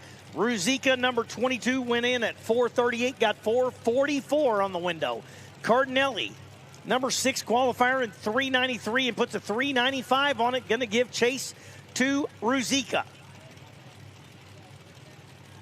So left lane Cardinelli, right lane Ruzicka.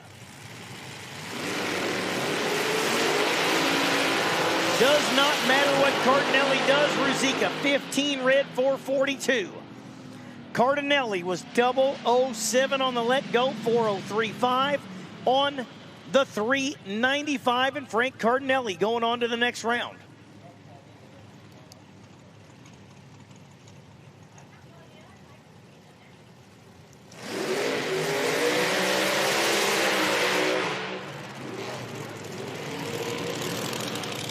Matt Albright and Dale Foss. Albright, your number 4 qualifier on a 391 qualifying effort and puts a 392 on the window.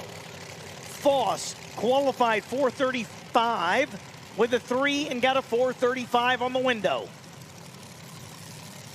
Most of these cars are just dialed almost exactly what their qualifying pass was.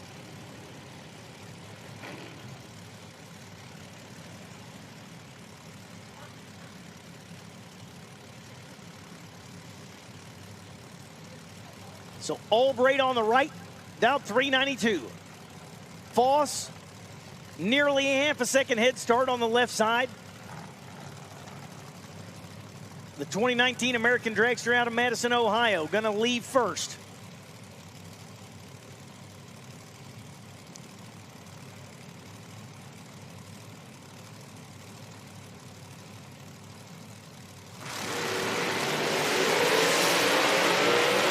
.009 light for Albright and goes 395. 009 up front, 395 on the 392. Whole shot win there for Albright. Foss was 38 up front, 437.6.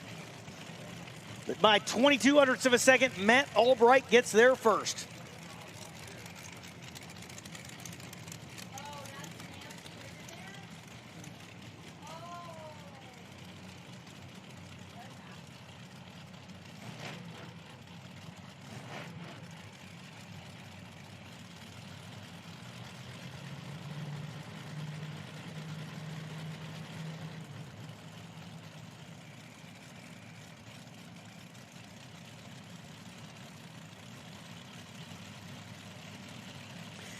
Randy Chestnut and Dandy Bettinger.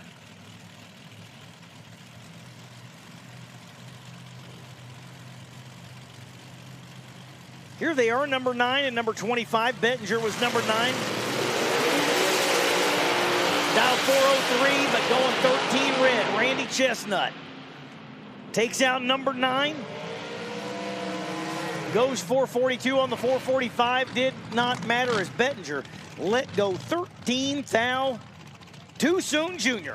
And a Randy Chestnut moving on.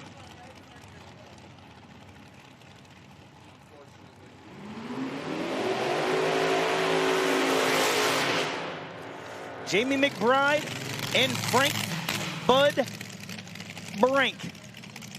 Oh, look at that. That's nice. He did.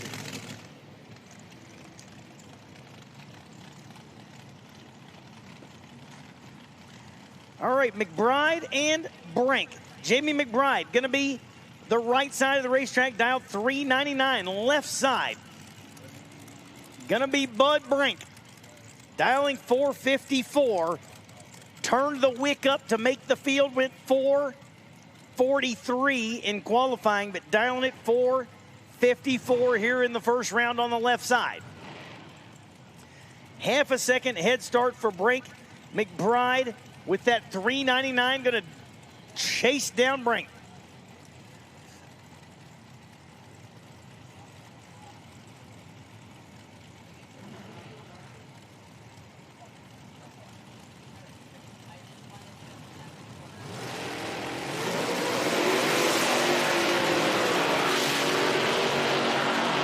Starting line advantage for Brink. Off the number for McBride, and Frank Brink was 15 up front, 461. McBride 39 on the let go, but goes 434. Just never can get there for McBride, and Frank Brink moves on to the next round. We are wrapping up first round of eliminations here for our Sportsman classes. And then it is going to be time to go qualifying for the pro classes.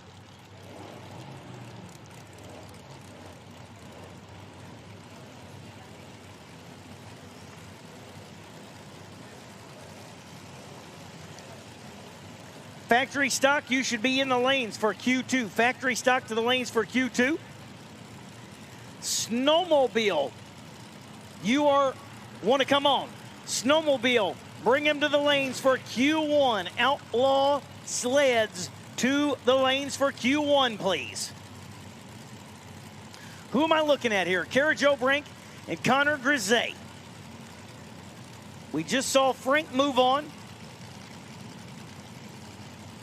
Trophy husband for Joe. Joe's 26 on the let go and moves on as well. So Joe takes out Connor Grisey. Grisey went 415 with a 6 on the 416 for a 3 thou breakout. Took 3 at the finish line to break out by 3. There you go. Did everything he could possibly do, and I don't think there was room to get there. If there was, it was by about 3 10,000ths.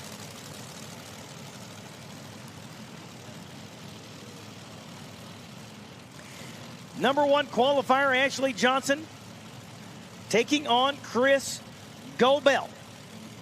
Go, Bell, go. Ashley Johnson qualified with a 376, going to put a 384 on the side of the dragster on the right side of the racetrack. Goebel qualified 431 and got a 431 dialed on it. Nothing to do but run it out the back for Goebel. Let's see if Johnson can get there, but Goebel had a starting line advantage, was 11 up front, 432. Gets to the finish line by 35 thou. And Chris Goebel takes out your number 1 qualifier, Ashley Johnson, here in round number 1.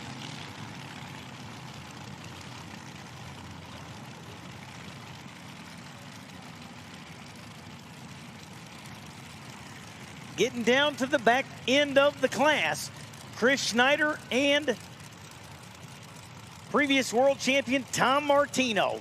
Martino, your number 3 qualifier, the Lucas Oil Machine on the left side.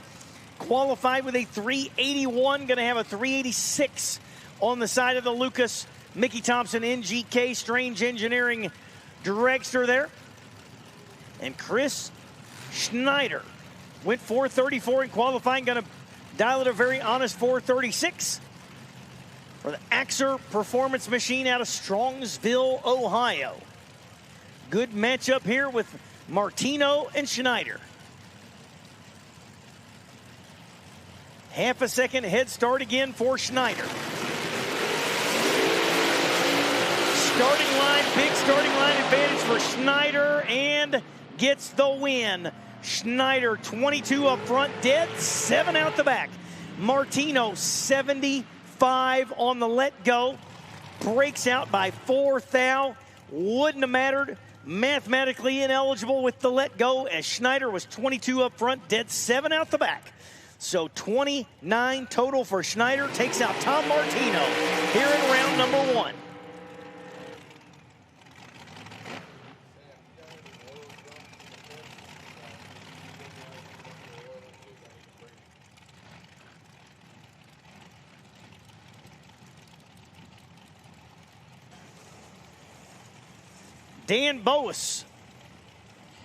John Boas and Dan Davies, just crossing up my eyeballs down here.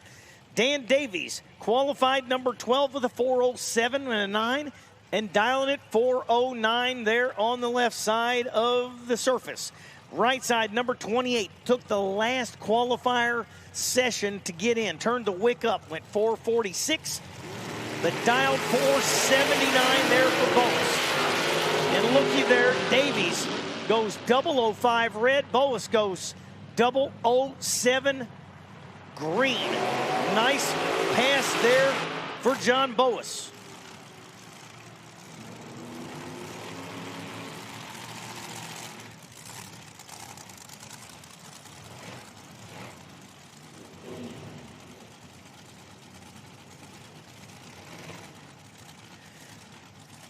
Last couple of pairs, Paul Persinger and Kirby McLennan. McLennan was your number 15 qualified 423 with a 7 and got a 424 on the dial-in board. Paul Persinger was your number 31 qualifier with a 451 and a deuce and puts a 452 on the dragster over there on the left side of the surface. Quarter of a second head start there for Persinger. Gonna have to see if McLennan can get him at the big end.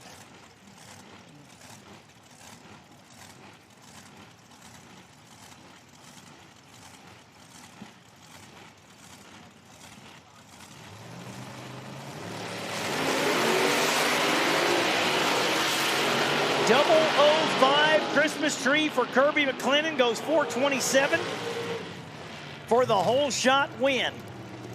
McLennan goes 427.4. Persinger was dead on with a 9 and can't get there. It was 37 up front. McLennan with that 005 light leaves no room for Persinger.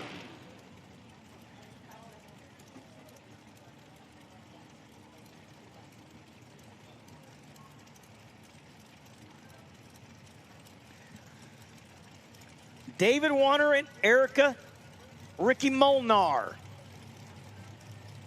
GEM attachments and arc logs on the left side for Molnar.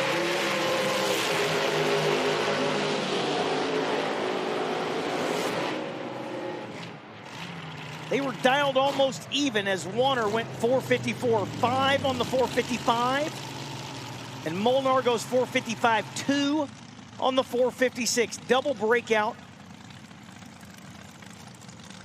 2.5 thousandths of a second difference on the double breakouts.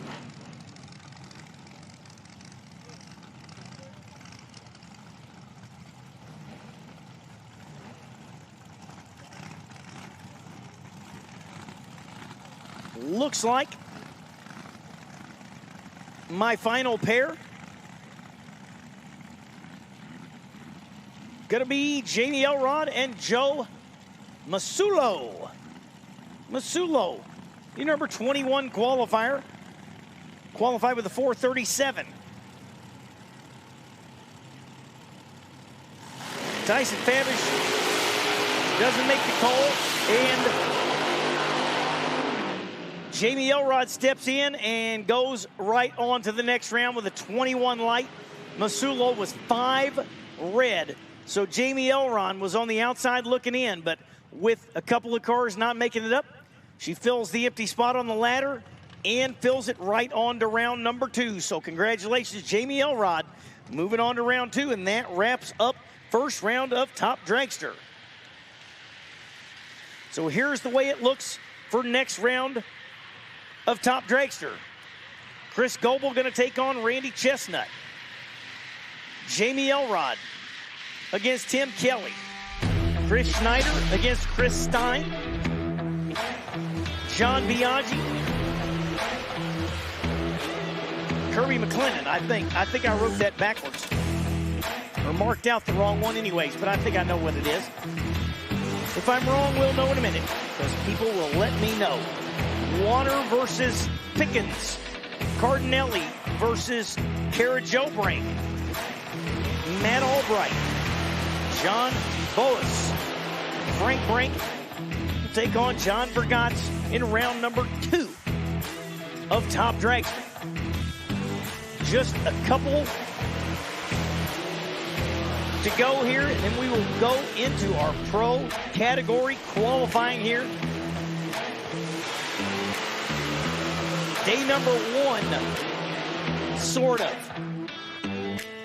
for Outlaw Nitro Series pro event this weekend. Thank you for coming out.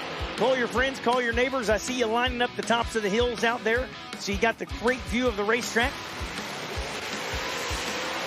Racers, remember at 6 p.m., Racer Appreciation Dinner starts at the IHRA Hospitality Tent. We got our Outlaw Sleds coming down here for Q1, and we've got Q2 of factory stock sitting in the lanes.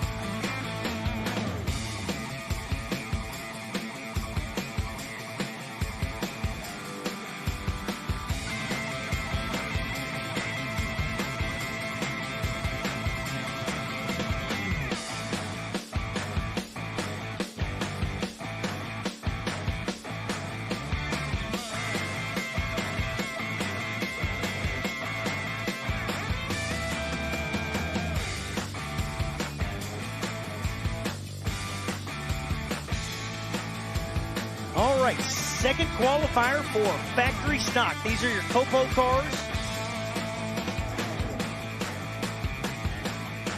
Cobra Jets. And we haven't seen them. Are they scared? They must be scared. The Dodges have not made an appearance yet.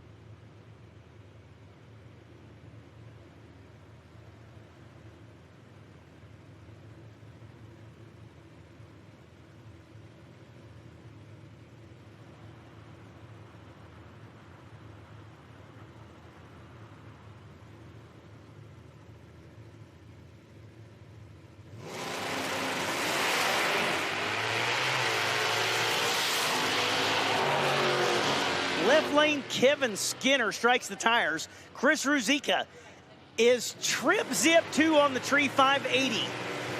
Out the back for the Mustang, the wired up electric Mustang in the right lane. Matt Obertanic, Rodney Worrell. This is factory stock.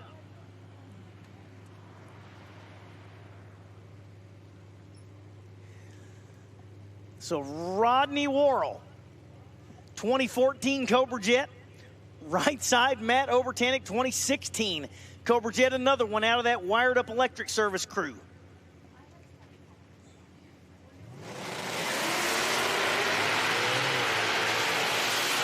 Both of them away clean there.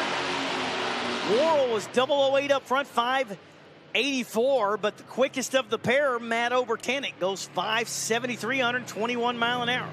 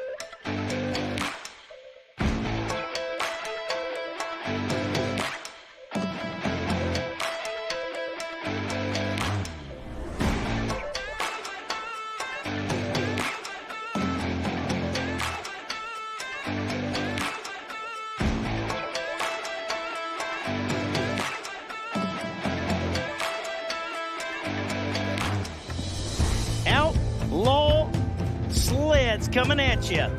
Q1 for the Outlaw Sleds.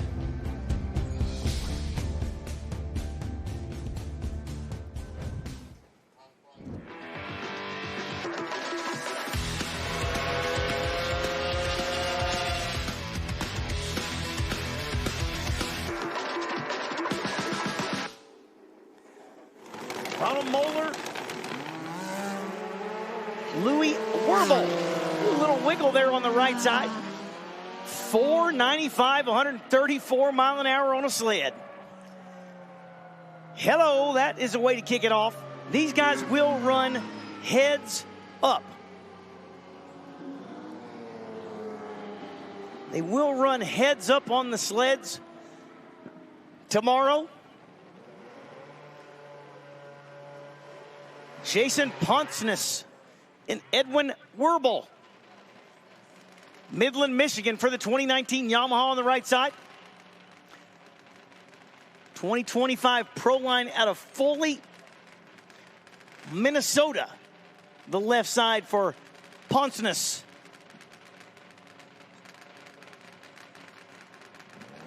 I bet those things are quite a trip. You know, the wheels look like they're skateboard wheels on the front of them there. And away goes Werbel. 499, 134 mile an hour. That is getting after it on something that's that small and low to the ground.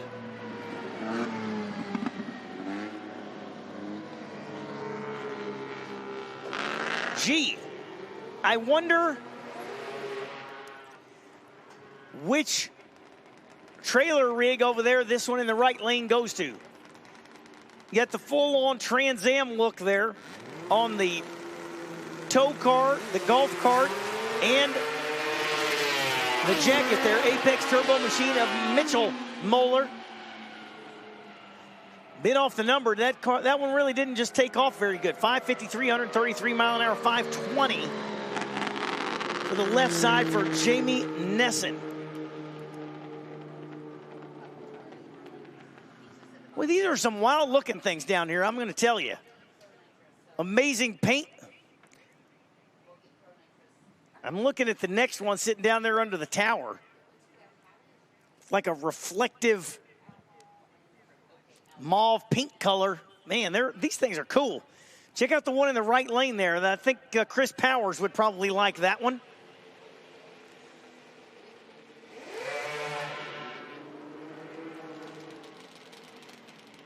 That blue looks about like the color of Powers Mountain Motor Pro Stock car there. That's Courtney Moeller and Travis Nason. Minnesota, the hometown for Nason. Wisconsin for Moeller.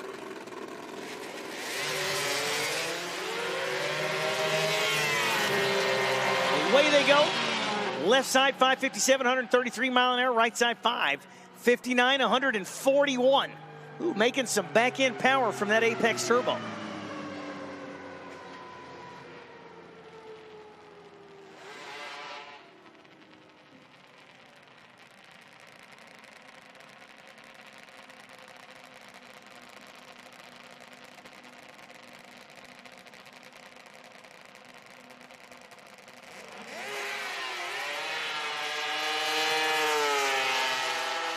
Away goes Brooke Nason, 546, 124 mile an hour.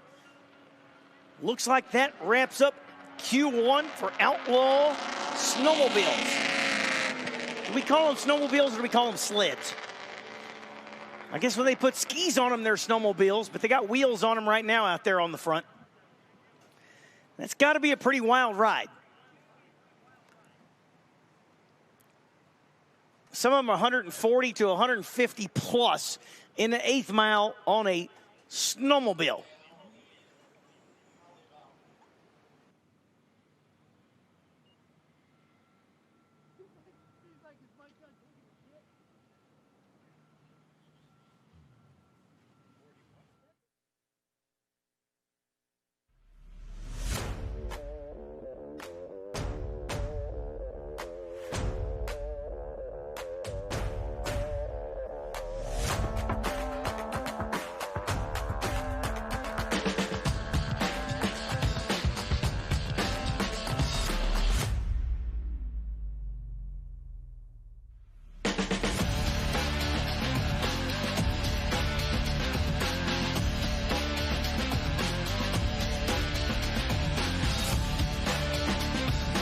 All right, folks, we're going to have just a little bit of downtime here as we are going to start preparing the surface for top alcohol.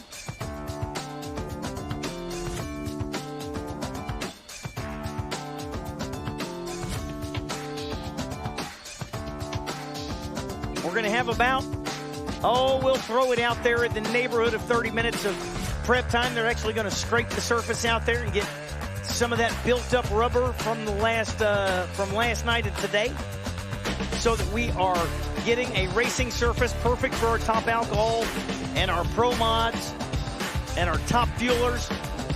So it's just a necessary part of getting ready for the big boys. So you got about 30-ish minutes. Don't worry, I'll let you know over the PA when we're ready to come back. Got about 30 minutes. You're going to see some process going on out there right now, and that's going to be what they call a scrape.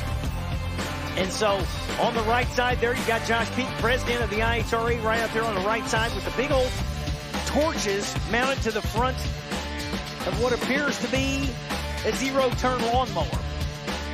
And really, in somewhat of a way, it's kind of like a lawnmower,